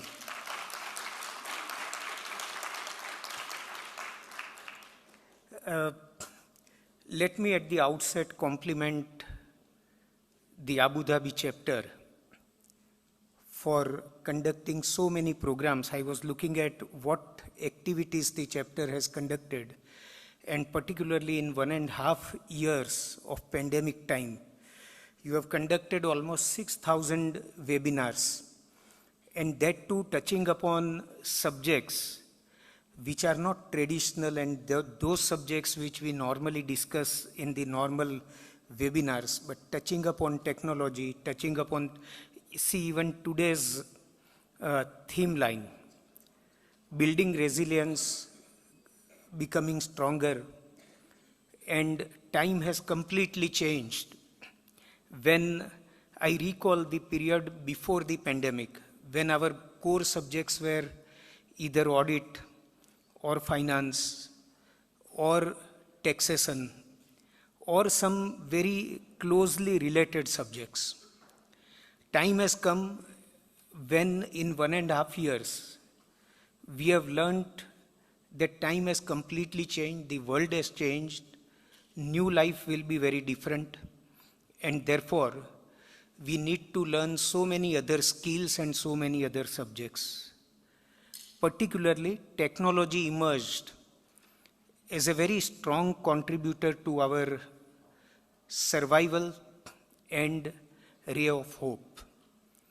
Artificial intelligence, blockchain, data analytics, cyber security, robotic processes, which were seen as a challenge and threat to the profession, and which were seen as those initiatives and those developments which may disrupt our profession. And we realized in 1.5 years that these technologies will create more jobs for us than what they will disrupt.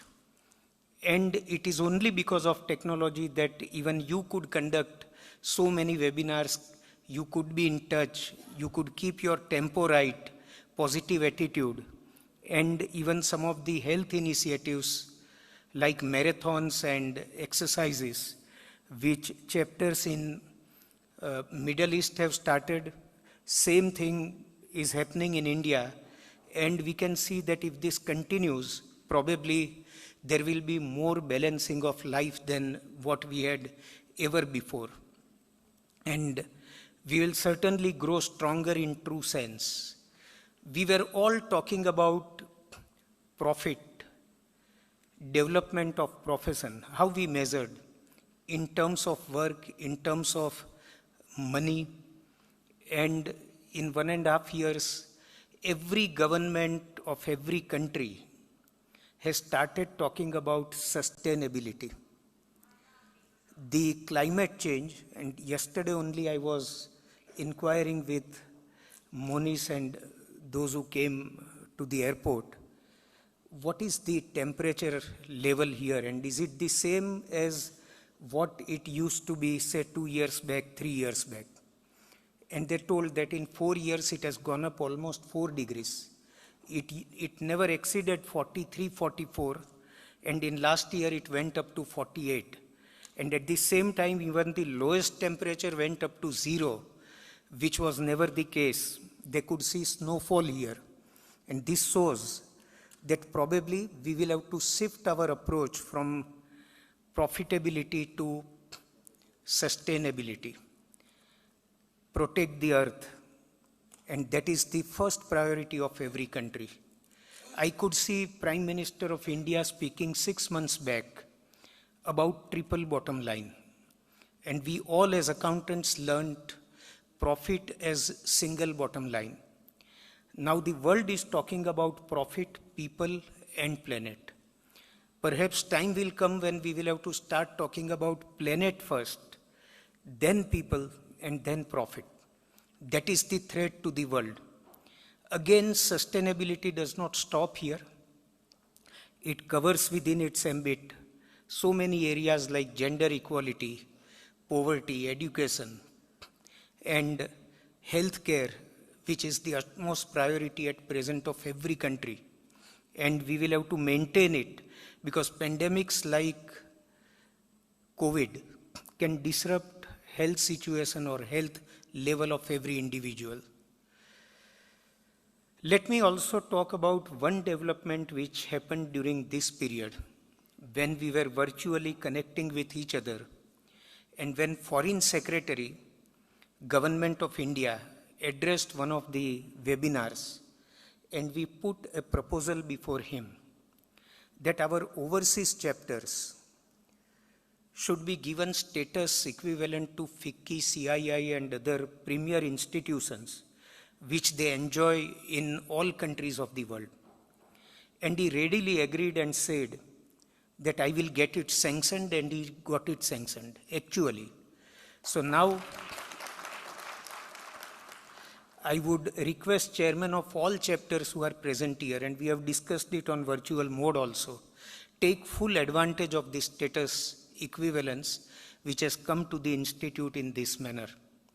Even in India, the government is looking upon our institute. You know, before 2 years, government used to consult us once or twice or thrice in a year. Before the budget, for pre-budget memorandum, whenever they wanted amendments in the Companies Act, they used to look upon us. Something related to finance, they used to look upon us. Now they are approaching us, including Niti Aayog, that you give us your inputs on revival of economy, look after MSMEs, and the institute took the responsibility. You will all agree that the progress of accountancy profession lies in the progress of economy. Our profession is not such which flourishes at the cost of others. If they survive and they grow, we grow. So this year, particularly in India, we set up MSME and Startup Committee. Many state governments have come out with so many packages for MSMEs, which they are not aware of. And we have 164 branches there. All branches have taken initiative of helping MSMEs. I think even in these countries, priority to MSMEs, your governments would also be giving. In India, their share in GDP is to the extent of more than 40%. And I am told in every country it is more than 40%. No economy can survive without the growth of MSMEs. I am sure you all are engaging actively in the growth of MSMEs too.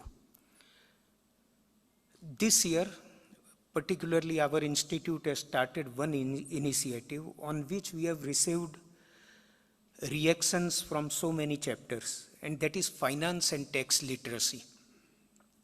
We came out with 6 videos on saving and investment, credit cards, digital bank accounts, retirement planning, succession planning, and these videos are in 12 vernacular languages. When IFAC noticed it, through 2 of its committees, it offered to the institute that let us take this initiative at global level.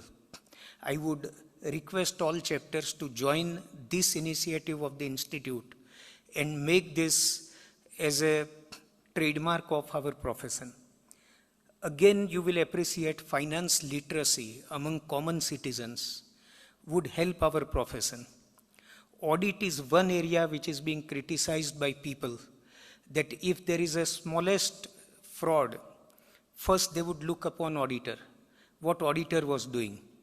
And particularly if at ground level, accountants and entrepreneurs are financially literate, probably the quality of accounts they present to us for audit will be very different, and the quality of audit that we can deliver will be of very high quality. Friends, we have also, I understand the limitation of time, but 1 or 2 initiatives I will once again touch upon. Particularly in India, for last 2 years, we started the initiative of engaging every practicing audit firm in the learning of technology. You are aware that bigger firms do use audit tools for the purpose of audit. And the way the volumes have gone up, I don't think even smaller firms can perform well if they continue to audit manually. So we have decided to give audit tools to every practice unit in India, to start with complementary and ensure that they use technology to the best of their capability. Not only audit tools will be provided, but for their capacity building, a number of programs will be conducted to train them on technology. Then only our profession will be resilient, and in the long run, we will be able to sustain. Our strength lies in the core principles of accounting, finance, tax that we learnt during our articleship. And this strength has made us stronger even during this toughest period that the world has faced. So with this, I once again congratulate the entire managing committee of Abu Dhabi chapter. I compliment all chapters who have joined this conference, and I am sure that you will carry these initiatives further. Whatever is required from ICAI, we are all available anytime. You can look upon Institute for any of your initiatives. Thank you so much for inviting me. It was a pleasure talking with you in this mode.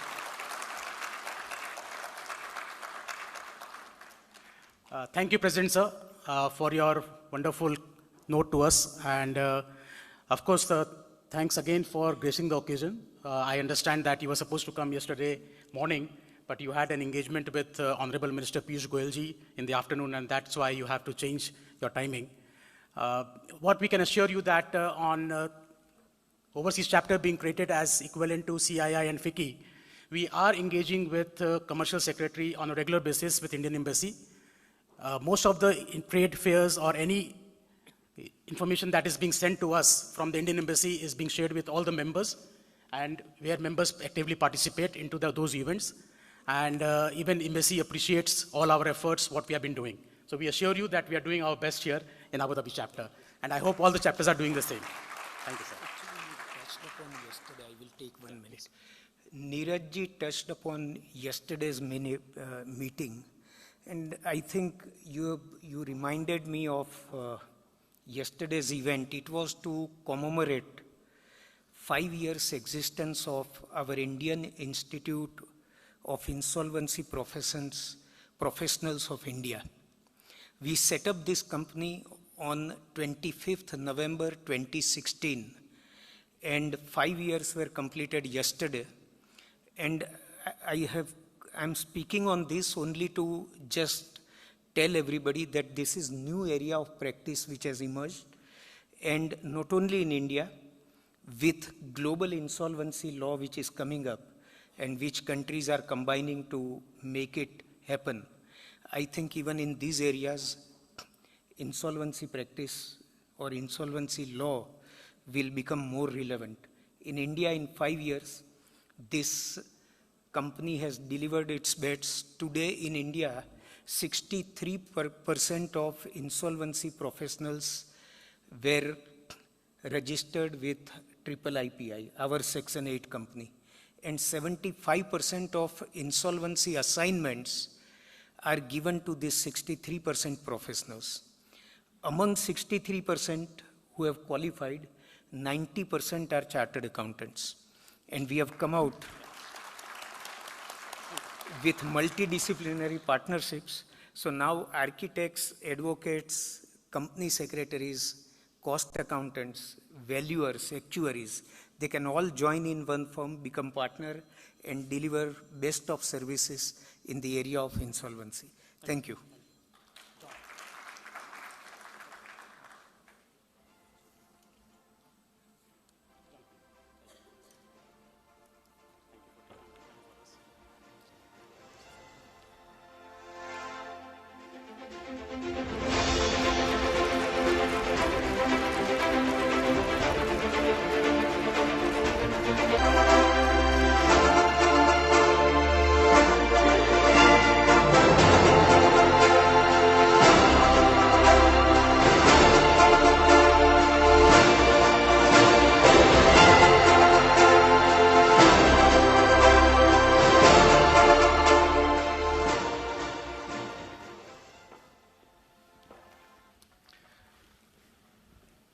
Hi. So Anu, what type of movies do you like mostly? Action? Action movies? Action, thriller movies like that. Of course, we know that we have a movie celebrity over here, but are we discussing the right topic now? Quite yes, because we'll be going through an action-packed ride now for the next 1 year, which takes us through real-life experiences of a person who is very much into adventure. Welcome on stage, Senior IPS Officer Amit Lodha ji.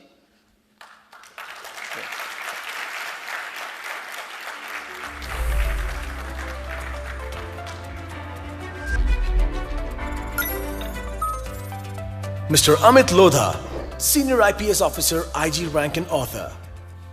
Amit Lodha is an Indian Police Service officer, presently holding the Inspector General rank of Police. Amit Lodha is the author of 2 books titled Bihar Diaries and Life in the Uniform. While his first book, Bihar Diaries, chronicles the battle of nerves between a dreaded outlaw and a young, sophisticated IPS officer, Life in the Uniform centers around life lessons vividly. He has been awarded the prestigious President's Police Medal for Meritorious Service, the Police Medal for Gallantry, and the Internal Security Medal for his work. He is also the recipient of the Distinguished Alumni Award from IIT Delhi and Utkrisht Seva Medal. Together with actor Akshay Kumar, Amit Lodha was instrumental in the success of the web portal bharatkevir.gov.in and helped raise funds for the families of the martyrs of the CAPFs. Next year, a major web series on Amit Lodha's life story will be released by the acclaimed director Neeraj Pandey on Netflix. He also regularly writes for the Times of India blog.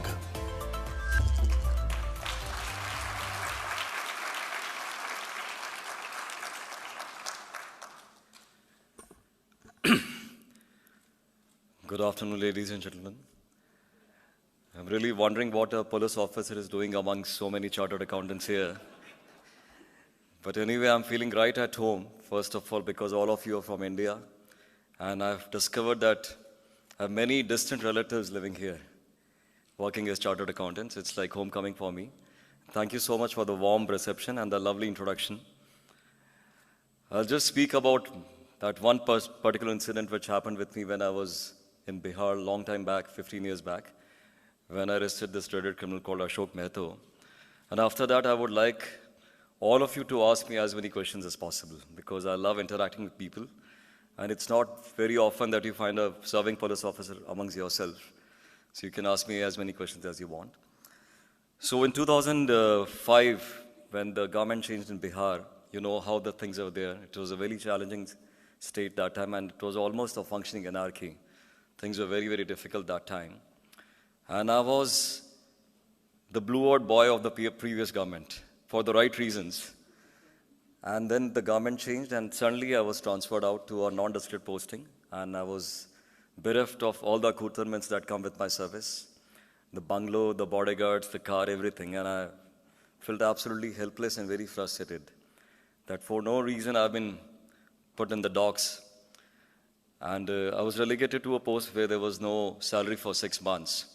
And I had small kids who used to keep me awake throughout the night, though I tried my best to sleep off, giving the kids to my wife. But nevertheless, I was very frustrated with the state of affairs of my life. No salary, no work, and then at home with 2 kids, young, small kids. And then, just after 2 months, while I was shunted to this non-district post, a criminal called Ashok Mehta killed 15 people in a span of 15 hours. And the Chief Minister of Bihar posted me to that district called Sheikhpura. Sheikhpura was the badlands of Bihar. You know, things were very difficult in Bihar during those days, and Sheikhpura was one of the worst possible places. It had no electricity, no roads. If you required bread, it would come after 3 days. And I had previously worked as SSP Nalanda, SP in Patna, SP Muzaffarpur. So I was feeling very, very frustrated at all my friends. Somebody like Chetan Bhagat had become a best-selling author. Samir Gehlot had founded India Bulls. And after completing IIT, I was in Bihar, that too posted to Sheikhpura. So I was feeling terrible, and I went to that place, all the police officers waiting for me that SP Saab has come, he'll take charge of the situation, have a meeting, and give us a game plan how to arrest these criminals. But Ashok Mehta, as I told you, was a dreaded criminal. If you can Google, he had escaped from Nawada jail after killing 5 policemen. After he came out of jail, he killed all his adversaries one by one. He killed the sitting MP of Sheikhpura, the sitting MLA of Sheikhpura. And his writ ran so large that he could conduct press conferences in the middle of the town, and nobody could dare to do anything. He used to move around with a posse of bodyguards, 50, 60 people at one time, AK-47s and whatnot. And he was into everything, extortion, kidnapping, illegal mining. But here I was in Sheikhpura, who was assigned this task to arrest him, but instead of having even a meeting, basic meeting, I shut myself off in the circuit house. 2 days later, my wife called me and she asked me, have you visited the place of occurrence? What have you done till now? The DG was supposed to ask me these questions, but you know, wise or wise. She asked me, what have you done? I said, nothing, Tanu, and I'm in no mood to do anything, you know. She gave me a good mouthful of summon. She said, is this the reason you joined the IPS? That you'll work only when you're posted to places like Patna, Muzaffarpur, or Delhi, where your name comes in the paper every day on the front pages. But what will you do when people of a small place have been wronged? She gave me a good sermon. Did not argue much with her, but I went to the place of occurrence. And I'm telling you, not for effect, but actually, it was a scene straight out of the film Sholay. There was an eerie silence in the village, not a soul inside, and finally an old woman got up from her chorpoy, a septuagenarian woman, and she held my arm. She said, Beta, mere pure khandan ko khatam kar diya hai. Isko zarur saza dilani hai. I felt very bad, very hollow. And as I told you, I was thinking more about my friends, Chetan Bhagat, Samir Gehlot. I lost a lot of money in the stock market also. That's why I was taking some tips from Damani Saab right now. So everything that could go wrong in my life was going wrong that time. But then I thought that what a hollow person I was. You know, I was thinking about these small things in life. Whereas a family had lost almost every member. And I was supposed to protect these people, bring to justice the perpetrators. I came back, felt very bad. And by that time, my mentor, Mr. Sunil Kumar, who was already my SSP in Patna, then later on DIG in a few other places, was also posted to the same place. And he said, Amit, what are your plans? How will you arrest this man? I told him, sir, I'll arrest him in 3 months. He said, arrest him in 3 months? इतने आसानी से तुम बोल रहे हो 5 साल से police ढूंढ रही है. मैं कैसे पकड़ लूँगा उसको मैं. And next day, this thing got published in the newspapers.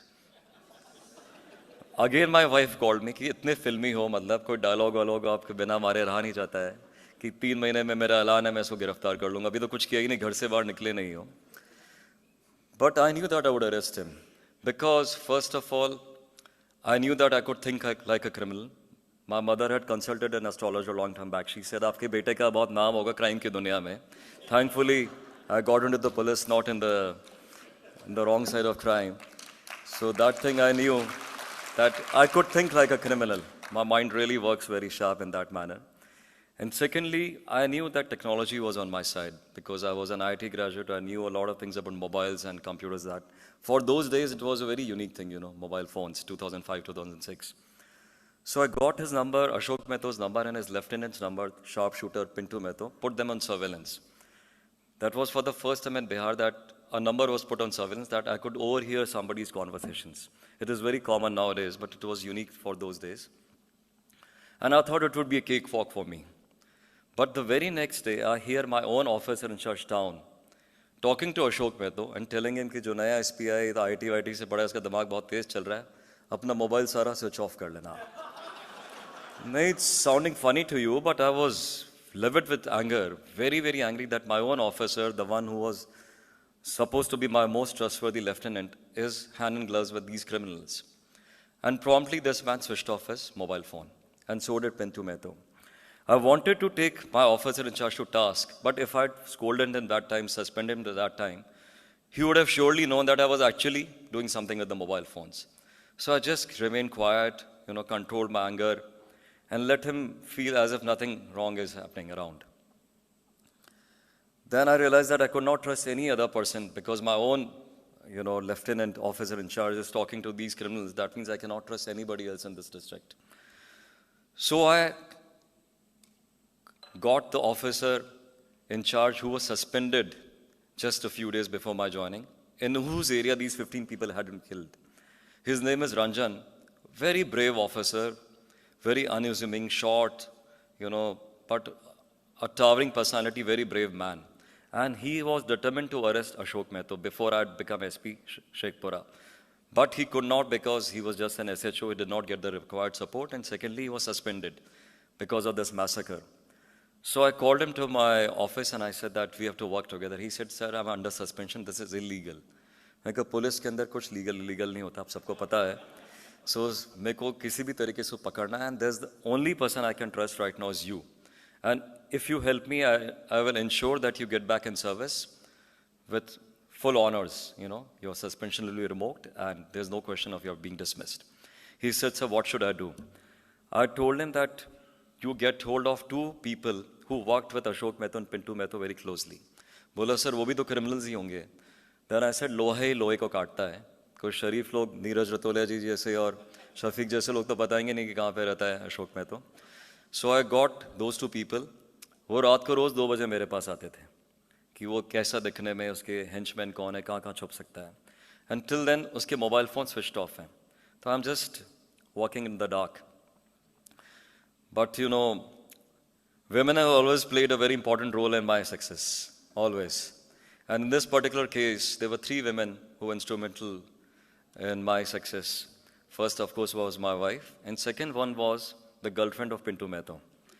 Pintu Mehto, the sharpshooter of Ashok Mehto, he was having an affair with some girl, and he could not resist not talking to her. So every day he used to talk to her. He had switched off his mobile phone, but he switched it on again. और रोज़ उससे 3-4 घंटे में बात करता था. जितनी उसको बिहारी में अपनी रोमांस की बात करनी थी, भोजपुरी में, वो सब करता था. मुझे सुननी पड़ती थी कि कभी अपनी लोकेशन शायद कहीं बता दे. बट अनफॉर्चुनेटली सारा चीज़ रोमांस कर लिया, अपनी लोकेशन कभी फ़ोन पे नहीं बताई. एंड उसके टावर लोकेशन लगातार बदलते जाते थे. कभी वो रांची में होता था, कभी कोलकाता में, कभी कहीं पे. तो मुझे लगा इसको कैसे पकड़े. एंड जैसे ही वो अपनी गर्लफ्रेंड से बात कर लेता था 3-4 घंटे, ही used to call his wife, और अपनी वाइफ से सिर्फ 2 या 4 मिनट बात करता था. I think all the married man can very well understand. So अपनी वाइफ से बात करता, कोई रोमांटिक बात नहीं होती थी, बट हमेशा बोलता था कि बच्चों की पढ़ाई, खासकर बेटे की पढ़ाई हो रही है क्या. तो बोला बेटे को IPS ऑफिसर बनाना है. और हाँ, in Bihar it's very common, everybody wants to become either an IAS or IPS officer or a dreaded criminal. Either way, you have to become famous. सो जो बड़ा फेमस क्रिमिनल, उसका भी तो नाम आप सब इंडिया में सुनते हैं, शाहबुद्दीन यूसुफ, कहीं भी उनका नाम तो इंडिया में हुआ ही है. तो Pintu Mehto wanted his son to become an IPS officer and he used to direct his wife every day. इसको किताबें पढ़ानी, इसको टाइम्स ऑफ इंडिया अखबार पढ़वाना है. So I used to get, you know, it was a wonderful feeling that a criminal wants his son to become an IPS officer. So मैंने पिंटू की wife का number भी ऑब्जर्वेशन में डाला. And I realized that Pintu's wife's number was static in one particular location, though she was not in Sheikhpura, but she was in a place called Devghar. During those days, when you find the tower location of a mobile phone, right now I can find the tower location and find somebody's location to 100-meter radius, even less than that. Technology is so advanced. But during those days, it was a large area. And Bihar and Jharkhand are very densely populated, so it's not easy to find somebody just using the tower location. But I knew that he's hiding somewhere there. His wife is hiding somewhere. And she must have rented a house because she was talking about school and everything. And, you know, this is my favorite line, that the harder you work, the luckier you get. I was working really hard, listening to all the conversations every day, but one day, his wife, Rinku Devi, Pintu Mehto's wife, Rinku Devi, she was telling somebody, I vividly remember the day because it was the day when Italy and France had their final match, World Cup football match. If you Google when Zinedine Zidane headbutted Matteo Maratini, something like that, in the World Cup football final. I was in the washroom and suddenly this mobile phone rang. I was late in picking up the phone by 20 seconds. By that time, Rinku Devi had already blurted the address to somebody, that this is where she was. I cursed my luck that I missed the address. But just after 2 seconds, she said, colony ka naam Satsang Nagar, note kar liya na, Satsang Nagar. I immediately called Ranjan and those two people, Guru and Soni Mukhya. The Guru and Soni Mukhya were the criminals who had worked with Ashok Mehto. I called them, I said that you have to go to Devghar right now, this is the colony, and you have to find her. And all three of them asked that, sir, how will you find her in that colony? Again, those colonies are really densely populated. If you ever visit Bihar or Jharkhand, they're very densely populated. I said that it's a small colony and ultimately all the colonies have some kind of sabzi mandis. So you go and become sabzi walas in that place. You will think that's a filmy thing, but actually they went and become sabzi walas.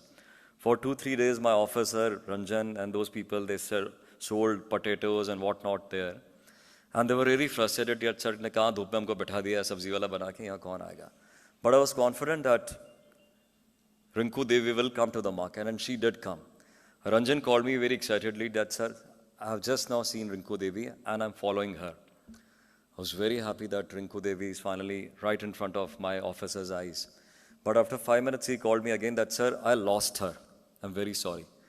I asked him, where did you lose her? He told me that, sir, it's a cul-de-sac, it's a colony that's just one lane, and I saw her going in that lane. Okay, is there a dead-end bola? Yes, sir, this is the only lane, and there's a dead-end after this. I told him 100% she's living in one of these houses. He asked me, sir, should I go for a door-to-door search? I flatly refused that. If you do that, and by chance she gets alert, there's no purpose in pursuing it. Anyway, I wanted Pintu Mehto, not Rinku Devi. I was waiting for him. So he said, sir, how do I find the house now? I then remembered that Pintu always talked about Times of India. I said that you go and meet the newspaper hawker. Ask him how many new families have shifted to that colony. How many of them are actually reading the Times of India, because it was a lower class colony. Not many people read the Times of India. And after half an hour, he called me, sir, the newspaper hawker has told me about this house. And I'm right next to the house of Rinku Devi, and I can see her hanging clothes out on the terrace. I said, now you stay camped there. You will not move till Pintu Mehto comes. And I'm telling you, hats off to police officer like Ranjan. He actually followed the orders for 3 days. He did not move from that place. I don't know how he managed everything. So really brave of him. And finally, on the 4th day, early in the morning, Rinku Devi was talking to somebody. I picked up the phone. See, whenever there's a phone call between you and somebody else, the same phone call will come on my phone also. It will ring. The moment I answer the phone call, I can listen to your conversation. I hope now you understand how parallel listening works. So the moment I answered the call, I could hear the conversation between Rinku Devi and somebody else. And she said, Sahib ghar pe aa gaye, Sahib sutal hai. Sahib Bihar mein, as I told you, criminal bhi Sahib hai, Chief Minister bhi Sahib hai, IPS bhi Sahib hai. So I could immediately make out that Pintu Mehta was sleeping in the house. I told Ranjan that this is your time, you go and catch hold of him. And luck was again on our side. The door was open, Ranjan easily entered the house, locked Rinku Devi, who was singing some bhajans in the bathroom, and overpowered Pintu Mehta. He said, sir, I've got him, what should we do? Being a scrupulous police officer, I told him that we'll follow the procedures. I'll tell the SP Devgar that we have taken this guy into custody and get him here as soon as possible. I called the SP Devgar and told the lady that, ma'am, please don't tell anybody it's a secret operation, just send him over here. She promised me everything, but after 20 minutes, my DG calls me from Bihar, very angry with me. Instead of congratulating me, because I had not even told the DG that I had arrested Pintu Mehta. He said, Pintu Mehta pakada gaya, tumko pata hai? मैं कहा sir आपको कैसे पता चला? बोला TV पे news flash हो रही है. The SP Devgar has organized a press conference that her team had arrested Pintu Mehta. So it was not only a question of, one-upmanship or taking credit. That was irrelevant for me that time. But our entire operation was at stake, because if I had got hold of Pintu Mehta and maybe questioned him, he could have told me something more about Ashok Mehta. But now the news was already out. Pintu Mehta came to Sheikhpura. The entire crowd of Sheikhpura was on the road to witness him, because he was a sharpshooter, known to have killed at least 30-40 people. And I gave him royal police treatment. Since it is getting recorded here, I'll not speak much about it, but you can well imagine royal police treatment of Bihar. So he told me everything possible, but he said, sir, I'm not aware of the location of Ashok Mehta, because I'm not in touch with him. And I knew he was telling the truth, because every day he was talking to his girlfriend, but he was not talking to Ashok, and Ashok's mobile phone was switched off. But the very same day, Ashok Mehta called me from his old mobile number and abused me, threatened me, and finally he started crying. बोला एसपीया तुमने मेरे भाई को इतना मारा पीटा ये किया वगैरह वगैरह वगैरह, तुमसे इसका मैं बदला जरूर लूंगा. And he started crying. I felt wonderful that this man is crying. That means he's half broken already.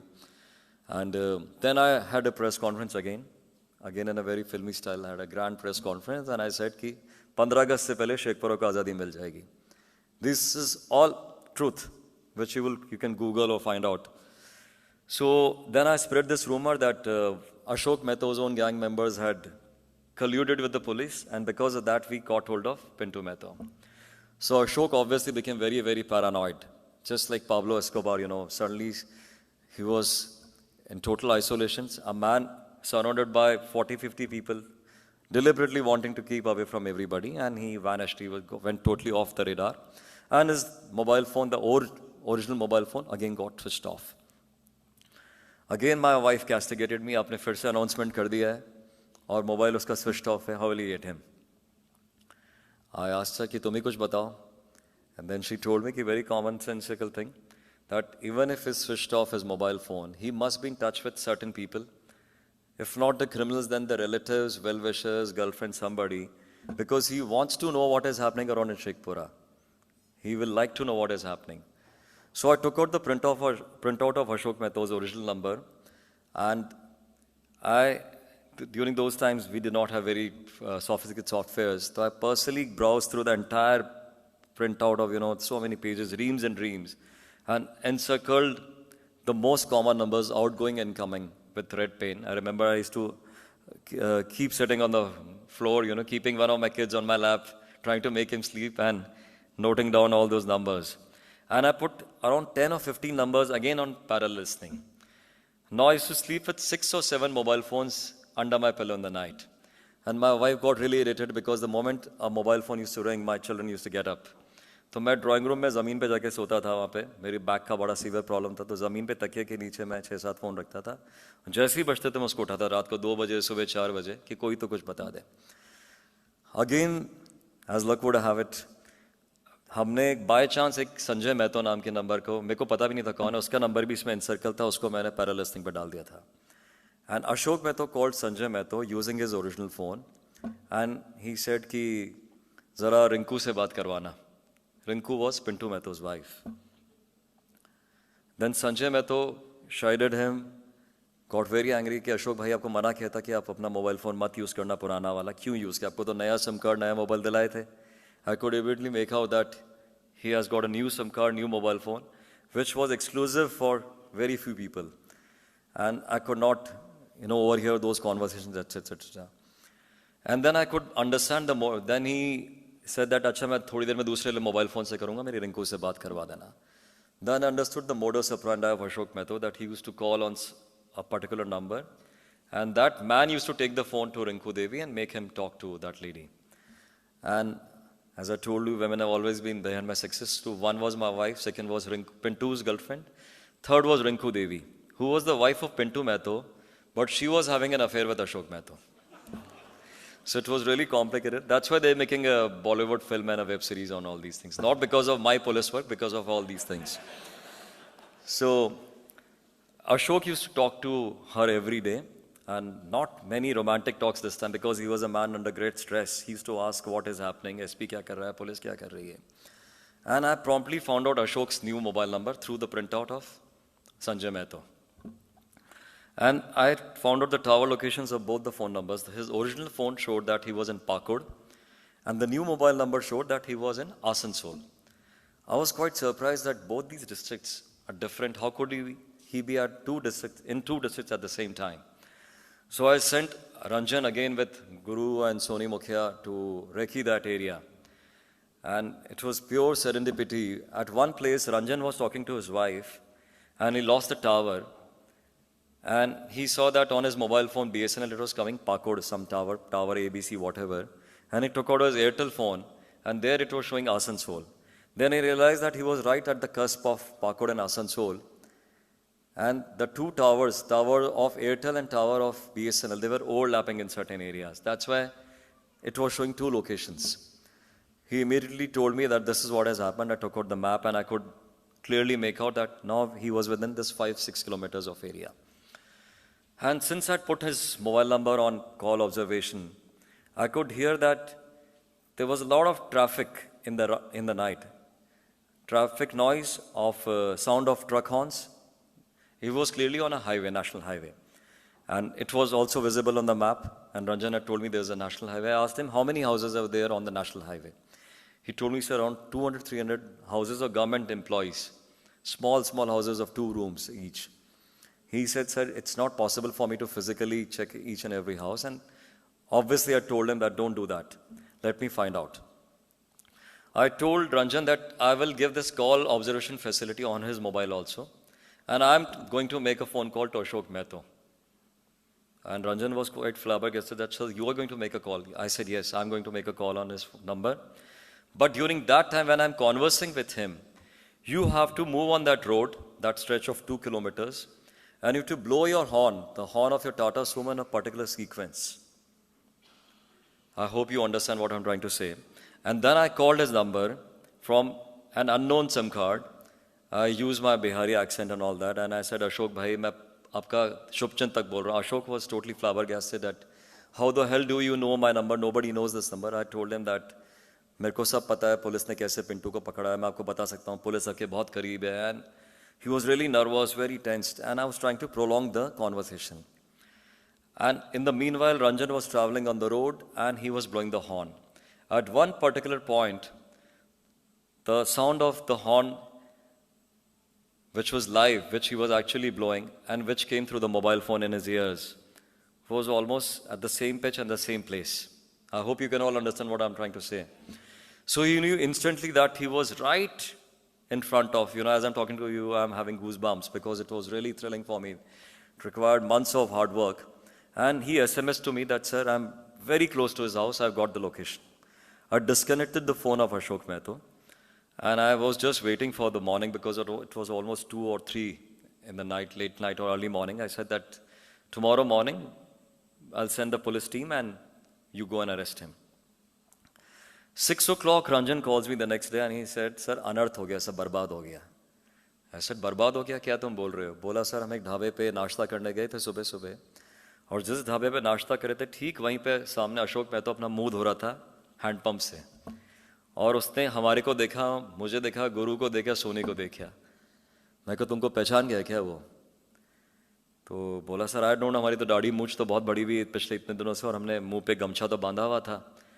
मैंने कहा लेट्स अज्यूम दैट तुमको नहीं पहचाना, क्योंकि अगर पहचाना होता तो probably he would have run away और done something, but He didn't react. बोला सर हाँ आराम से मुंह अपना धोता रहा, but हमको ऐसे देखता रहा वो.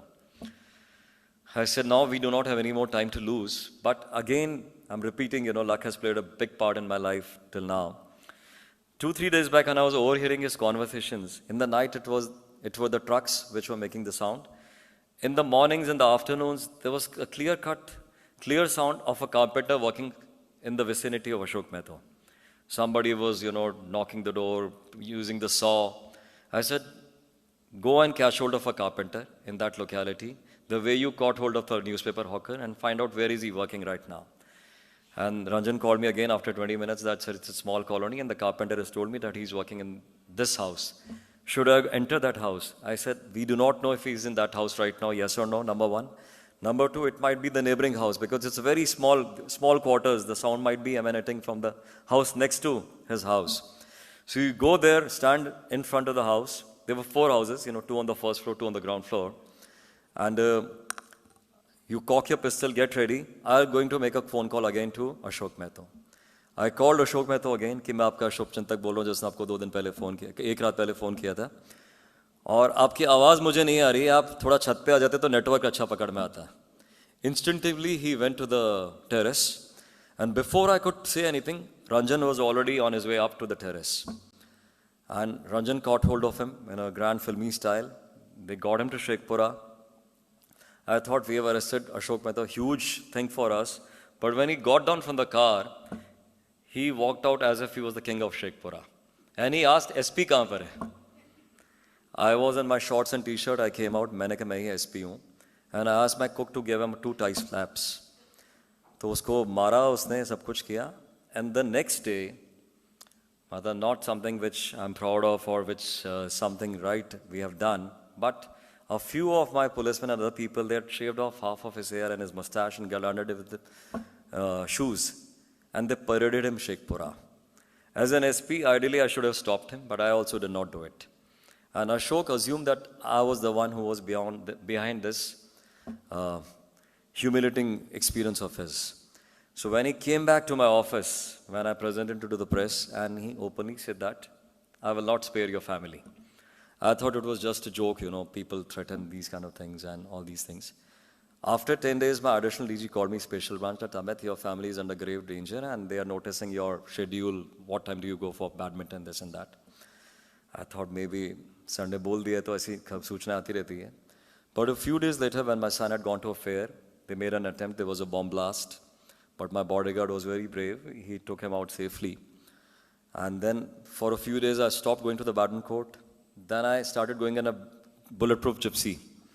And with my badminton rackets, I used to keep 2 AK-47s, fully loaded and cocked, in case something happens. Unfortunately, the DM, the districts who used to come to play badminton with us, they realized that something was wrong because the entire badminton court was, there were so many men all out around the badminton court. So the players stopped coming to play.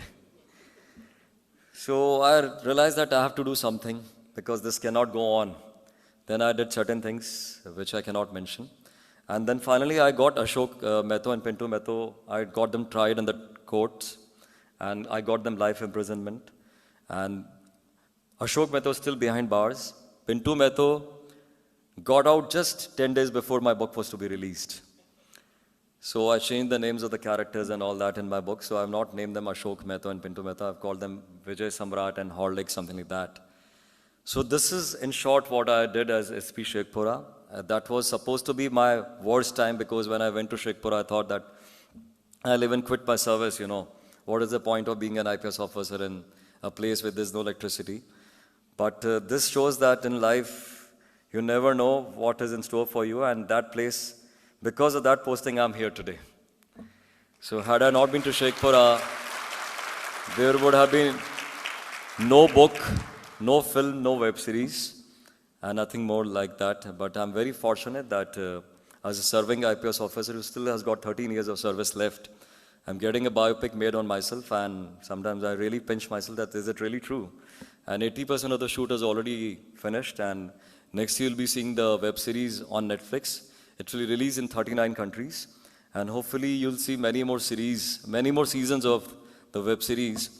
And the best part is that they've kept the name of the character as Amit Lodha only.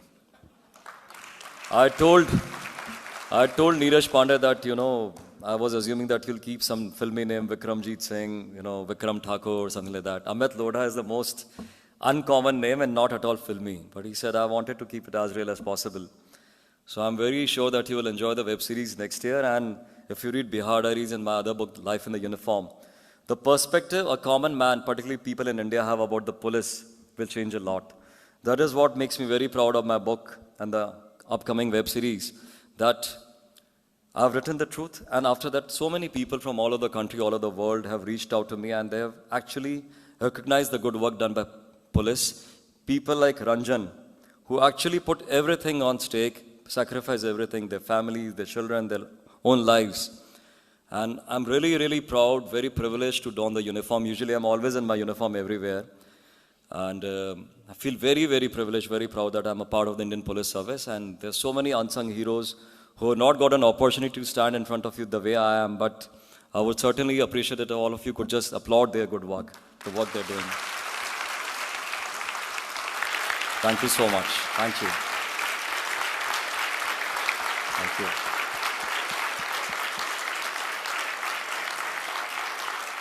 Only about the black sheep, which is prevalent everywhere in every industry. So now I've given you this brief story about myself. I will be very happy if all of you ask me questions. I'll be very keen. And Neeraj ji, thoda sa agar overshoot ho jaye to ho jane dijiyega. Thank you very much, sir. We will take few questions. So since itni filmy baatein hui hai, so I'll start with a lighter question. So when you enter a police station, I mean, do you feel like a Singham, or do you feel like, since you're from Bihar, Chulbul Pandey, and मतलब office मतलब enter करते हैं ऐसा कुछ बोलते हैं, स्वागत करेंगे कैसे हमारा टाइप से? मेरी कल राजीव जी से कल रात को ही दोस्ती हुई. इतना फिल्मी आदमी मैंने अभी तक नहीं देखा है. ये सीए में कैसे है मुझे अभी तक पता नहीं है. इनको तो फिल्मों में होना चाहिए था. इनके अंदर राज और राहुल सब है इनके अंदर, वो जो शाहरुख खान वाले. बट दो चीज़ें हैं. एक तो मैं चाहूँगा, जैसे आप सिंघम दगम की बात कर रहे हैं, अगले साल आप बोल रहे हैं कि आपको अमित लोढ़ा वाली फीलिंग आती है क्या? असली नाम. Thank you.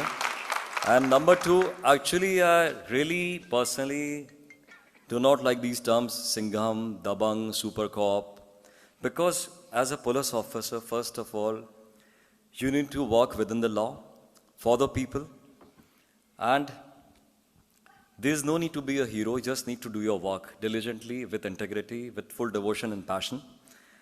And अगर आप काम करेंगे तो आपका काम बोलेगा, आप अपने आप ही हीरो बन जाएंगे लोगों के लिए. And police is a reflection of the society. हमारे यहाँ बहुत ज़्यादा सिंघम दबंग्स कर दी, विच आर एक्सट्रीम्स. या तो पुलिस वालों को दिखा देते बिल्कुल लेट पहुँच रही है, कल राजीव यही बोल रहे थे आप लेट आएंगे, या पुलिस वालों का पेट बिल्कुल बाहर आ गया है, बिल्कुल उनकी हालत ख़राब है, उनका सेंस ऑफ ह्यूमर नहीं, बहुत ही सीरियस हैं, या फिर वो बिल्कुल ही डिसऑनेस्ट हैं, ठीक से काम नहीं कर रहे, या फिर वो ऐसे हैं कि सिंघम पूरा दुनिया के लॉ कानून अपने हाथ में ले लिए हैं. ऐसा नहीं होता है. So policemen are as normal as you and I are, and they work within the ambits of law. And simple सी चीज़ें मैं हमेशा बोलता हूँ कि when I travel abroad, I see that policemen in foreign countries, particularly European countries, they will address you as sir. How can I help you, ma'am? How can I help you? I would wish the same thing happens in India, but at the same time, the citizens of India, they need to deserve to be called sirs and ma'ams. For that, they have to follow the rules. And they have to behave as responsible citizens. They should not they should not break laws. They should not cross a traffic signal the moment they see that there's no camera or there's no policeman. They should not say, जानते हो मेरा रिश्तेदार कौन है? They should not say कि अमित तेरे को यार 500 रुपए का फाइन काट रहा है, प्लीज यार बोल दो ऐसे छोड़ दे. तो you follow the rules, and जब ये सब चीज़ होने का कोई सिंघम दगम की जरूरत ही नहीं रह जाएगी.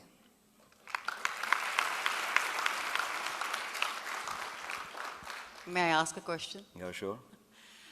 Okay, now, being a life coach, I often come across people who say how to balance life, personal and professional life. Now, I've coached police department on a very brief note, but I know how difficult it is for them to manage their personal life and professional life. So what's your take on it, and how would you suggest people, advise them to take care of or create that balance between their personal and professional life? Thank you. Thank you. So I read somewhere a long time back, a busy man has time for everything. So it's not very difficult to manage your schedule. And trust me, when I was in IIT, I was the most indisciplined person who had no sense of time. Used to go off to sleep at 4 o'clock. Now I'm better, I go off to sleep at 2 o'clock. But now I wake up on time. I still sleep very late, but I wake up on time, go to my office on time. And my day unfolds exactly in the manner in which I want to do it. Trust me, I'm not exaggerating. Neeraj ji is here. Shafiq, सब लोग हैं. मैं उनको कब से बता रहा हूँ मुझे इतने बजे लूट जाना, इतने बजे ये करना है, इतने बजे ये करना है. And बड़े आराम से सब कुछ हो जाता है. If I promise my children that 9 o'clock I'll take you to a film, and 6 o'clock I have to go to tennis, that means 5:30 I have to finish all my office work.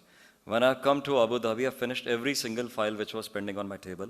And it's not very difficult doing all that because, first of all, I value my time, so I value other people's time. I don't like people waiting outside my office for 2 hours. जो आता है मैं आती उसको तुरंत मिलता हूँ, phone calls के तुरंत जवाब दे रहा हूँ. उसके बाद I'm free, I can easily do my work, number one. Number two, I delegate work because I trust my subordinates. And मेरे को लोगों से काम लेना आता है. कई लोगों को लोगों से काम लेना नहीं आता है. I motivate my subordinates that this is your work, you can do it. Give them sufficient time. Breathing space कितने दिन में ये काम करना है. I know how to prioritize कि किस वक्त क्या काम करना है.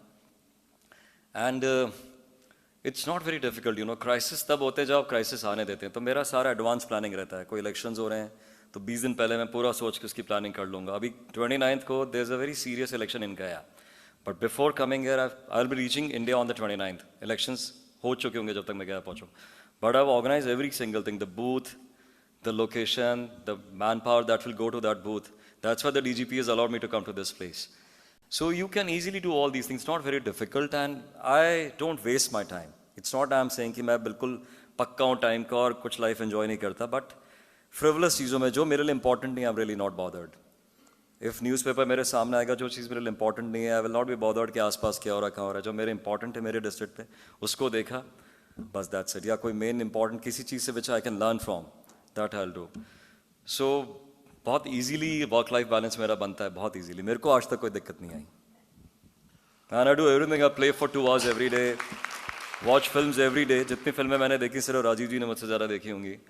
और बुक्स पढ़ता हूँ, गाने गाता हूँ, सारी चीज़ें करता हूँ, which any normal person would love to do. जो कर नहीं पाते इंडिया में लोग.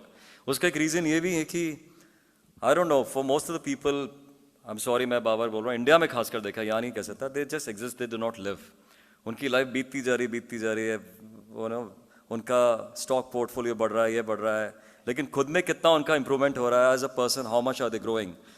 Nobody really knows. People keep telling me कि मैं ना बस 2,500 करोड़ हो जाए, 250 करोड़ हो जाए. मैं कहा तुम्हारा यार फिटनेस की हालत देखो, तुम उसके लायक रहोगे 2,500 करोड़ देखने लायक. मैं कहा ये जो बीत रहा है तुम्हारा समय अभी, इसको भी enjoy करो. Give time to yourself, invest in yourself also. So I try to keep learning new things every day. People can make fun of me कि क्या बेकार गया, क्या वो किया, जो कुछ किया, लेकिन I'll keep learning. I cannot be a Roger Federer, but I'll do my best as a tennis player. I can do my best. So that's what constantly keeps me young and alive.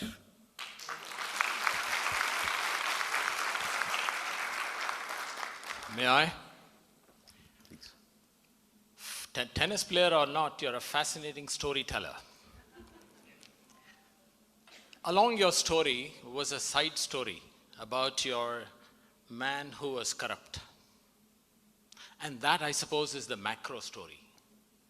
Do you have any plans of doing anything about that? See, corruption, you know, it's a very personal thing. People often tell that XYZ officer is very honest. I would say two things. First of all, that officer is supposed to be honest. It's not something great he has done. He was very, for example, I've joined the service, I well know this is my salary, this is what I'm going to get as perks, and this is what I'll not get. So I cannot compare my life with somebody who's from IIT Delhi, who's gone to the US, or who's founded a software company. And then there's no end. You know, Gandhiji rightly said, it's a philosophical thing, but the truth, that there's no, you know, enough for everybody's need, not enough for everybody's greed. So when I read in the newspapers that किसी के सोफे से इतने पैसे निकले, किसी के 8-8 plots निकले हैं, ट्रस्ट मी, मैं इसलिए नहीं बता रहा कि मेरी क्या इंटीग्रिटी, बट मेरे पास पिछले 15 साल से उतने ही प्लॉट है, 2 जो मेरे माँ बाप के अभी तक, because I don't want to complicate my life. My children, they will take care of themselves. My job is to give them a good education, a good childhood, which they remember once they grow up. But, you know, when I hear somebody जो India बोलता है ना बच्चों के लिए इन्हें 4 plot कर ली उसके लिए, मैं किसके बच्चे बोलते हैं? बच्चों को तो पता भी नहीं होता है. आदमी खुद के लिए करता है, क्योंकि ये स्टॉक्स वाले जो बात थी, when I was doing all these stocks, CNBC दिन भर देखता रहता like an idiot. Later on I read Warren Buffett's, Intelligent Investor and realized what is investment. So my wife used to tell me, आप ये किस लिए कर रहे हो? मैं कहा बच्चों के लिए. बोला बच्चे तो 2-2, 3-3 साल के हैं, उन्होंने थोड़ी बोला आपको, आप अपने लिए कर रहे हो, अपना ईगो सेटिस्फाई करो, एंड देन यू सेइंग कि बच्चों के लिए प्लॉट्स, बच्चों के लिए. But I am one of those who learns his lessons very quickly. So I learn that was something stupid I was doing. So उसके बाद मैंने ज़िंदगी में CNBC नहीं देखा है, कुछ नहीं किया है. ये बात अलग है, मैं थोड़ी देर पहले देखा कि स्टॉक मार्केट 1500 पॉइंट से क्रैश हो गया है, तो मैंने दवानी साहब से पूछा क्या करूँ मैं, वो चीज़ अलग है. But otherwise I am totally out of all these races, not really bothered. Whatever is with me, I cherish all that, and there's enough for everybody. तो corruption का आंसर मेरे पास नहीं है, ये आपके DNA में है. You see cricket players who are so wealthy, still they will do match fixing. Tell me, मतलब somebody like, I don't want to take names, but already wealthy है, लेकिन फिर एक वो ऐप बनाएगा, फिर उसको पुलिस जेल भेजेगी कि pornographic बना रहा है. ज़रूरत क्या है आपको? Because people do not, उनको ख़त्म ही नहीं थी उनकी स्टोरी कभी भी. तो मैंने अपनी स्टोरी बहुत पहले ख़त्म कर ली, 15 साल पहले. मुझे कुछ दिमाग नहीं लगाना किसी में. May I? Fascinating story. But the story about IIT to IPS, how did that happen? Is that another book? I'll tell you. It was the other way around, Quite a few of my relatives, they were in the bureaucracy. And nobody in my family, my paternal or maternal side, had ever gone to IIT. Nobody was an engineer. I was good in academics, particularly maths, when I was in school. And in class 11, I saw all my classmates preparing for IIT JEE, purely out of a superiority complex, that I'm better than all these people. I said, I will also appear for this exam and I'll clear this exam. That is the only reason. I cleared the exam. The day I reached IIT, I realized that I've come to the wrong place for 2 simple reasons. First of all, I was ranked very, very badly. IIT was totally unlike what I had assumed. I thought, बहुत पढ़ने लिखने वाले बच्चे होंगे, चश्मा मोटा मोटा. They were really bad. They were nasty, and they ragged me very, very badly, so I got very worried. And secondly, in school you can be brilliant. So many of us are very intelligent in our country. But when you go to IIT, you realize there's no dearth of geniuses. And I developed this complex that I simply cannot compete with these guys. They were brilliant people who could, actually solve problems in thin air. So I stopped going to the class. My attendance was 0.1%. Actually, I got C grade, D grade, even E grade. I failed in maths and IIT. Not very proud of that. But to make amends, I took the very same maths for UPSC, and I was among the toppers in the country in the same maths. So becoming an IPS officer was always my dream, because I was a very shy and a timid child. You'll be surprised, I'm speaking in front of so many people, but I could not speak in front of 2 or 3 people in a small room. So I thought that once I put on the uniform of an IPS officer, maybe my personality will change and people will take it with more seriousness. But later on, I realized that once you become an IPS officer, it's a great responsibility upon your shoulders, and people look up to you as a role model, and you have to live up to their expectations every minute of your existence. The moment you put on a uniform, sit in your car or move out anywhere, people's eyes are always on you. So that is the reason I became an IPS. Yeah. Amit ji, आपको बहुत-बहुत congratulations, and आपसे ज़्यादा आपकी wife को, because she motivated you, and then you could. Sir, वो मैं ऐसे ही बोल दिया speech के लिए. There were a lot of ladies here. My wife also tells me कि आप सबको impress करने के लिए नाम लेते रहते हैं. But on a serious note, she has been wonderful. There's no denying that. I'm very lucky. She is a fantastic person. So we'll all applaud for her. Sorry? She has never come to a single talk of mine, never listened to a single story. Because जब मैं गाने भी गाते हूँ, she will immediately say, original चला दो. Wives will always remain wives. If you're married, you'll understand that.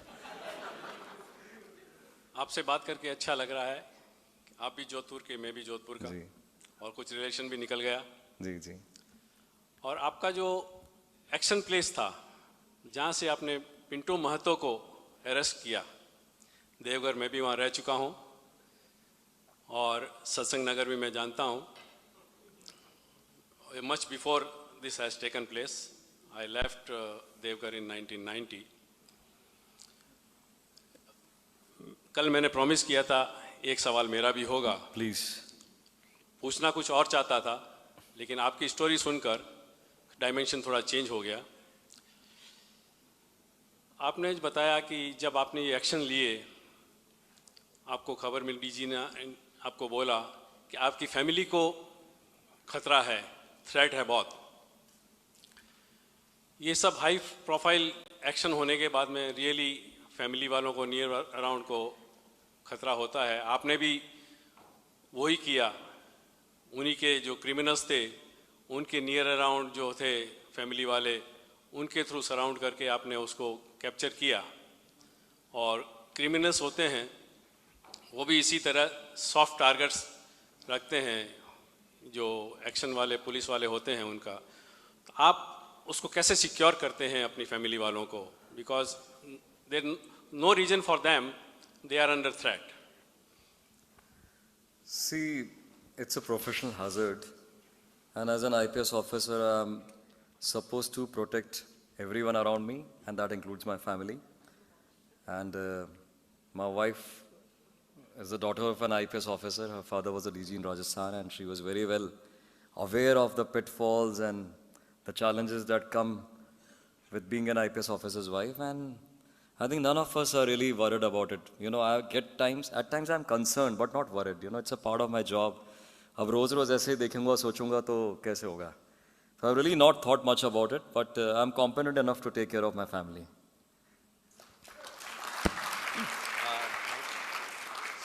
So this will be the last question that we'll be taking in the session. In the interest of time, we have to wrap it up.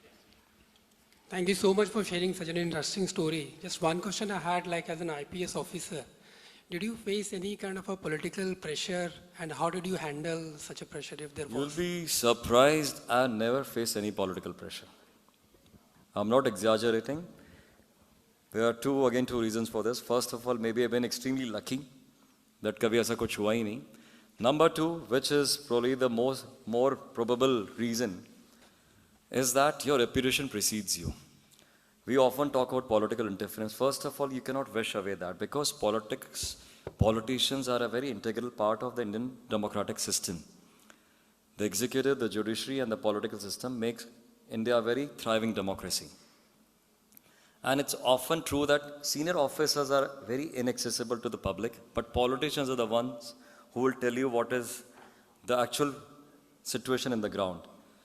But apart from that, all politicians know what kind of a person you are, what is your integrity, what is your reputation, what is your honesty, not only in terms of money, but in terms of your work, how neutral you are, how impartial you are. And if you do your work properly, all the governments require good officers. I'm telling you that. We all require problem solvers, not problem creators. I can be the most honest person in this country, but instead of solving problems, I'm creating problems for everybody around.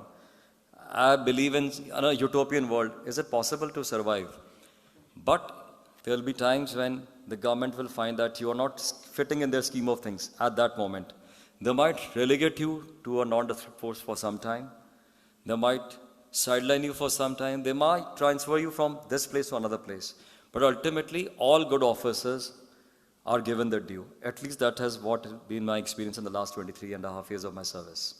So I have never had any problems. And I worked both in the state government and the central government. Central government, I worked at the highest level. I used to interact with the Home Minister, Mr. Rajnath Singh ji, Mr. Amit Shah, and I had excellent experience with all of them. And same is true with Mr. Nitish Kumar, Mr. Lalu Prasad Yadav. You'll be surprised. Thank you very much, sir. And we are proud of you for the services to the nation. As a token of appreciation, we would like to present you with a memento, and I would like to invite CA Vikas Puri, your past chairman, and CA Neeraj Rustolia to the stage.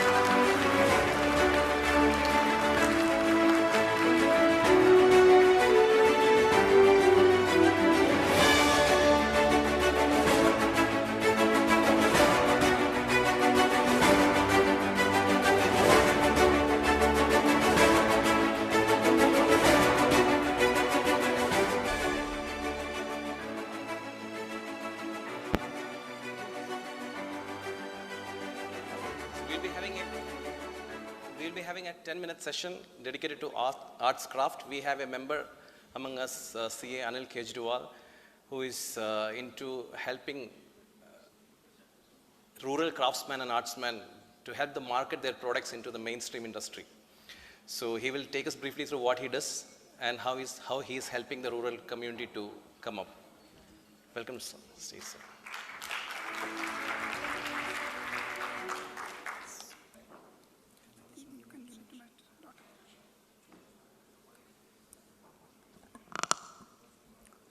Good afternoon, friends. I am Anil Kejriwal, a chartered accountant. Approximately 1992 November, I passed out. But since last 30 years, I am only on the finance and accounts and all. But arts came to me in my life as a eureka moment because it was not my field at all. For me, arts was like just plotting numbers in the paper and then some straight line and something lines are that. But arts came to me approximately 6 months back. Arts is a moment of pleasure for all of us for a second. But the artist, it takes a lot of time, months, sometimes to create a masterpiece. But for us, it's just a seconds we say it's good or bad. In the seconds we say, oh, it's okay, fine, it's art. But we have to give some moment of life to them. Some piece of the paper, some piece of the appreciation, some money we have to give to them. Every initiative when we came to buy an art, we compare to the home decor shop. We go to home decor shop and find 100 dirham, 200 dirham, any art pieces available in the copy, flex printing. But when it comes to the buying an art, it comes in the 1,000 dirhams or more than that. But that's the way it is not the art price. Every initiative has a behind a story. I feel honored to share this story here. It is approximately 3 years back when one of my friends has given me an art piece.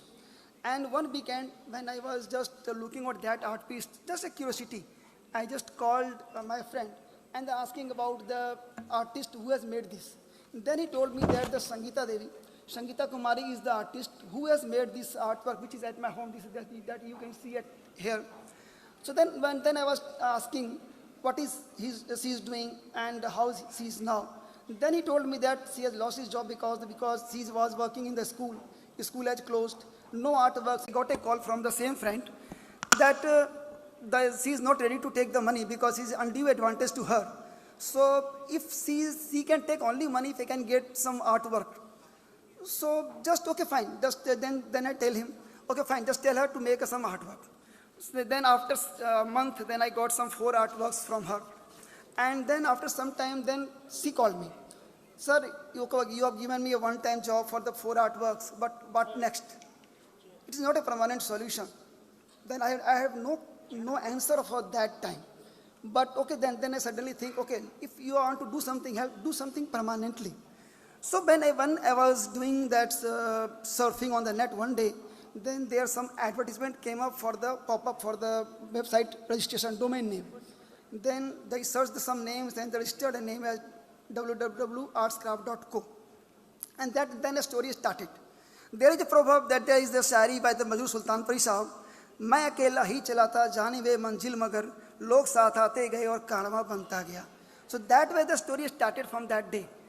After the website domain registration, I called one of the web developer friend, and one of my guy in the office, that he's an IT guy, then he helped me a lot during this whole process. I started the preparation of the website, and then after 15 or 20 days, I called the same lady, Sangeeta. Sangeeta, can you give me your photographs and the details of the artworks? So why? Then Sangeeta, I have made a website for you, and then I have started only because keeping in mind of you only. So on that day, she was crying, sir, you have done a lot for me. So she sent me some artworks and her photographs, and we have started from that artworks and that one lady artist platform, with the one page I have started. From that day, the journey of my family and my daughter and my wife has started. Every day after coming from the office, we were connecting to the Facebook pages, to the social media, Instagram. So my daughter was helping in Instagram, and then my wife was with the Facebook messengers. So we were started connecting with every artist, especially keeping in mind the rural background. So that way, every day we were connecting so many artists. Some was agreed, some was not agreed. On that way, The happiest moment was when we have connected 10 artists in a day. So on that day, our website was having 10 artists. So in that way, it started the story. Now I am proud to say we have more than 200 artists on the platform, mostly from the rural background, and they need the supports. If you see the artwork, they are excellent, excellent. When you go any art gallery in Dubai, you will find or anywhere that art pieces are being sold at 5,000 dirham, 2,000 dirham, 10,000 dirham. But our artists don't need that much of money. Just support them. They support them by buying the actual artwork, not the copy work from the decor shop or anywhere. I'm not against any decor shop. They have their own work. But at least buy some actual artworks, the original artworks. We have some responsibility towards our society also to help the artists by buying their artworks. They are not cheating you by asking the money, but they devote so much of time in creating an art piece which you like or reject in a second. Just like we appreciate every artwork of our kids at home.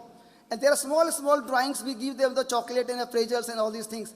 But please appreciate the artwork of artists and pay them the reasonable price so that they can feed their family. We at Arts Crafts directly connected with the artist and want to abolish the multiplying margins of galleries. So please give us this opportunity for any requirement of artworks for offices and homes or any places. As just like in the last 6 months, I have spent more than 20 lakhs of rupees for buying the artworks from the artist. These all artworks were kept at my home in the storeroom. In the last Diwali, we have given as a Jindal group, because I am executive director in Jindal.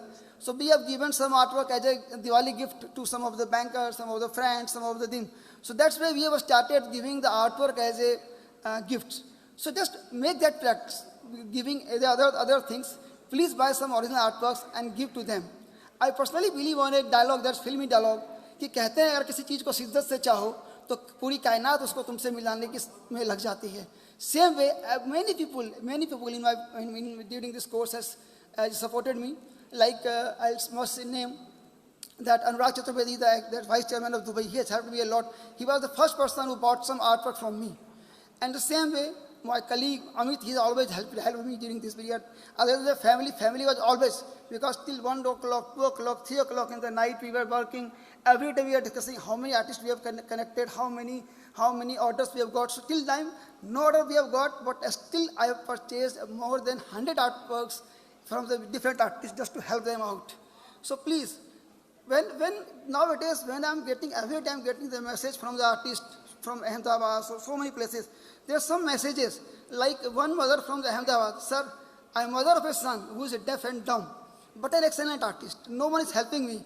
Can you buy some artwork from me? A woman from Jaipur, sir, my husband left me for some other woman, and I am an artist. Can you help me? There are hundreds of messages. So what to do?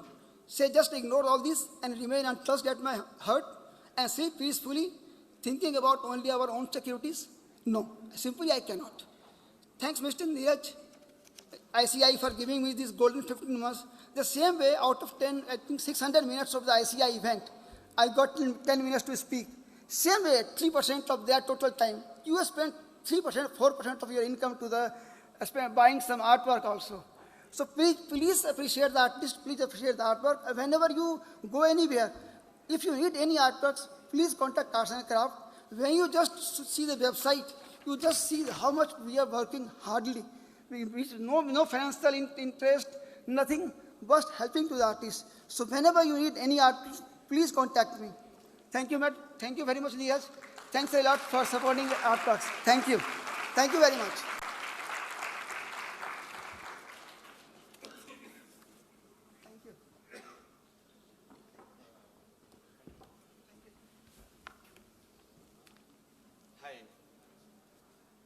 Hi, thank you, Mr. Anil, for the efforts he have put in. And I am back with an international celebrity who started his career as an accountant, and he is also a chartered accountant. He is a director, he is a producer, he is an actor, and of course, you have all seen his movies from Mr. India. So I welcome Mr. Shaker Kapoor on stage.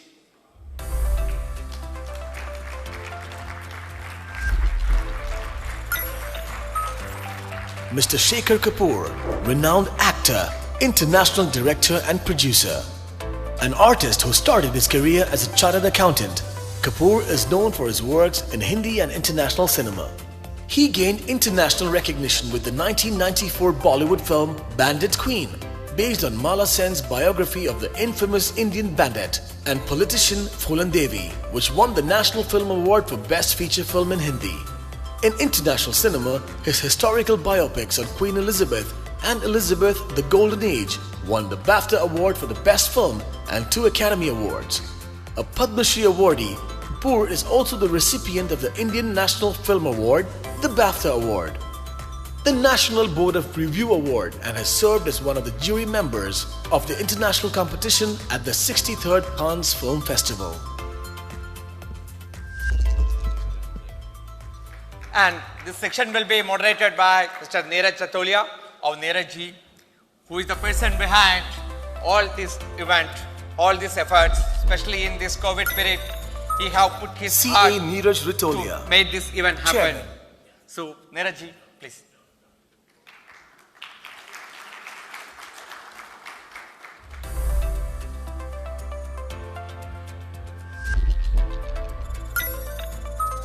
CA Neeraj Ritolia, Chairman, ICAI Abu Dhabi Chapter.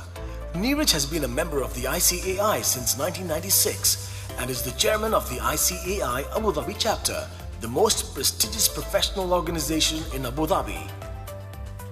Neeraj is also the CFO at Oldendorf Carriers Transshipment and has over 25 years of professional experience. Neeraj has worked across industries including merchant banking and the manufacturing industry. He is a technology enthusiast and as a chairman of the chapter, he makes sure that the members develop skills by arranging various events and sessions of interest including tax, regulation, RPA, AI. As chairman, Neeraj is known for empowering the committee, monitoring them and creating a foolproof enabling system to help the community grow to ensure success. He encourages the committee members to think outside of the box, discuss and navigate different routes through the competitive landscape. Neeraj has attended and contributed to various national and international seminars representing the chapter.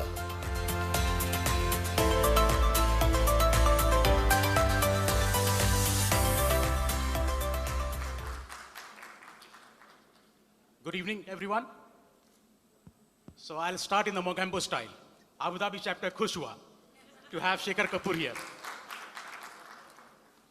Shekhar, before we start, I mean, this is, you know, it's a chat. Yes, please.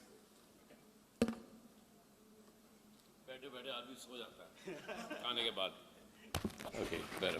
Thank you. All right. So you want me to stand next to you? Or? No, you come sit next to me. Be my friend, my best friend. Yeah. अच्छा ठीक है थक जाओगे मेरी तो आदत है खड़ा रहना. So this is the forum of chartered accountants and education is very important to become a chartered accountant. But I could see that you mentioned somewhere I was a victim of education and I rebelled. Can you touch base on what does that mean and why did you do that? I think especially today, we're all becoming victims of education. When children are growing up, the first thing we do is we educate them and limit them. They limit their possibilities, limit their creativity. Maybe when the British ruled us, it was fine because they wanted us to grow up as a nation of babus. And so we still have the same education systems in India. But when I talk to people today, and this is interesting because I say, what are you educating people for? When I talk to people at IIT, by the time you come out of IIT, you're redundant. The pace of change and the pace of technological change today, जाती थी, उसको बोले बेटे दीवार पर मत draw करो, वहीं जाती थी. उसको कैंची से मत काटो, वो काटती थी. Constantly creative. तो मैंने सोचा, she should be a great artist. So I went to school. I said, I have to put her into art class. Much against her rebellion, I said, you have to, you're going to be a great artist. After all those paintings, she came back the first day. I said, Dad, look what I painted. I said, what was it? It was a house and a tree and smoke coming out of a chimney. And I knew that they were taking all creativity away from her. कि नहीं, ये सही art है, ऐसे बनाओ. So I rebelled against everything, not just education. I think we are in a society where we teach people not to be themselves. And the world that we're heading to is about a world of who you are. You have to be yourself. So why should I get educated to be not myself? Engineering karo, पूछो. IIT के लोग होंगे, पूछो. What you learned in IIT, what is relevant today? No, we had just an IITian who is now IPS So officer. वो तो So I police don't know officer what हो he's गया. doing with this हाँ. IIT education. Yeah. But of course, he's IPS officer now. No, but one thing is important that, okay, you rightly said that it takes away your creativity. But at the same time, I believe that education is of utmost importance. How do you see that? It's what? Utmost importance. Learning is utmost importance. Okay. That's it.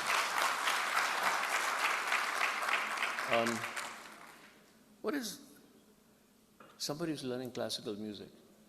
वो एक राग पारी सारी जिंदगी 12 घंटे रोज they sing the same rag and the same rag and the same rag. आप उनसे बोलो, why? आप सीख क्या रहे हो? वही राग गा रहे हो, वही राग गा रहे हो.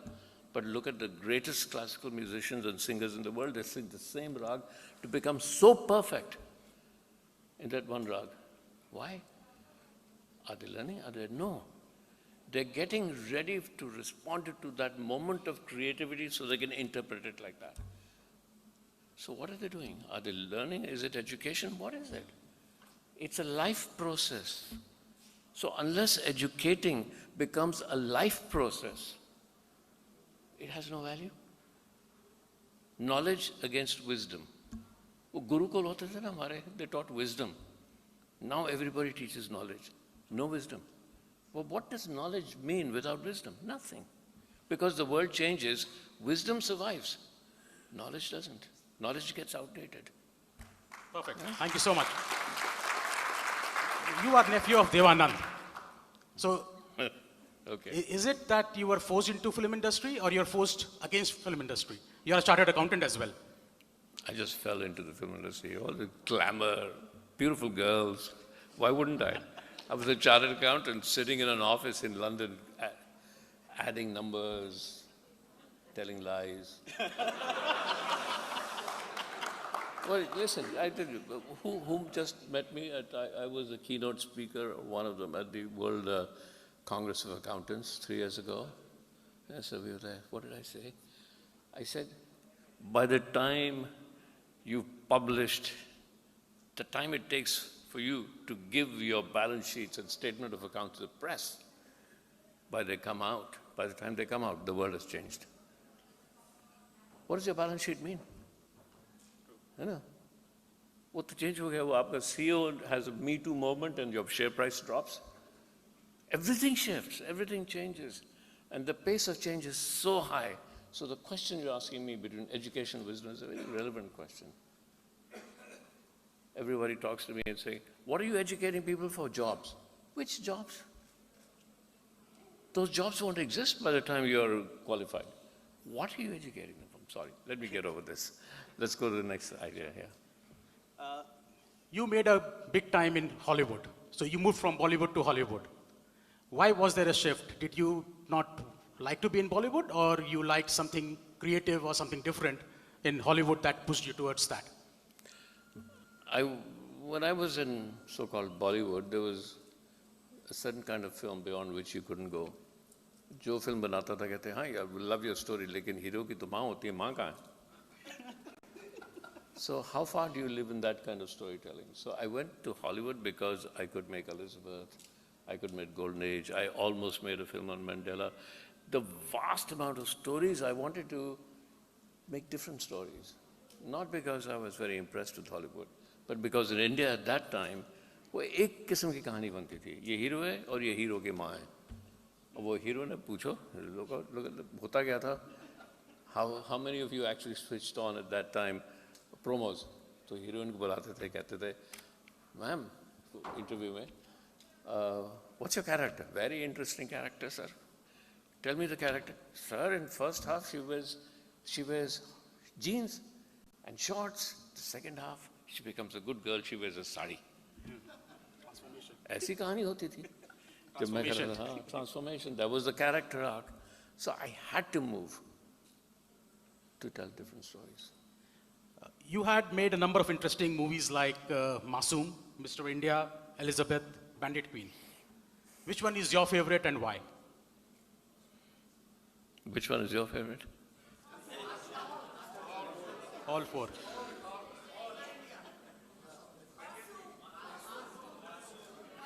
How can I say? I'll tell you why. Masoom is my favorite because I had no skill. I hadn't studied filmmaking. एक दिन मैंने उठा मैंने कहा चलो फिल्म बनाते हैं. I made a film. किसी ने पैसा दे दिया, कोई एक्टर आ गए, मैंने फिल्म बना दी. And I had no idea. Now I wasn't anybody's assistant. I had no idea how to make a film. And since then I've learned that creativity arises from naivety. I was naive. Then my second favorite film is Bandit Queen. Why? Because I didn't know how to make the film. किसी और की कहानी कैसे बताओ जो जिंदा है? How do I make that film? What track do I take? So I cast an actress to play Phulan Devi, Seema Biswas, who was a very well-known theatre actor. तो उससे मैंने कहा, उसने मुझसे पूछा, because I'm a director. पूछते हैं ना डायरेक्टर से अगर आप अकाउंटेंट हैं या स्टॉक मार्केट के हैं कि भैया कैसे करते हो, आप तो बहुत बड़े हो. उसने कहा बहुत बड़े आप डायरेक्टर, बताओ ये आग क्या है, this character, what is the great thing about, कहाँ जाकर फेल होती है, कहाँ सही. They were good questions, and I as a director should be able to reply to them, and I didn't know how to. मुझे पता ही नहीं था कि मैं फिल्म कैसे बनाऊं. So I said, okay, Seema, तुम घर जाओ and write 2 pages about yourself. 2 pages, right? कि who you are, which is your high point, who are you, where's your dignity. वो वापस आई, कहती मैं नहीं लिख सकती. I cannot put myself into 2 pages. So then I said, how do we take another human being and put them in one script? We are human beings, we are everything. So how do I make, then I knew how to make the film. I said, what I did was, I said, look, let's just go be honest. If you're nervous, be nervous. If you're arrogant at that moment, be arrogant. And I told my whole crew that. I said, I am intelligent enough to know, I'm not intelligent enough to know the difference between right or wrong. But I'm emotionally competent enough to know whether it's honest or dishonest. So that's all I want you to do. I can see if you're being honest or dishonest. Just be honest. And if we all are honest, whether director or cameraman or actors, then hopefully that honesty will come to the audiences. That's what made Bandit Queen. We were honest on the set all the time. Great. You have been part of the Expo 2020. And because of COVID, we know that Expo was delayed by a year. And so what challenges did you face because of COVID in this Expo? What is your role in Expo? And how do you think UAE as a country is getting benefited out of Expo? I'm on the International Board of Directors, Board of Advisors on Expo, and have been since its inception. Why did I do that? Because the first time I met Her Excellency Reem Al Hashmi, I said, what? She said, will you join the board? And I said, what are you trying to do?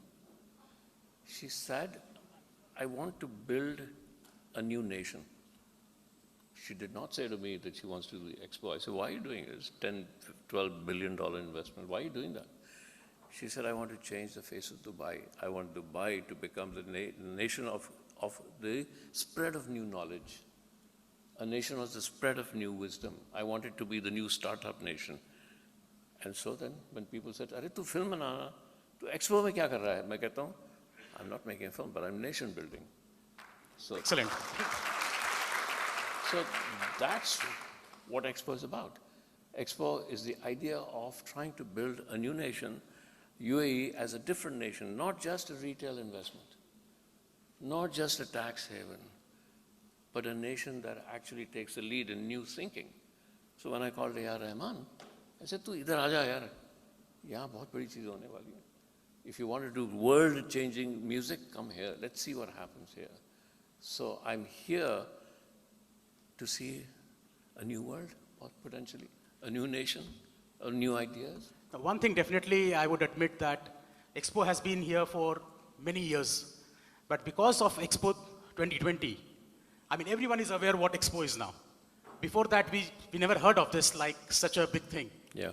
But now everyone talks about Expo 2020 everywhere across the globe. So definitely, I mean, UAE has a different vision. Could you put insight on what are your current and future projects? And do we think you will be able to make something on Sheikh Zayed for the UAE? Well, that's more difficult than current. Rahman and I actually right now rehearsing for a fairly extensive stage musical at the Expo, which will release on the 8th of January. So you'll be able to see it. It's huge. It's rather bigger than I ever thought it would be. I'm then going back to make this film or series on water, because I found in water was that the people who are making the decisions, unke nalko mein to pani aata hai, but 80% of India had no water. 5 baje uthो, 4 baje uthो. तो मैंने बहुत कोशिश की to spread this. People would not listen. So then I realized I should spread it like a storyteller, like a filmmaker. So then they started to listen. Then I realized I need to tell it as a story. So I want to make a series on water, because water and our environment is actually, we are really in a serious situation right now. So that's what I want to do. Yes, the film on Sheikh Zayed has been on the cards for a long time, but it's a huge responsibility, especially to the people of UAE. It's like making Gandhi for India. He's not just the founder of UAE, he's like a spiritual leader now. How do you make a film on a spiritual leader? So it's a rather large responsibility, which I've taken up, but it's tough. Last year, we did our annual seminar on a virtual mode, and we happened to have our Jal Shakti Minister, Shekhawat ji, as our chief guest. And he mentioned a lot about water situation in India. And do you, by any chance, is in connect with him or the Modi government relating to power crisis in India? Or are you getting involved into it? Do you think that you can share some insight to them in how to resolve this water crisis issue somewhere? There's no one resolution to the water crisis. What I do keep saying is that it's in our hand. Each individual has to be very cognizant of the water crisis. My daughter now learns at school, "Daddy, aap daant brush karke nalka band kyun nahi karte?" You know, each one of us has to do that. The water crisis is not a governmental issue. It's a personal issue. I'll tell you a story. Yeah. I'll tell you why it's a personal issue. If you go to Juhu in Mumbai, there's a slum called Nehru Nagar. Nehru Nagar में आप अंदर जाओ तो Babar shop है, वहाँ अमिताभ बच्चन की तस्वीर है, जहाँ जाओ ऐश्वर्या राय की तस्वीर है, right? नेहरू नगर में जब पानी आता है तो it comes in a big tank, right? And that tank is run by a mafia. वो बॉम्बे म्यूनिसिपल कॉर्पोरेशन को पैसा देकर टैंक भर के पानी लाते हैं नेहरू नगर में. And if you go there in the afternoon, you'll see a line of women and young girls with buckets waiting in the sun for the water. और फिर लड़ाई शुरू हो जाती है, फिर उनको मार पड़ती है. There are goons there जो उनको मारते हैं. Why am I telling this story? Nehru Nagar के just across the road इतनी सड़क होगी, इससे कम आधी इसकी. वहाँ सब फिल्म स्टार्स रहते हैं, वहाँ अमिताभ बच्चन रहते हैं, वहाँ ऐश्वर्या राय रहती है, जहाँ जहाँ इनकी यहाँ जो तस्वीरें वहाँ रहते हैं. वो शावर ऑन करेंगे तो 24 घंटे चलेगा. तो ये क्या हो रहा है? And these people in this Nehru Nagar are paying 20 times more for their little bucket of water. These guys, यहाँ ऐसा नहीं कि वो बुरे लोग हैं, वो बात क्या है, ये बात हमको समझ में नहीं आ रही कि पानी एक रिसोर्स है जिसको हम वेस्ट नहीं कर सकते. That's what my film. अब वहाँ गवर्नमेंट और मुझ में इतना कोई, that's, yeah, they're doing their own policies. We have to do our own policies as individuals, as citizens. That's what we have to do.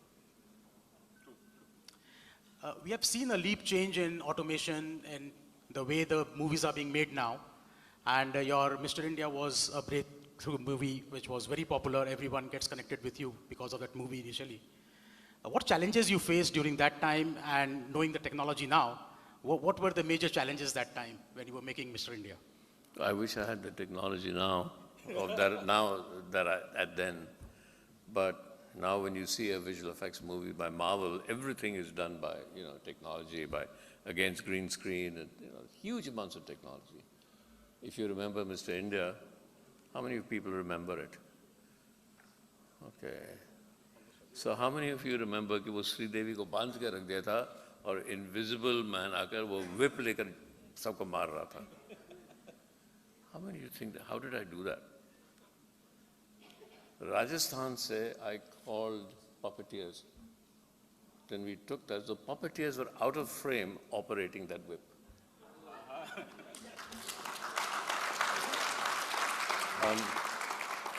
आपको याद होगा, there was this अपना वो editor जो बहुत चीख रहा था श्रीदेवी के ऊपर हमेशा, तो एक दिन वो मिस्टर इंडिया अंदर आता है और एक कोको कोला की बोतल लेकर कोको कोला से पी जाता है. कैसे किया? Anybody tell me how we did that? How? I'll tell you how. दरवाज़ा खोल दिया, वो तो ठीक है, वो एक स्ट्रिंग थी, दरवाज़ा खुल गया. फिर वो बैठ गया, वो भी स्ट्रिंग थी, कुर्सी के नीचे स्ट्रिंग ऐसे कर जैसे आदमी को बैठ गया. कोको कोला कैसे पिया उसने? So I had a large glass, right, which I stuck the Coca-Cola bottle to. तो ऐसे लगता था कि उठ गया, किसी ने उठा लिया है. Then I had a straw after straw after straw after straw, and then on the glass I had some wax.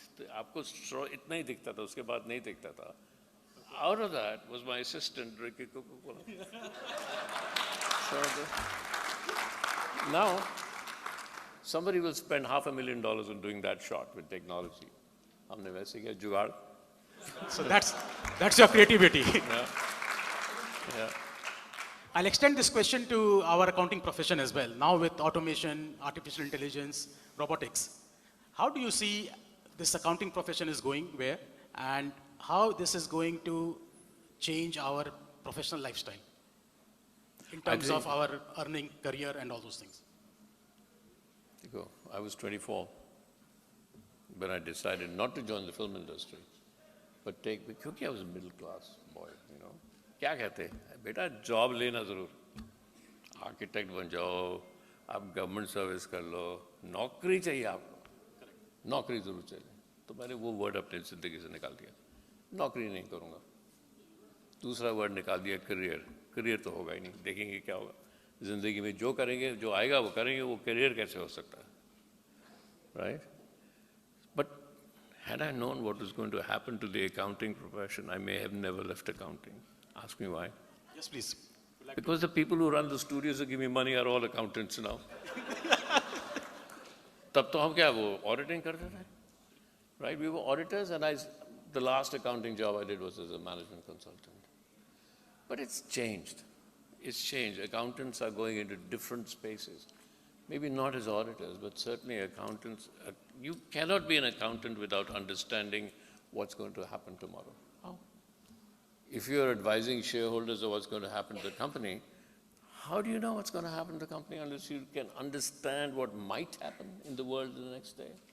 So therefore, accountants at that time were futurologists in a world that never changed. That's what balance sheet means, ना? कुछ नहीं बदलेगा, ये देखो ये value है company की, यही रहेगी. 6 महीने के बाद बदली, 1 साल के बाद बदली, अब तो ये कल बदल जाएगी. So how do you sign that balance sheet with the validation that this is my profit and loss account, or this is the balance sheet as of this date? As of tomorrow it will change. So you have to change accountancy into futurology. If you cannot guess the future, if you don't have the calculation to find out what's going to happen the next day is 10 years or 5 years or 10 days, then you don't have a value as an accountant, because people are depending on your assessment of the world, of a finance and of a company. Otherwise, how can you do it? You all have to understand futurology, which we artists are very good at, because nobody holds us responsible. So I have the last one. There are a lot of young chartered accountants. There are students as well. You spoke about wisdom. You spoke about knowledge. What would you like to tell them, these young people, persons? Yeah, mat pucho. You'll curse me later. आप कुछ बताओ उनको. Because there are also I know. parents here who will get really upset at what I say. I'm not But going to say. I mean, of course, they will take a conscious decision on what they want to do later on. But just to give them a broader guidelines that why. I will not give broad guidelines. Okay. I'll say one word. Yes. How many of you consider yourself not young here in this audience? No one. So, okay, one word. Rebel against what is in search of what is not. Excellent. Thank you, Shekhar. And now I leave the hall with the question and answer session. So if anyone has questions, can please, yes.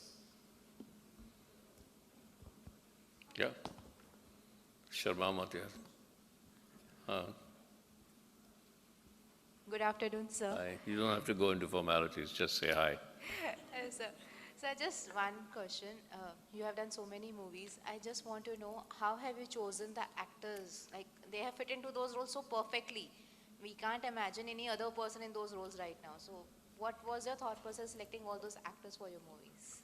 So do you want the philosophical answer or the truth? Because there is no truth. It's all philosophy. So, which lie do you want to hear? Sorry? Dono? All right. Are you ready for this? Sure. I choose the actors that chose me. It doesn't happen like that. Life doesn't happen with choice.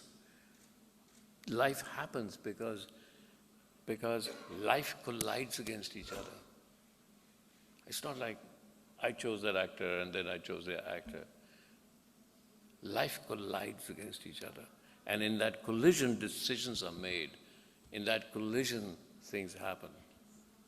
Now, when I was doing Elizabeth, my first film outside India, every big star in Hollywood wanted to do Elizabeth. Who doesn't want to play that? I wasn't convinced. One day, I knew there was somebody out there in the universe that I wanted. I did not know who, I did not know where.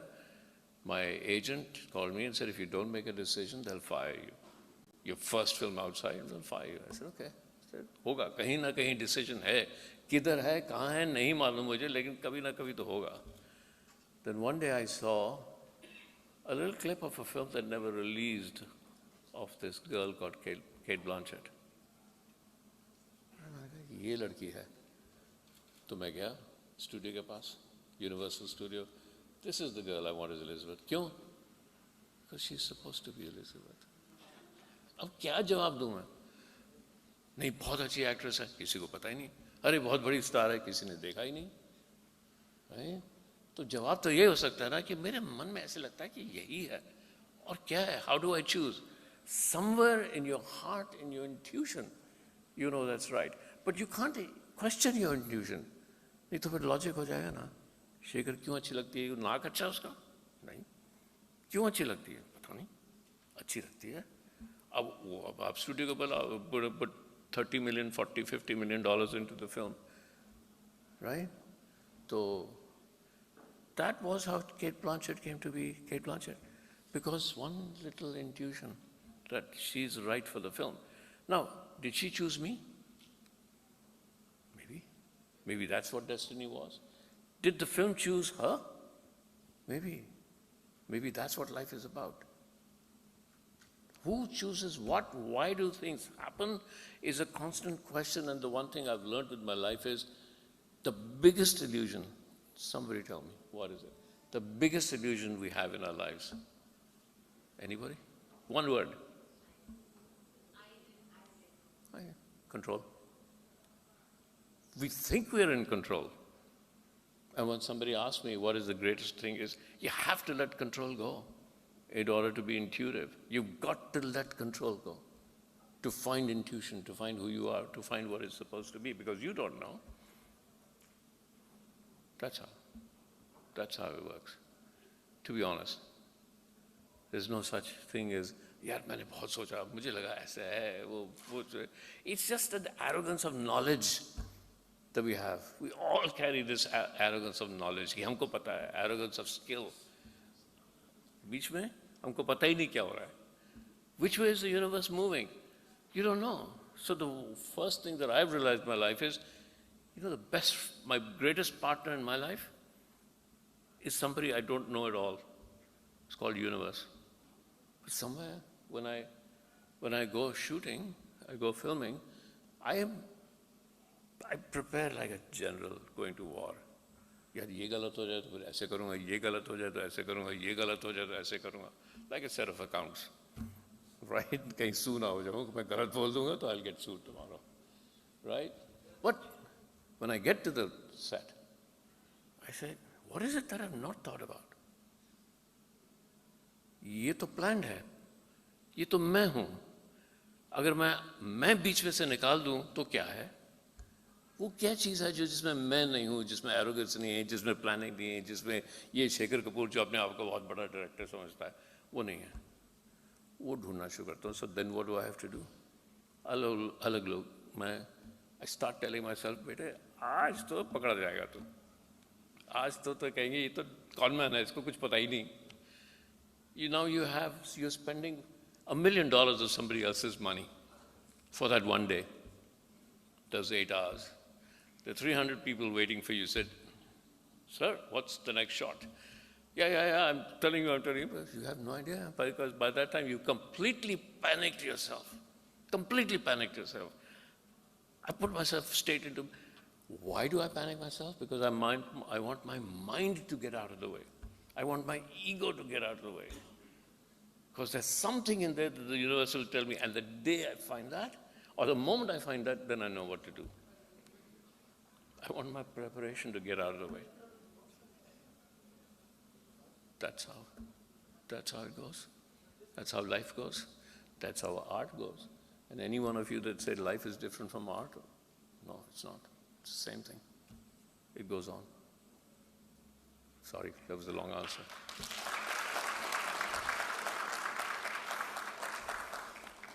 Yeah. Stock market, exactly the same thing. Tell me which stock. You don't know. You're guessing, right? And then you're hoping you're right. Right. Yes.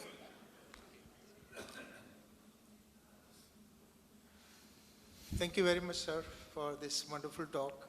I myself am a big cinema fan. Of course, all Indians who are sitting here, Bollywood is a big part of our lives.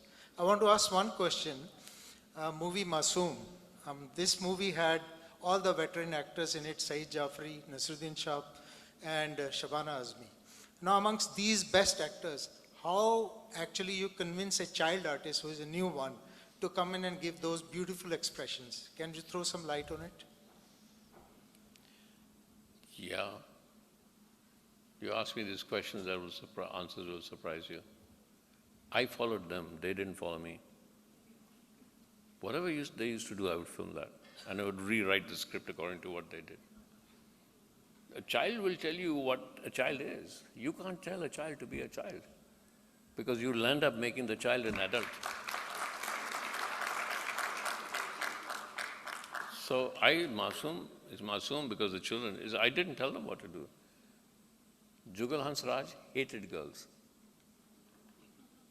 वो बेचारी दूसरी लड़की आकर कहती थी, I think I should hug him in the shot. They used to come, वो ऐसे फेंकता था दूर उसको. Said I just worked around them. अच्छा ऐसे कर रहा है, ऐसे ही करते हैं. वो गाने जो शूट किए मैंने नहीं, वो खुद कर रहे थे, मैं शूट कर रहा था. You just have to make. What I did was in Masoom, I allowed them to play and I shot them playing. And the big learning is, which part of life are we not just playing? I don't know.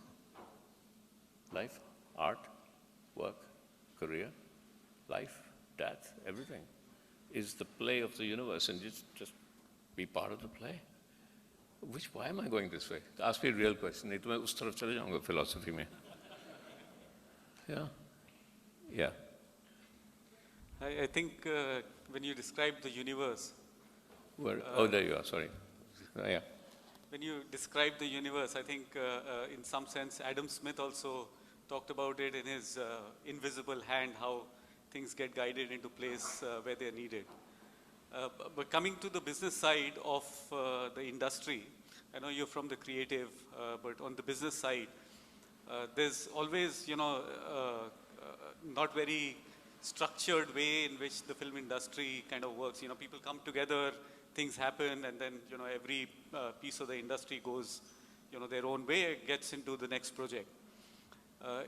Interestingly, I'm seeing a trend in media where a lot of things are getting financed, at least, not so much in India. I don't know much about what's happening in India, but getting financed through crowdsourcing. Creatives are getting backed through, maybe blockchain-based financing where they own certain parts of the intellectual property of things that are yet to be created, just based on their past, their past, reputation or, what they've created in the past. Are you seeing something like that happening in India as well? As a creative being, I am always interested in not having somebody else having control over what I do, right? So if I can raise money from blockchain, it gives me the potential of raising money in bits, right? If I go to a studio and say my film, my budget is about $50 million, so there are 5 people sitting there and say, yes, no. What gives them the power? Why can't I go to blockchain and raise $50 million through blockchain or crowdfunding? What is the advantage? That if you've invested in my film with blockchain, you can start trading in my film from day one, right? So if I say to my hero and heroine, why don't you guys just have an affair for public? वो पूरी publicity इतनी हो जाएगी that everybody will start trading in blockchain.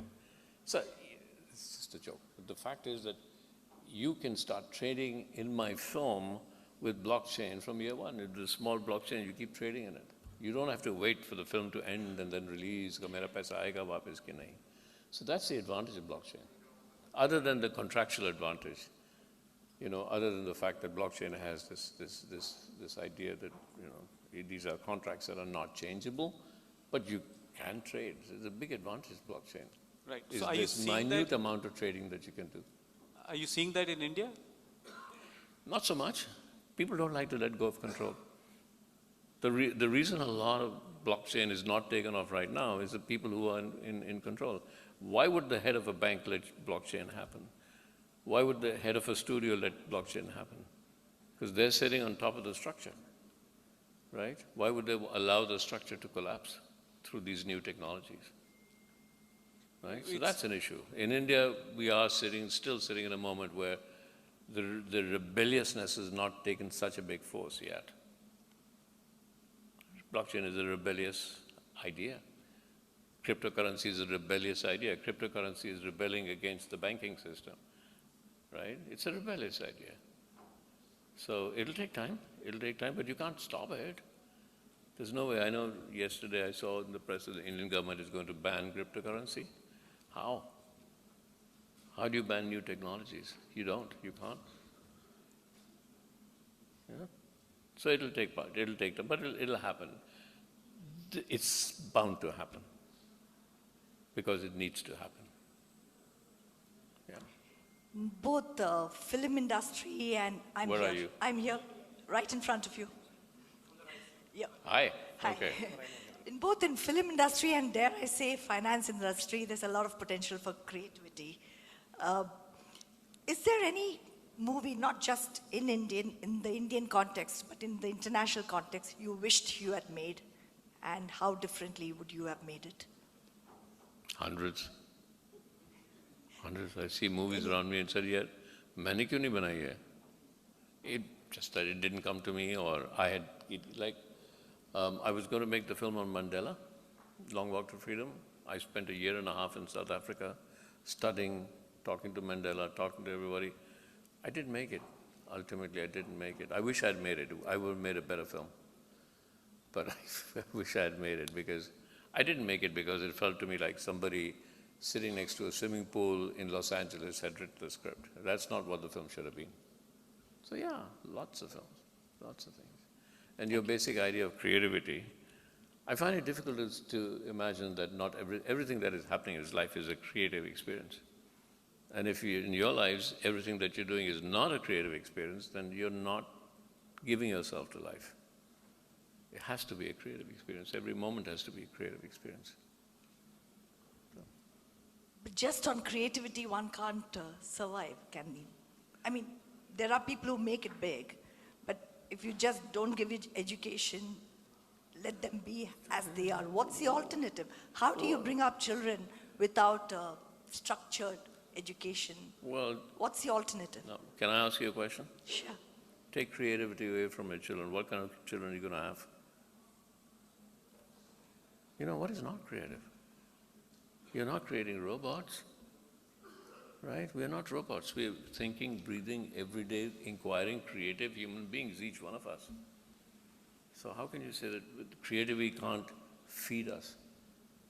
Even right now, you know, when you go into a forest and plant a seed and wait for it to grow and eat that plant or eat that, you're being creative. What is not creative?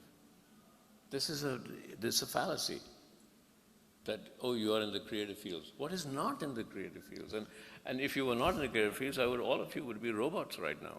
There's some form of creativity. A lot of us just take creativity away from ourselves, and we don't lead full lives. How many of you are not spiritual? Anybody who's not spiritual at all in this room? See, nobody. So here's my question to those that are spiritual.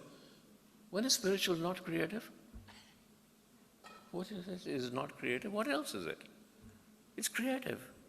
What is faith? But creative, being creative. Creativity is a fundamental of who we are as beings. The universe is creative.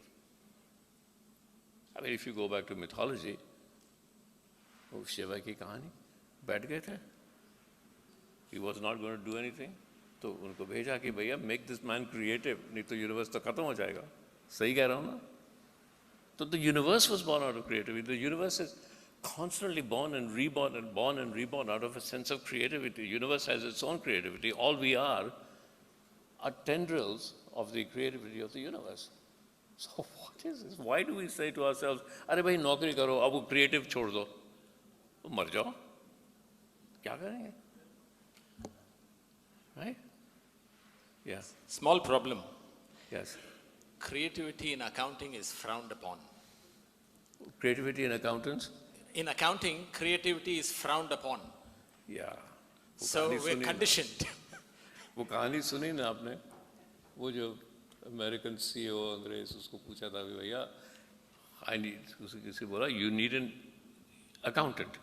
Not just an accountant, you need an Indian accountant. And not just an Indian accountant, you need a Gujarati accountant. तो वो बैठा वहाँ, उसको मिल गया एक Gujarati accountant. तो उसने पूछा कि, everybody says Gujarati accountant. What's so great about it? He says nothing. It's very simple.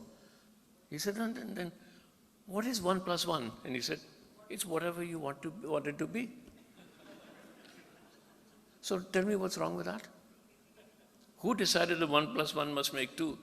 All of innovation has happened because 1 + 1 has to be something else. But it has to be creative, right?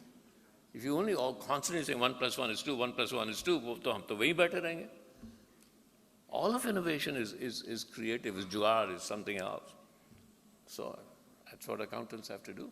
What else is entrepreneurship? What else is it? ज़्यादा बोल रहा हूँ ना मैं, है ना? सही है. बोलना चाहिए, ज़्यादा ही बोलना चाहिए.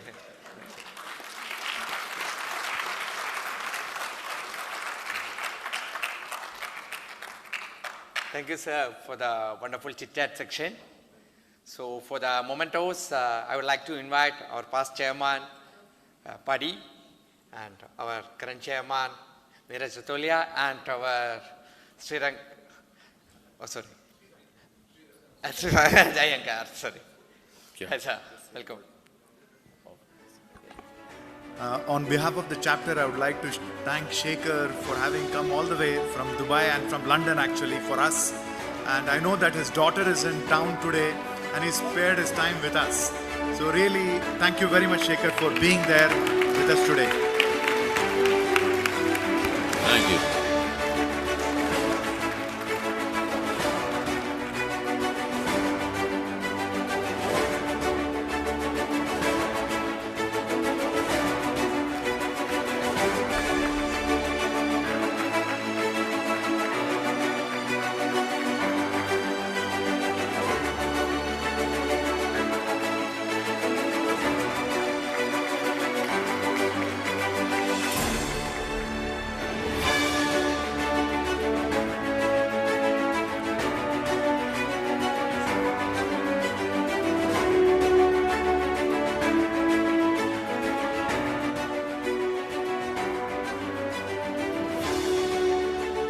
Thank you, everyone.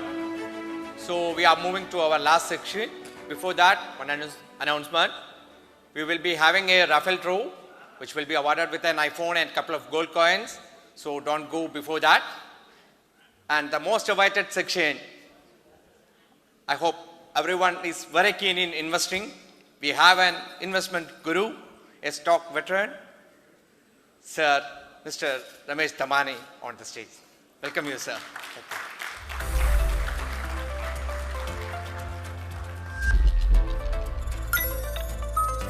Mr. Ramesh S. Damani, Chairman, Avenue Supermarts, D-Mart, and Stock Market Veteran.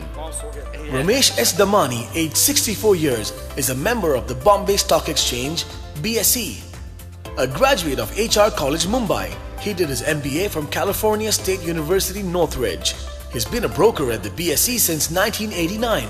He's currently Chairman of Avenue Supermarts Limited, popularly known as D-Mart. Apart from his role in Avenue Supermarts Limited, he is the Managing Director of Ramesh S. Damani Finance Private Limited, who are members of the BSE.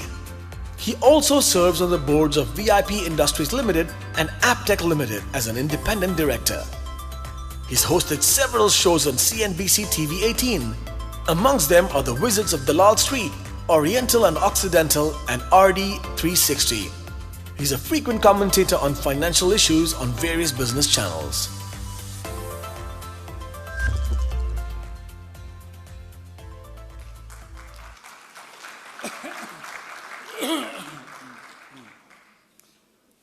I actually have a good mind to wrap up because I'm following actual Mr. India and another Mr. India.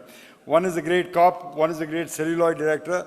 I'm just a Dalal Street guy, so it's a very, very difficult job I have, but let's see. The organizers have spent a lot of time and effort to get me out here.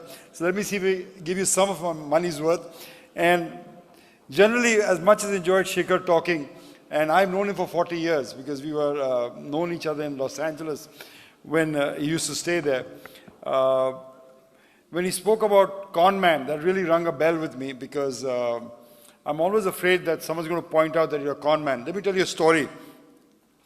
In 1929, I think it was Carl Heisenberg, he won the Nobel Prize for Physics for quantum mechanics. And since that was the era before the aeroplane, he was feted by the citizens of Germany. So he went from Munich to Stuttgart to Hamburg, and there was a civic reception in each of these cities for him. And finally, at the end of his tour, he's going to Bonn, and a driver who's taking him to the various places say, Herr Professor, I know your speech that you give by heart. Even I can give this speech. Now, Heisenberg is a non-fussy guy, so he gives his suit and coat and tie to the driver and wears the driver's chauffeur uniform. And he tells the driver, go ahead, give my speech. And the chauffeur gets up to the occasion and gives a perfect rendition of the speech, word for word. And much after that, like there is today, there's a question and answer session. And he answers